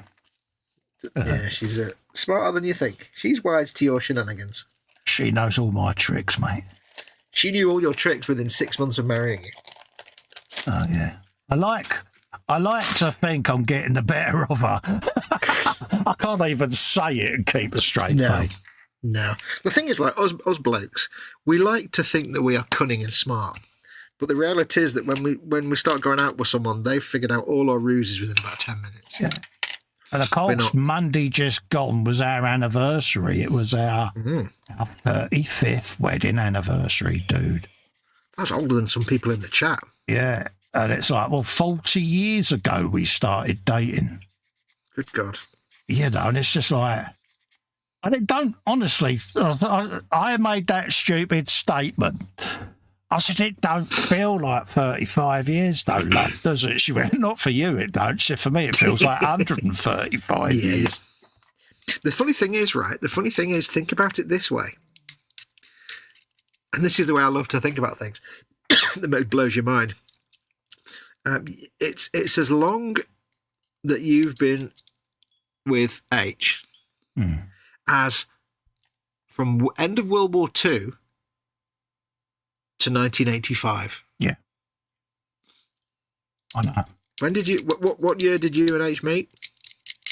What's she now? She's 55. She was 15, so 80, 83, I think. 83, 84. Yeah, so it's weird to think that it's almost as long as the end of World War II to when you met H as from when you met H to now. With us, it was that school sweethearts, you know. She was at one school, I was another. And our paths kept crossing because obviously I would spend a lot of time up in London because of my family life was so volatile here. So I was forever moving around different relatives in London to escape the violence, you know. So our paths would cross again and then we'd meet up again. And when I then moved down here permanently and got me job, who was working in the bloody office but her? So it was fate. So that was it. It was going to happen. Yeah, it's you again. Well, we might as well start seeing each other more permanently. Because we used to go out and see each other now and then, but it was never a fully fledged relationship at that age. And then it was, well, our paths keep crossing, and she's a firm believer in fate and all of that. Yeah. You might as well just do it. So I just said, look, you know, if you put up, I said, I'm not an easy person to be with, love. I'm hard work. I said, but I'll try my best, you know, and she was prepared. She said, it'll be all right. And it's funny, when we got married, my mum almost done this handover. You know, she said, it's your problem now. And I was like, really? Am I that bad? And they all looked around and went, yeah. Yeah. Even H probably went, yeah. Yeah, not in a nasty way. But, you know, I'm a bloke. I do all the silly things that you all want to do. I'm the one who does it all and gets caught by the wife. And it's like, yeah. This is your job. But yeah, it's always mind bending to put everything in context from the end of World War II. Yeah. Anything like that. And it's funny, I often get asked this question and I'll just give the answer no. There's not a day that goes by where I don't regret being married. I, even now, love my missus bone by bone. You know, she's the love of my life at the end of the day, and she's at work. She's not stood the other side of the door now. But honestly, she has been in the past. Without her, I don't think I'd be sat here now, to be honest with you, because I was so volatile and unpredictable. I think I would have done something silly and been locked away somewhere because, yeah. So, but you're very lucky to have that because a lot of people never find that. That's right. But again, it's like an alcoholic, isn't it? You've got to admit you're not in a great spot so that you can then help yourself become a better person, and that's what I did. But I couldn't have done it without Ellen, I must admit. Couldn't have done it without her. No. And she don't take prisoners, you know. She's got a choice, change or be on your own. Like, whew, bloody hell.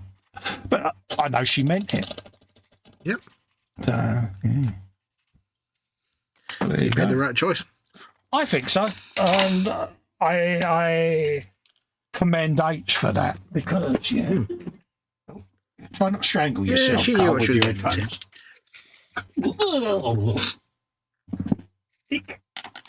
She's got the smarts for both of you. Oh, yeah. Quick look at chat. Edward Leonard says, I think the game is Shooters, Blood and Teeth. Oh, the one that where you sounds like you. Shooters, Blood and Teeth. I think you've got that, or you might have downloaded it. Yeah, it's going to be playing on the Doofwagon build, mate. That's what's going on the soundboard. Shooters, Blood and Teeth. Shooters, Blood and Teeth. I am trying to get a little tiny LCD that I might put up on the back of the stage so that it can play on that. You know, I've done that there, by the way, that little hand movement. That's an LCD screen. That's the common symbol. Universal LCD. symbol. I knew that. Yeah. But yeah. Festa could... hang on. Did Festa have a pig in his room? A pig? I don't. Says Edward. No. Mental warfare as well as tabletops is dream big. Edward says, Festa, you could definitely sell yourself and I'm serious, you need to look into it. You can have a new career and I'm serious. I think he means with the voice, not as in selling your body. Yeah, I was going to say, if I tried selling me body, mate, they'd put a restraining order on me for the Trade Descriptions Act, mate. I was kind of reading that thinking, Yeah, and it obviously can't be for me looks because it's got a face like a Ruth Tyler's nail bag, mate. It ain't a good look. Yeah, voice work. What you on about voiceover? I think it means doing like being a voice artist. Yeah, I wouldn't know who to contact or what. You know, it's one of them, isn't it? I think you just put up a demo reel of your stuff and then send it to agencies. Would people really want me to do that? I don't know. Yeah, you'd be surprised what people want voices for. I am your friendly neighbourhood orc. You know, I'll do all your orc voices quite happily. You have to remember, you'd be perfect for anybody who needs a character that has a voice like yours. Yeah, but see, I can remember the days, and Fox knows this because it involves him and Tony. I used to, when I first started all of this, I used to desperately try to disguise my accent. And yeah, it was funny, wasn't it? I wouldn't do face to cam, and I would really try my damnedest to disguise. You naff off, will you, fly thing, whatever you are. Ooh, flying creatures. Cheek of it. Go on, sod off. Yeah, sorry, mate. That's the universal fly language, by the way. But no, I would try to disguise me voice and all of that lot. And these two used to tell me off for it. Just be yourself. Yeah. You are who you are. And I go, yeah, but people ain't going to want to watch me stuff because of how I talk. Like when I first started doing videos, I used to, well, at one point I considered getting Helen or Lex to do the voiceover. Because I didn't think people would want to watch it because of how I talk. I seem to remember saying to you, have you watched videos on YouTube lately? Yeah. Do you remember my first A-Models video? Yeah. I did a A-Models thing, and I said to him, hey, I'm going to send you this just to see what you think before I send it to the guys at A-Models, because I want them to be happy. And yeah, so I sent this to Fox, and he said, sent it back. He said, do you do that as a voiceover? I went, yeah. He said, could you be more you? He said, because that ain't your voice, mate. He said, you're disguising your voice. You need to not do that. People like how you talk. People know it's you. And yeah. Hello, it's Festa here. I think I might still have that bit of footage somewhere. But I can't remember what you sounded like now. But yeah, I was trying to be all like... Well, you were putting on your mum's phone voice, weren't you? Yeah, basically? it was an hyacinth bouquet phone voice, wasn't it? You know, like Wilmington 4242, hello. Yes, Pims and all that. Welcome to KA.Models, yes, das ist richtig. I was going at this real metronomic pace to try to disguise it and failed miserably, basically, and then did the voice over me being me, and apparently Pete was hooked straight away because he's like, he's a bit mad, isn't he? Can we have him on the Mondays show?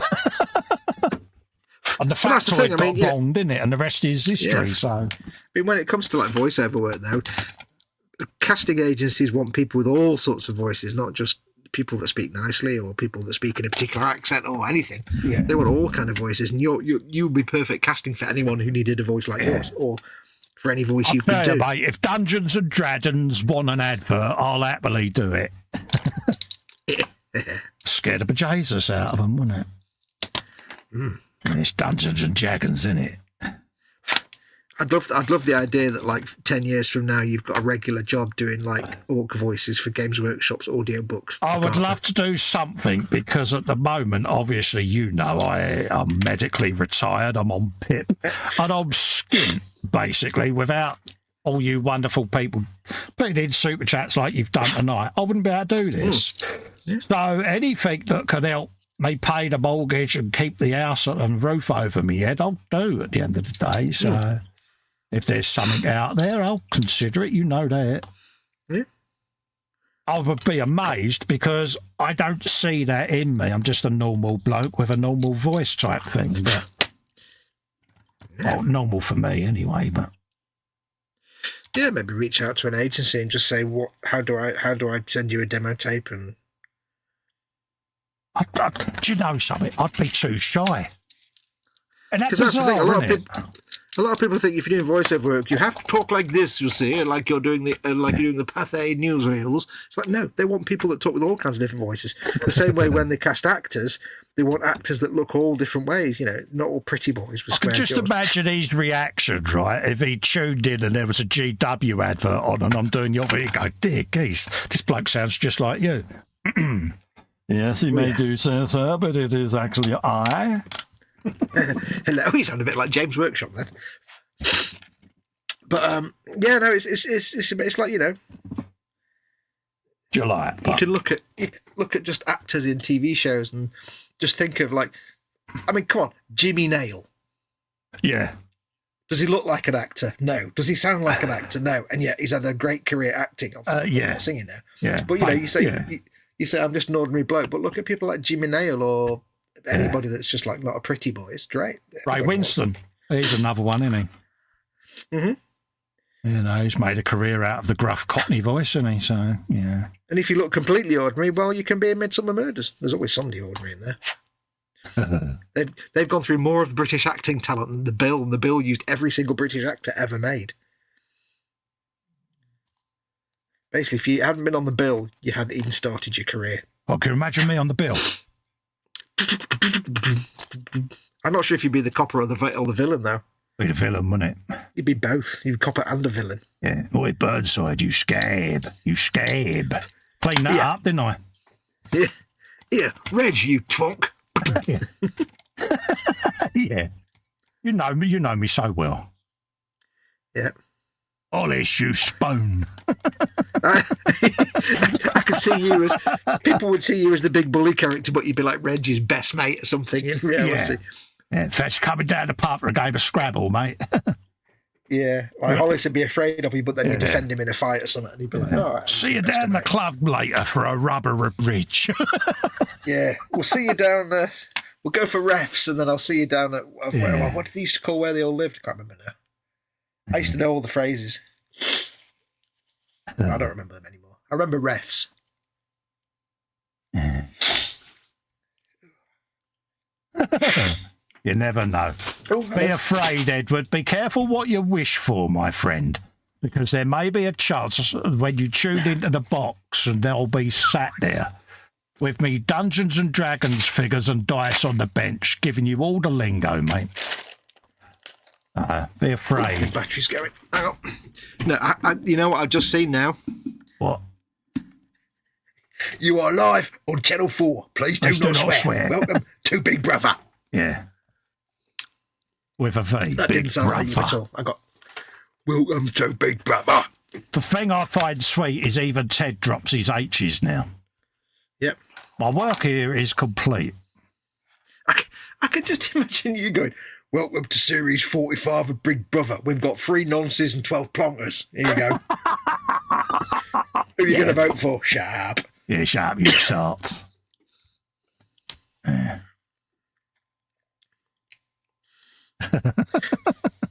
Nonsense. I love that one. Right, is that going to go on there? It seems to be that these weapons on this walker stay in place without glue, without magnets, so I can actually paint every single one and people can have the option of swapping them out. Ooh. Could you imagine, right, the amount of complaints that the BBC would get or ITV? Could you imagine it? They'd love it. Been there thousands, wouldn't it? Hey, you'd be fine. You'd be fine. I think you'd become a national treasure. National something. They'll cast you as like Brian Blessed's voice double. Honestly, if I could meet someone, it would be Brian Blessed that's alive. If I could bring someone back that's no longer with us, it would have to be Carl Sagan and what's his chops? Stephen Hawking. Mm-hmm. All of us sat at the table with you, Jeff, Edward, just sitting there shooting a breeze. Yeah. Here's a breeze. That would be a great night, wouldn't it? What a night that would be. Yeah. Honestly, Jeff and Edward, if I won the lottery tomorrow, I'll be straight on a plane to come and meet you because... He'd basically pay you to live in his house. Oh, yeah. Edward's now thinking, I need to put the house on the market then. Imagine Jeff's face if he turned up. He heard a knock at the door and he opened it and me and you were stood there. How far down on the floor do you think his chin would hit? He'd be like, huh? Be like, damn it. I once said that I'd like to meet him. Yeah. I don't want to alarm anyone. Yeah. But I think Games Workshop have designed a model. Hold up, I've got to put my brush down. No. Because you've got these bits that go on the side, but that's hollow, and that's recessed, and they don't... Yeah, they got the recesses there for Ooh. Hold up, does that mean that they may have responded to customers' feedback? I don't know. Does that mean dropper bottles are on the way? Yeah. Some areas I think dropper bottles would work and others I don't. I think I don't think they would for GW paints. They're too contrast paints and shades would be better in the current bottles, but the other paints, probably dropper bottles, but... right, now what I need to know is where are my magnets? I've got a bottle of sepia somewhere. Do you think I can find it? I've got serotonin sepia or whatever you want to call it. I've got a bottle of pure sepia. Where did I put it? There's magnets all the way down there in the corner. I'll have to knock the camera. What did you put it looking on? You put it into the place, yeah? You tart. Where is it? Come on. Big front building up and I'm trying to stifle it.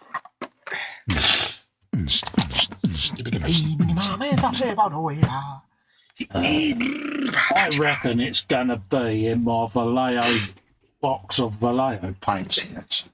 Spin myself round. Dream Big, Build Small says time for bed after work in the morning and 5 a.m. sneaks up on you. Take care, buddy. You take care, mate. Been a pleasure. Thanks for coming in and joining our inane dribble. Edward Leonard's gone as well. He says, I have to say good night. Congratulations to Colin. Mine was 42 in March. Cheers, everybody. Thank you very much for that, Edward, and congratulations to you as well. And again, thank you for coming in and joining us, buddy. Yeah, and Dorcosaurus is in. He Hello, says, I'm William. home now. Just watched Civil War. Right. Let's see what magnets I have that would potentially fit in the hole of potential magnet hole. Steady. And that was a spider pig for you. It's been a while. Spider pig. Now, if that's there. Ooh. Oh, what have we got? Ooh. Ooh. Got that one now. Oh, that's too dark. Oops. Oh, bugger. Bugger. Oh. Ooh, that hole is exactly just deep enough for that particular size of magnet. Ooh. Oh, I'm impressed, mate. I'm so proud of you. Let's try the hole on the other bit. Look. Ooh. Oh. Now the question is, super glue or green stuff or both? Your choice, mate. Super glue or green stuff or both? I think both. I would say go with what works, mate. The thing in my experience, you super glue them in, and when you pull the bits apart, the super glue breaks. So if you use green stuff, they still just pop out anyway. Yeah. Dog saws go spider pig. It's been a while, William, isn't it, mate? Spider pigs are still a thing. Pick up the spider pig. Oh, that's nice. I like Wow, that. it went halfway across the room. Wow, I don't know where they went. Magnets adrift. And they were never seen again. Brilliant. I like that. Wick that up. Right. Oh, I like that. Spider pig, spider pig. That's doing the job. Do. Had to throw another spider out just before we went live tonight. You did. You did. Proud of Cellar yourself. spider was creeping around in front of me in the bathroom, so I had to go and gently remove it from the building. Oh. Claws.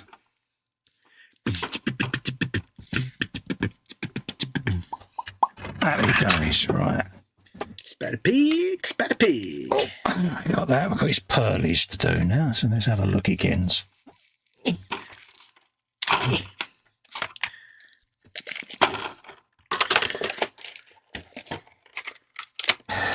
do that. Six.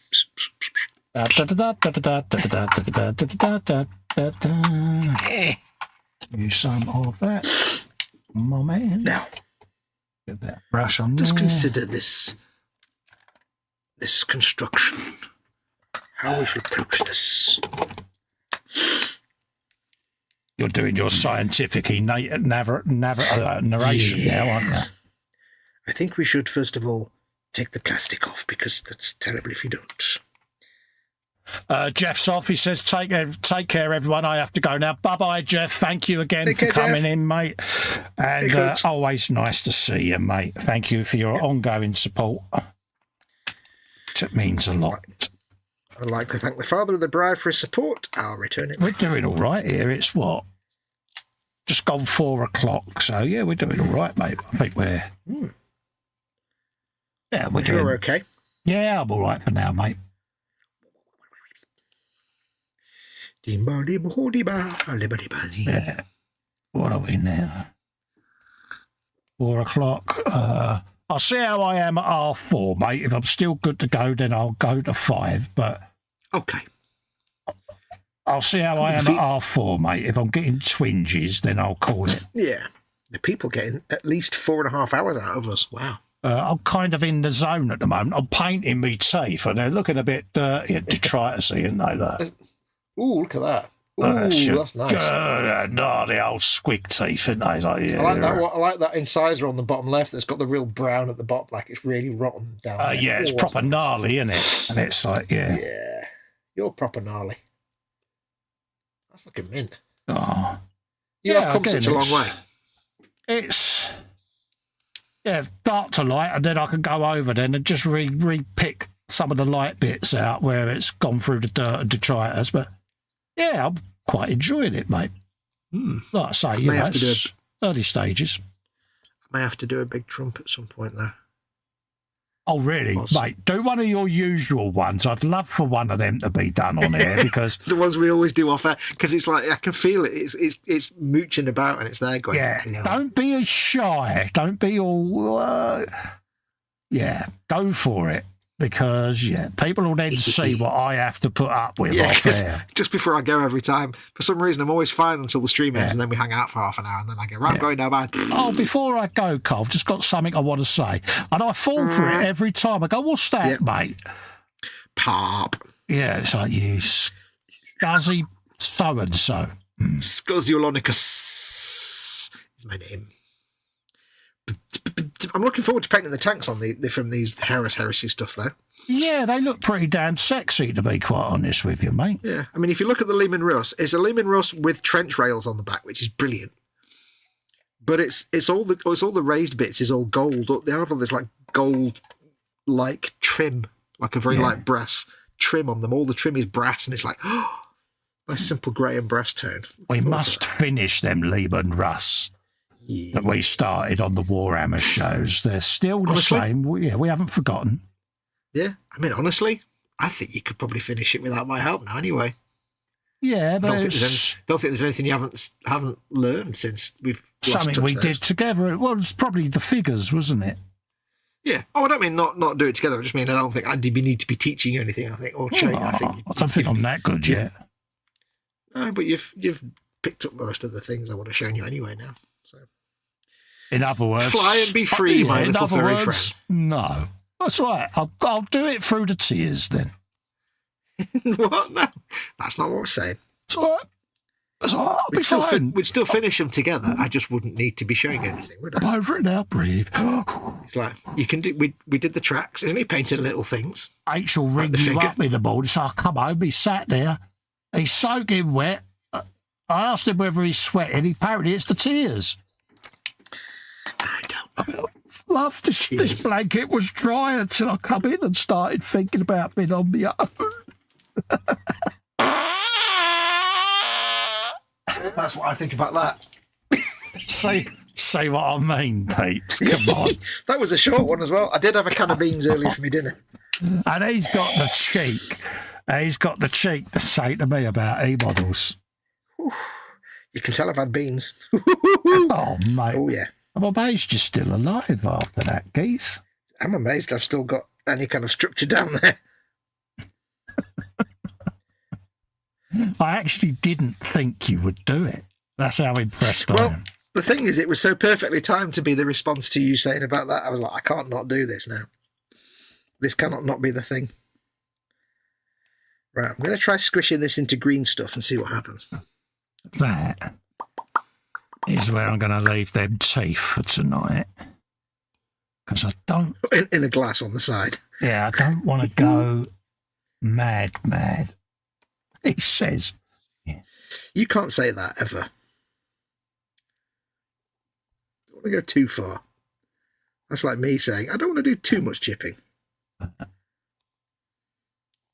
Because obviously I've got to do a bit of the pink on the gums and that, to bring them out, or the violets and that, just to do them. So I don't want to go mad, but they're suitably scuzzed for now. They do look a bit dirty, don't they, though? Yeah, they're meant to. Oh, hello. It is squig teeth at the end of the day. You can bring them back with the little highlights, but, you'd still keep them minimal because they've got to be mingy, haven't they? Oh, yeah. It's going to be very minimal highlighting, but they do need it. Just at the ends where, they'd wear and rub. Exactly. That leading edge where they would go through the ground and that, and what they're eating. So, all in all, I think that's a bit of a scuzzy squig set of pearlies myself. You're a scuzzy squig set of pearlies. Imagine that gnawing at you. Wait, you. It's just squig. Yeah, dirty, scuzzy teeth. Yeah. Yeah, there you go.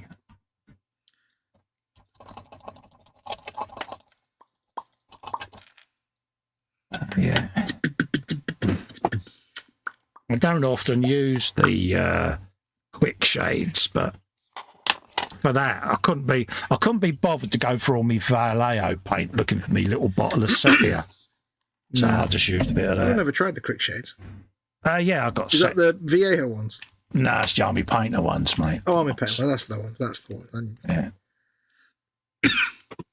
I got them, and I got the speed paints in my little clockwork rack, haven't I? Said that right. Serapian Setio, is it? Yeah, that. Serotonin Sepia, as I call it. Don't know why, but I just do. Right, let's get a bit of known oil on. It works. Known. Yeah, I just want to. Let's get a little bit known. Just put a bit of known on that metal work just to see if it talks to me. Are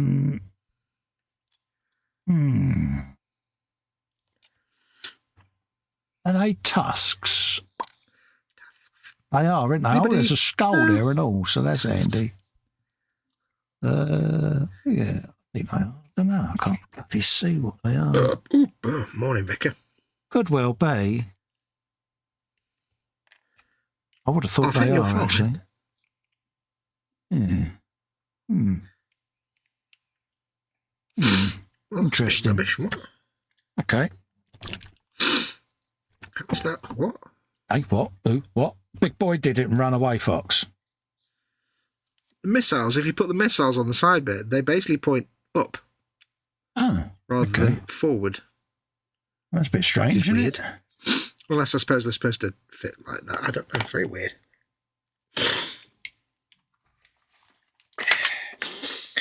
Let's just check the leg end. See what it says. It gives me no information at all. Brilliant. Brilliant. Let's have a look at you in the chat. Edward Leonard says his bench has been the 57 Chevy. Not much more finished than the Hill Post. That's all right, mate. He says, I had to come back because I didn't do my bench and belly. So to aggravate Fox, I had a large pizza, 18-inch, half mushroom and bangers, and half meatballs and jalapenos. Beverages are Jim Beam and beer. Happy days, mate. Jim Beam and beer. Jim Beam and beer. Says my teeth are a bit gnarly. They are, mate, aren't they? Gnarly. I'm a gnarly GNU. How do you GNU do? Yeah, he's got right old dodgy set of pearlies there, mate. Dodgy set of pearlies. I used to go to my dentist. That's what he needs to do. If you were a master at painting teeth, would you be a pearly king? See what I did there. I see what he did there, mate. Boom. Need to teach you how to say teeth. Because it's teeth. Yeah, you got to have more than one F. Imagine saying it if it's got like 2 or 3 Fs on it. Teeth. Teeth, isn't it? So your Mockney has come on leaps and bounds, I must admit. I'm learning from the master, it should be said. Yeah, you know, I think you would be able to walk into an East End pub and get away with it for a bit. I think I'll be able to walk into an East End pub and only get lightly beaten up. I think at this point. Only get mildly, assaulted. Yeah. Try not to get your confidence up too far where you want to go in on your own. Let one of us be with you. Yeah. Let a responsible adult be with you. Yeah, we go. Festa. Yeah, don't worry. He's all right. Available. He's all right. He's a mate. Oh, all right then. Yeah. Otherwise, your cold, decaying carcass would be getting carried out, wouldn't it? He's all right. He's Welsh. Don't worry about it. Yeah, be all right. Don't get out much. Special needs, you know. Bless you. Don't ever change. I can't be bothered. Yeah, I tried changing, didn't work, so I just reverted back. Yeah. I went outside once, but the graphics were rubbish. I've said, try to be an adult. Didn't last long, so. Yeah. I build that up with known oil. Known oil. Build it up. Build it up. I must stop doing that. All of that. Yeah. Magnets, how do they work? Very well, thank you. Cool.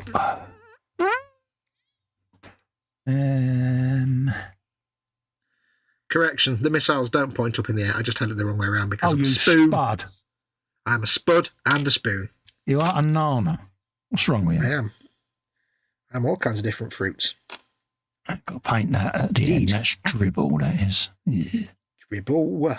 Dribble. Yeah. You're doing the Yoo-hoo dribble type stuff. Yeah, got all of that. It's got a bit of dribble hanging from his chops there. So Yeah, I knew a girl like that once.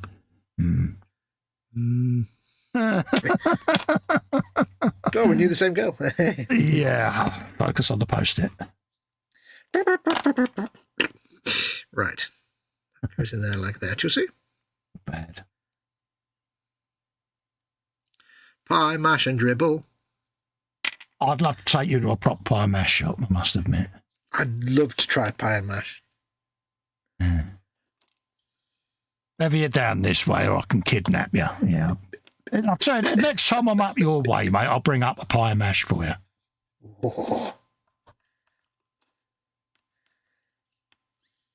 Hey.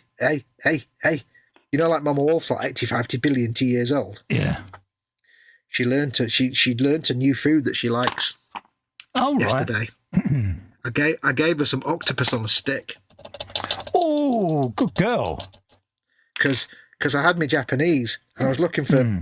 I wanted something that was. I had a soup and I had my main. I thought, well, something else. I was a little bit of a starter. Yeah. And it was all boring. Something. There's octopus on a stick, and I'm like, anything on the stick is good because it's on the stick. Yeah. But I'm not liking an octopus because it's too chewy. So I got this octopus on a stick. And yeah, that was an attempt at a Wookiee. It was a bad attempt, but you said chewy. Chewy. Just feel obligated to do a Wookiee, didn't you? And basically, it wasn't octopus squishy at all. It was like a little crusty Filu pastry thing on a stick with octopus in it. Oh, Delicious. right. Yeah. So I said to Mum, I said, have a try of this. And she went, what is it? And I sensibly said, just have a try. Yeah. Didn't say what it was. She's like, oh, I like that. What is it? I said, octopus on a stick. And she went, oh, ooh, quite nice then. Yeah. Oh, bless her. Yeah. Yeah, too late now. You like it. Ooh. So, yeah, she quite liked octopus on a stick. Oh, good for her. I shall have it myself again. It was very delicious. It wasn't chewy at all. No. It was like eating the beach. It tasted like the sea. Yeah. I'm not really 100% happy about eating octopus, but it was very nice. All right. It's supposed to be quite nice. Yeah, but they're very smart. They are. It's like eating a puppy. That's the one thing that puts me off octopus. Yeah. They are a highly intelligent creature, aren't they? I'd love to meet an octopus. There's some good documentaries on octopus. I'd love to have the chance to go to like an aquarium and the bit where you can go behind the scenes to the tanks. Yeah, do the old tactile bit. Yeah. Yeah, meet them. And I watched one video and they were talking about this guy was showing this octopus that lives in this aquarium. Yeah. And it was a big, massive, one of the big ones. I can't remember what it was now, the Atlantic massive octopus or something. Yeah. And it was just in this tank, but the guy was leaning over and playing with it because he looks after them. And I'm like, hang on a minute. This octopus is in this big tank, which is fine because it's billions of square foot of it. And it's like, yeah. But there's nothing over the top. It's just an open tank. So it could, in the back end, behind the scenes, it's just an open tank. Yeah. So how come they don't find this octopus all over the place all the time? How come it doesn't try and get out? Because it's got no way to not escape. Quite confused by that. It was just. They are a highly intelligent animal, aren't they? There was in this documentary, they was putting them in boxes with certain size holes. And if they could get both their eyes through it, they know their whole body will go through it. And you could see these octopus working out which one of these crates they could use to get to the end of the test. It was like 4 crates, but it could only get through certain holes that would allow it into the next one, you know, and you could see it figuring it out. And yeah, by the end of it, there they were, sat in the end one. It was like, wow, got, some real clever traits to them. Yeah. I don't think this green stuff's going to work. I think they're quite a misunderstood creature, really, aren't they? Oh, yeah. I watched this BBC thing where this guy had a octopus live with him for a year in a tank in his living room. And he said, I made a terrible mistake. I did one little thing. I get like an enrichment thing. I gave it a little bell. So you can pull the string and ring a bell if it wanted something like to be fed. Yeah. He said, and like normally if it was a dog, all that would happen is the dog would ring the bell when it wanted to be fed. Yeah. He said, kind of forgot that octopus are a bit more smarter than dogs. So basically this thing, it figured out every time it rang the bell, I came running. Yeah. So it would sit there and it would ring the bell when it wanted attention. Oh, wow. And it would sit there and it would particularly enjoy ringing the bell at like 4 in the morning or 3 in the morning. Yeah. When we'd all gone to bed and it was on its own, it was like, ring the bell. Because it realised a dog would just see it as a thing to get food, but the octopus is like, actually, no, every time I ring this, the human comes. Yeah. And I can get some attention. Cool. He said he fell in love with it. It was his best mate, but he said, yeah, it was wicked smart. Yeah.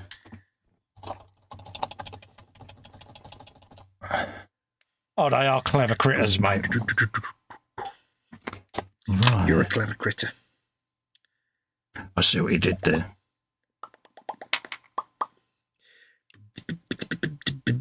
Teeth. That's that. Not convinced. Have a look at the. Yeah.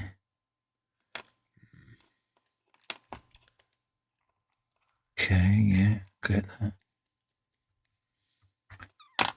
Loads of detail to go on there, yeah, cool.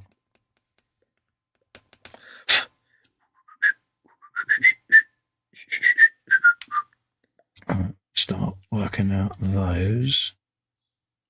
Okay.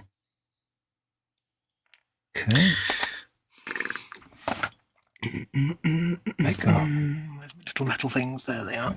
Side, yeah, so that's cool. That's Edward Leonard says, I had to come back because I didn't do my bench and belly to aggravate. Oh, you've done that one.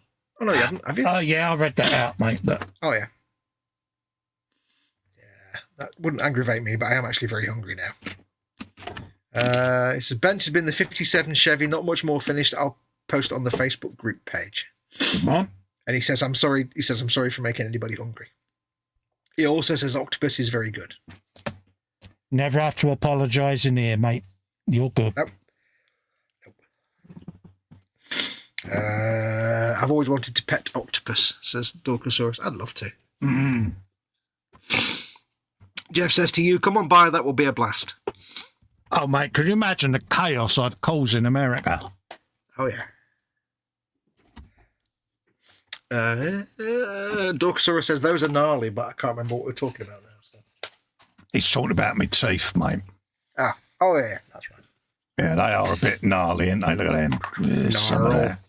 Right, I think this green stuff may not have been a huge... Yeah, I do like that. What was that? Okay, I've got to go under my desk now and find whatever just fell off my bench. Right. I may not come out alive. mate. You carry on, mate. Let's I might get eaten by spiders. let's just drop in base colour for the eye. There we go. That was easy. As per the box art, it's a really bright yellow. Oh, spiders!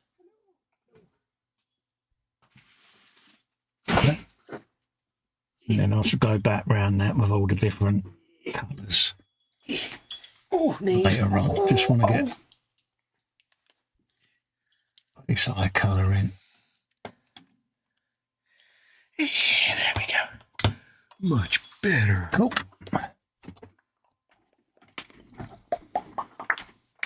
So we can let that dry off. I think it might be more sensible just to super glue them in like most people do. And if they ping out, yeah, just super glue them back in again. Yeah. Absolutely. Absolutely. Bit of upper end. Let's bring down a bit of Mephiston. Change brush, I think. Go for a one with a bit more of a... Gentlemen, change your brush. Or at least put a bit of green stuff in there, maybe. I don't know.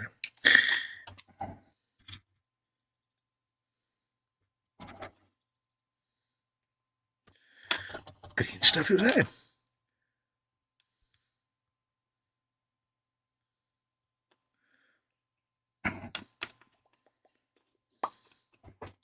Right, so I got that. Let's go for Gold. Where's my insane detail? Got to remember that show, Going for Gold. Oh dear Lord. I do. Terrible. Patrick McIrish, or whatever his name was. Patrick Kelly. That's the one. Why do I remember that? Yeah. Was it all like different European countries or something? I think it was, yeah. The only thing it had going for it was they had a Jean-Michel Jarre track as the title. Yeah, pretty much all the countries that hate the UK. It's like, yeah, let's go on this programme. So why do we go in the Eurovision Song Contest? We know no one wants us to win it. Yeah, well, there's always the chance that somebody else might be the most hated country of the month. You never know.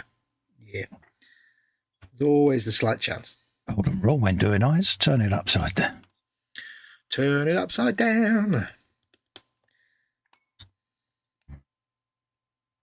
Okay. I'm slightly off camera, but I'm just removing the green stuff that I put in there because it didn't quite work. Because it took up too much space outside the little hole. And breathe. There you go. That's one done. So I should have a little bit of green stuff. The green stuff. So many green stuff. Green stuff. Do do do do do do do do do do do.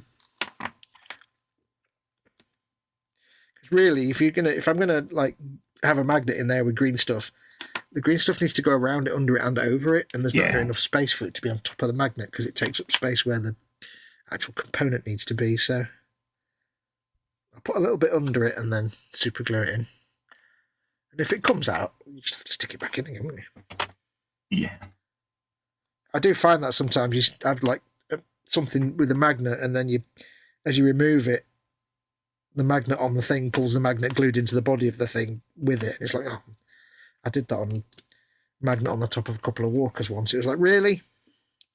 How many times do I have to glue this damn magnet back in? Curses. Most frustrating. It's very frustrating, Vera. Yeah, I'm listening, mate. I'm just painting an eye at the moment. No, I know. I know. Oh, apologies, I'm quiet, dude. No. Talking to you and the audience. It was all good. Duxor says, be right back. He's pooping, I bet. I bet he's pooping. I bet he is. That's the thing. If you try, it's like a member of the audience getting up at a comedy show. You're going to get picked on by the comedian. Oh, I'm going to say that you're pooping if you get up. Even if you're not. Fat people still do it, and it's like, yeah, you don't realise that's what's going to happen. Yeah, never get up. Yeah, you should go to them shows with a catheter. There was, you know that Gwyn the Twitching Welshman sketches that I sent you? Yeah. There was a couple that weren't on there, but I found later, and it was like some chat show. And at the end, he would play that character as if he was in the audience. Yeah. And he'd get out of the audience with like 6 pint glasses in his hand with full of beer. And the host would disappear, and he'd be like, I'll take over.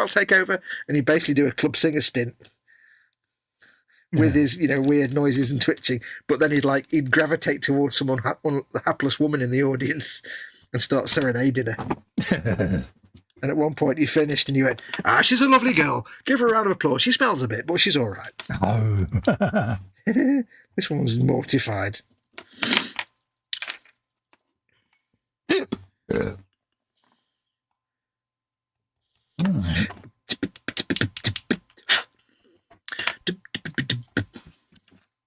It's a bit purpley around the edges of his eyes, so let's have a look at it.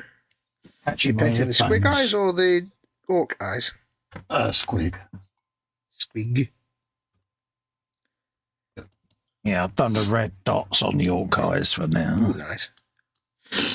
Edward says, I had one octopus in my reef tank and it kept getting out of it. It had to return it sometimes. They don't take and you need to leave it be. Yeah. If it's happy, it won't try to leave. Yeah, I suppose that makes sense, really, doesn't it? Yeah. I remember reading about one aquarium where they had these, like, I can't remember if they were moose octopus or the red one that is in the Atlantic, the giant thingy, whatever it is, and they said it kept escaping. At least, well, they didn't know for sure it was escaping, but what would happen is they'd come in on a morning, and there'd be like one less thing in one of the tanks. Yeah. So they'd come in one day and there'd be a fish missing from one of the tanks.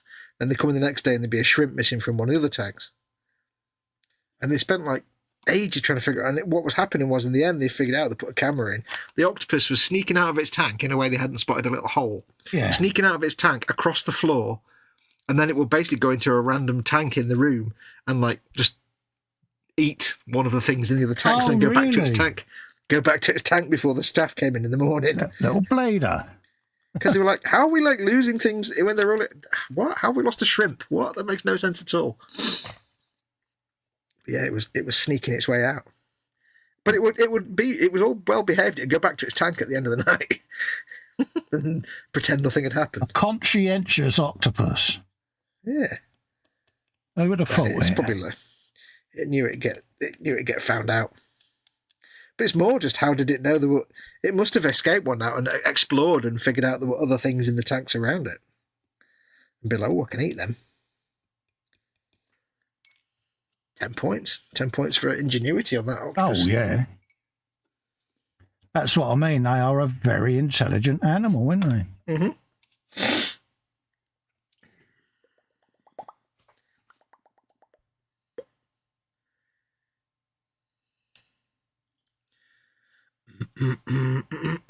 Sacrifice those magnets, never mind, for the greater good.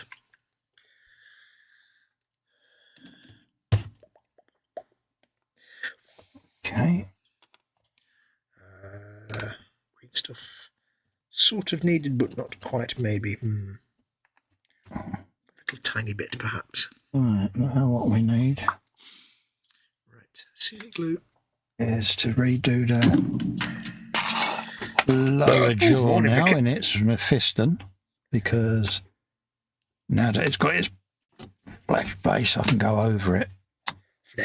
Flesh will say. Everything is behind my microphone. It's really annoying.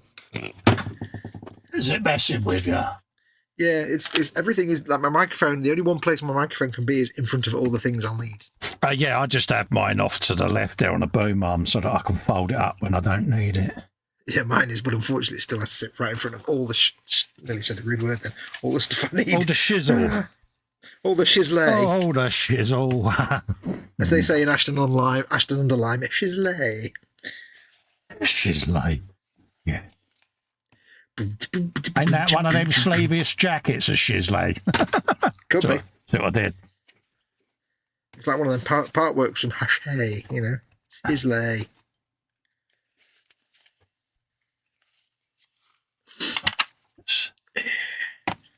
That jaw down now. There. Und now wir use magnets. Ja, das ist richtig. Tiny little bit of This is supposed to be red. Bring that yeah, that needs to be red. down the way. It's going to look like he's got a beard for a bit. I can't read. Not red, I mean red, you fool. Once it's blended in, it'll be fine. You see what I did there? I did. I am listening, dude. You're most impressed. All right, we've got pinkish stuff to go up around the gums, and then that's got to be purple. Let's try this again. Got some super glue in where the magnets needs to go. Just want to bring that up. In amongst the green stuff. It's got to ease that on. Cool. Hoping is if I put the magnet on top of the green stuff and squish it down, that'll give the super glue something to adhere to a little bit. It doesn't matter which way around the magnet is right now. Where's my tweezers? Tweezers. Tweezers. Oh, and it could just run off and stick to that. It said, cool. And then we can feather that all in later on as we continue the face. I wish I had some plastic tweezers. That would make life easier. You've not got placky ones? No, I keep meaning to get some and then never do. And then it's like, nah. When trying to position magnets, plastic tweezers would be a bit of a boon. Yeah, they are. They are godsend. That's I think that's why I got mine. They come as a little set. They're actually curved as well, the tweezers, like spoon bowls that have been cut, so you can properly grip a magnet with them. Oh, good. Now, you won't know this, but you've just triggered a Skyrim meme in my head now. Oh, have I? Oh, dear. Have you seen them warriors from Markarth with their curved tweezers? Curved tweezers. It's, yeah. Oh, dear. It's a kind of an in-joke. So I've done an unknown gaming reference there and didn't realise. Yeah, you've done an unexpected gaming reference in the bagging area. Good girl. Am I down another hole? I am, ain't I? Unintentionally, unexpectedly. No, you haven't got into the Skyrim hole yet. No, I've got the game. Yep. Like I say, I just want to get my dexterity speed a bit better because I'm still a little bit with my hands, you know. But it's getting there. There's no rush to get into the 2,000-hour long RPGs. You're allowed to take your time with those.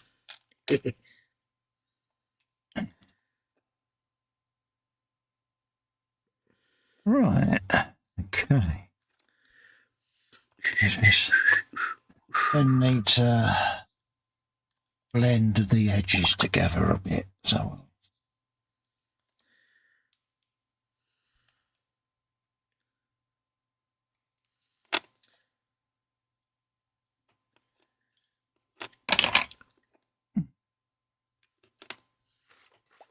Clean away some of the excess CA. Okay, feather that in later. So we're beginning.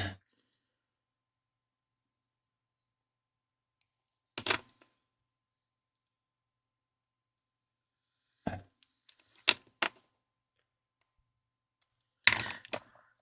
not going to use any kicker on that CA glue because that'll weaken it. And I don't want it to be a weak joint. Okay, so we've got darker down there with a bit of a nice crimson wash. Wait for that to set for a minute until I can try the other magnets. Of course, I need to get the magnets the right way around. How are we doing? 4:37. Dorcosaurus wasn't pooping. He went outside for a smoke. He says Edward says they are smart creatures. Anyway, I'm really going this time. Goodbye, everybody. Cheers, everybody. Yeah, Edward. We're not on for much longer now, Edward, mate. So, about another 10 minutes or so we'll be on for. Yeah. Just so that everyone can get off and do their thing. Mm-hmm. But, yeah, base layers are reasonably down, so I'm happy. So it's just brush cleaning for me, and then I think we'll call it a day then. Yep. Then what's that, 4.5 hours? Yeah, we're doing all right. Yeah. So I'll do my brush cleaning, I think, just to be on the safe side. I always like to do the brush cleaning at the end of a stream, because if I don't, then I'll forget, and then I won't do it for like a week. Yeah, I tend to do them all because I know I've done them. Bad. Yeah. Because, I am that person that will leave a brush or a pot of brushes. Yeah, I'll clean them later. And it's one of them, not knowing if I'm going to be in the man cave later today. So, yeah, it's clean them now, fat boy, whilst you can, isn't it?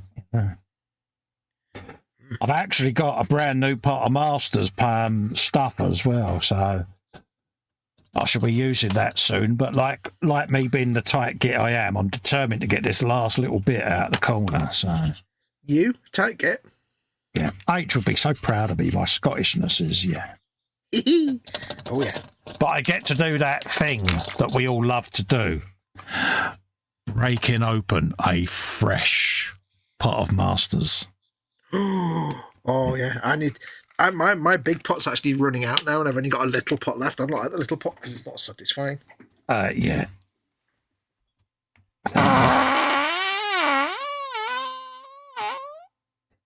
He's an animal. See what I mean? He's an absolute animal, isn't he? Isn't he? If people don't like that, I can stop doing it, but it is very funny. It's not my show, so I can't The make way I these look at decisions. it, it's nature. It's some kind of nature. It's just finally people realise what I have to put up with. Oh, yeah. And I fall for it every time. Oh, before I go cold, what's that, mate? Yeah. Clunk. I'm like, really?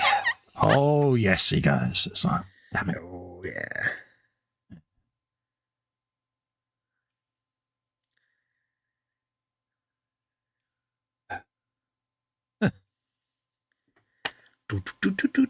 Right, that's that done. That was a bit of brush painting with the Psycho.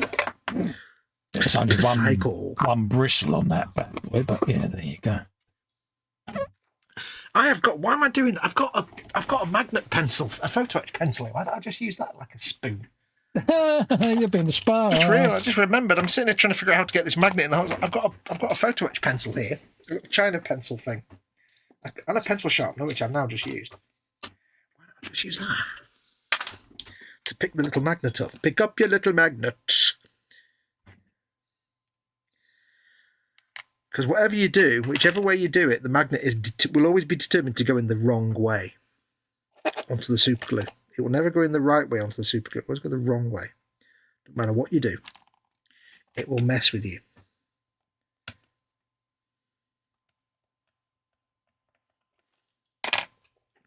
It will mess with your chi. Absolutely.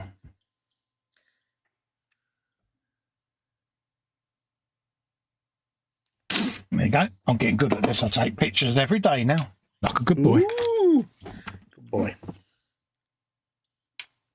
How many years has it taken me? All of them.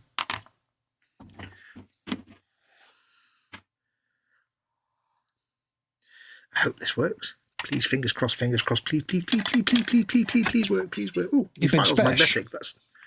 I'm just hoping this magnety nonsense works. I'm not usually the best. Now, which way do...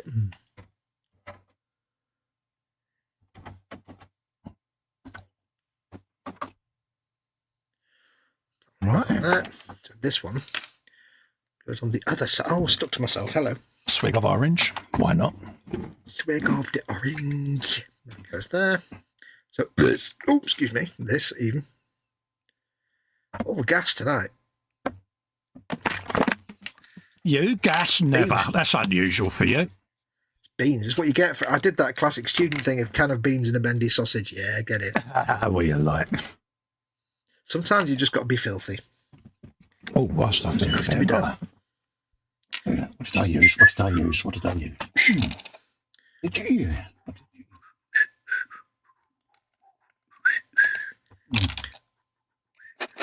Do that one.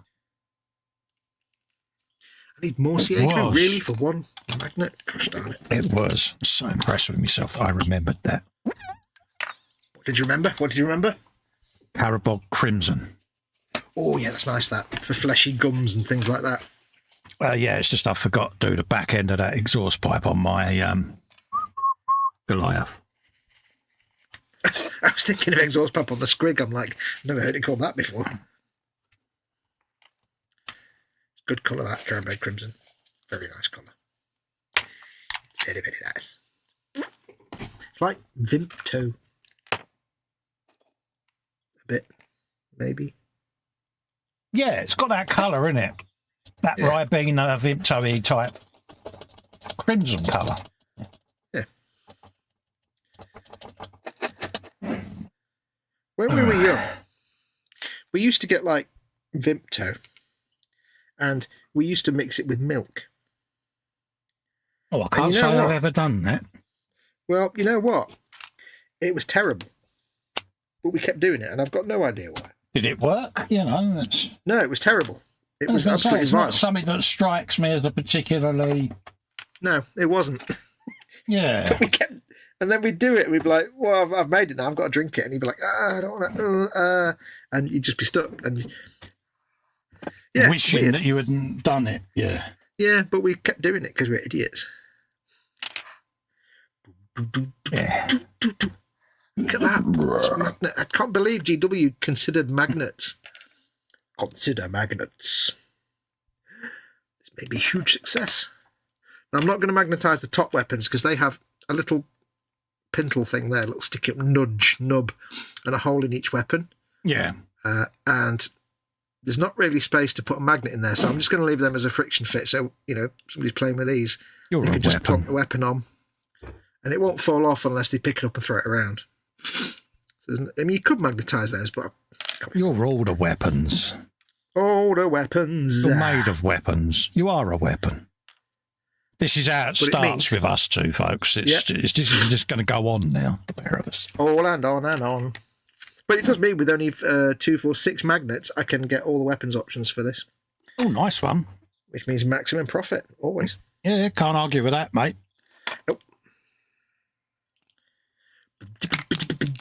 Right, well, I'm done. I've got me squig to the stage where I can stop for the night. That's all the base colours down. Yep. On I'm it. still going, but I'm not going, if you know what I mean. Yeah. Got teeth done. Exhaust started. Legs started. So yeah, it's got all my orc skin to sort out. Yeah, it's had a couple of colours on there. It's got to do the muscles a bit, and yeah. And then I can focus on the weapons. Nice. I have basically just built the weapons for this Sentinel. Nice. 2 missile pods. You've got melters, flamers and stuff, and 2 hunter-killer missile pods. Yeah. And now I can magnetise the missile pods. They can all be swapped out. Exactly. It'll just be a friction fit on the top. So all I've got to do now is put the legs on that, and then it's on to fixing building all the dudes for me. They're a good little kit to do, mate, at the end of the day. Yeah. This is the brand new Horus Heresy stuff. Oh, right, yeah. I have to say, these 2 tanks, which before now were Forge World, and they are really nice. They go together really nicely, but they're the most model kit like model that GW have ever done, because the tank's like the upper hull is like 4 or 5 different pieces. The lower hull is like 3 or 4 different pieces. Normally it's not as complex, but it's good that they're going down that road because I think it's just to pad out the sprue count really, but it's nice that they're doing that, because it's like they go together really nice. There's a couple of little gaps on this thing that I've had to cover with some plastic card. It wasn't a perfect fit, but you know, it's pretty good. I quite like building them. Happy days, mate. Recommended. I'm still going, but I'm listening. No, that's all right. Like I say, folks, massive thanks for you all coming in. Massively appreciated. Yep. We couldn't do this show without you, because, you know, you keeping us company keeps me and him coming in. So, yeah, and hopefully you've enjoyed it. All I'll say is squig. Squig. Yeah, if it wasn't for you guys, we'd just be 2 old men shouting at clouds on the internet. Exactly. So we're going to come off air now and love and leave you all. Enjoy the rest of your day. Stay safe and well. And we look forward to seeing you on the next show. I'll be back Sunday, hopefully, with Dave doing our thing on the Sunday. So we'll look forward to seeing you then. And then we'll all be back Monday for the E-Models Gallery show. Yeah. And then you did say earlier you were thinking of hunting streaming. Is that any date planned yet, or is that still just no, not sure yet? It's going to happen, but it's not tomorrow, if that's what you think. You know, no, I'm just thinking, you've not got a date in mind yet for that? No, I'm just going to do it as a random thing, mate. Yeah, cool. And, I've lost my train of thought now. What was I saying? Oh, yeah, we'll be back Wednesday for the E-Models and obviously next Friday for another Frolic, folks. So until then, stay safe and well, and we'll see you on the next one. Bye-bye for now. Adios, amoebas. Squeak. Squeaky.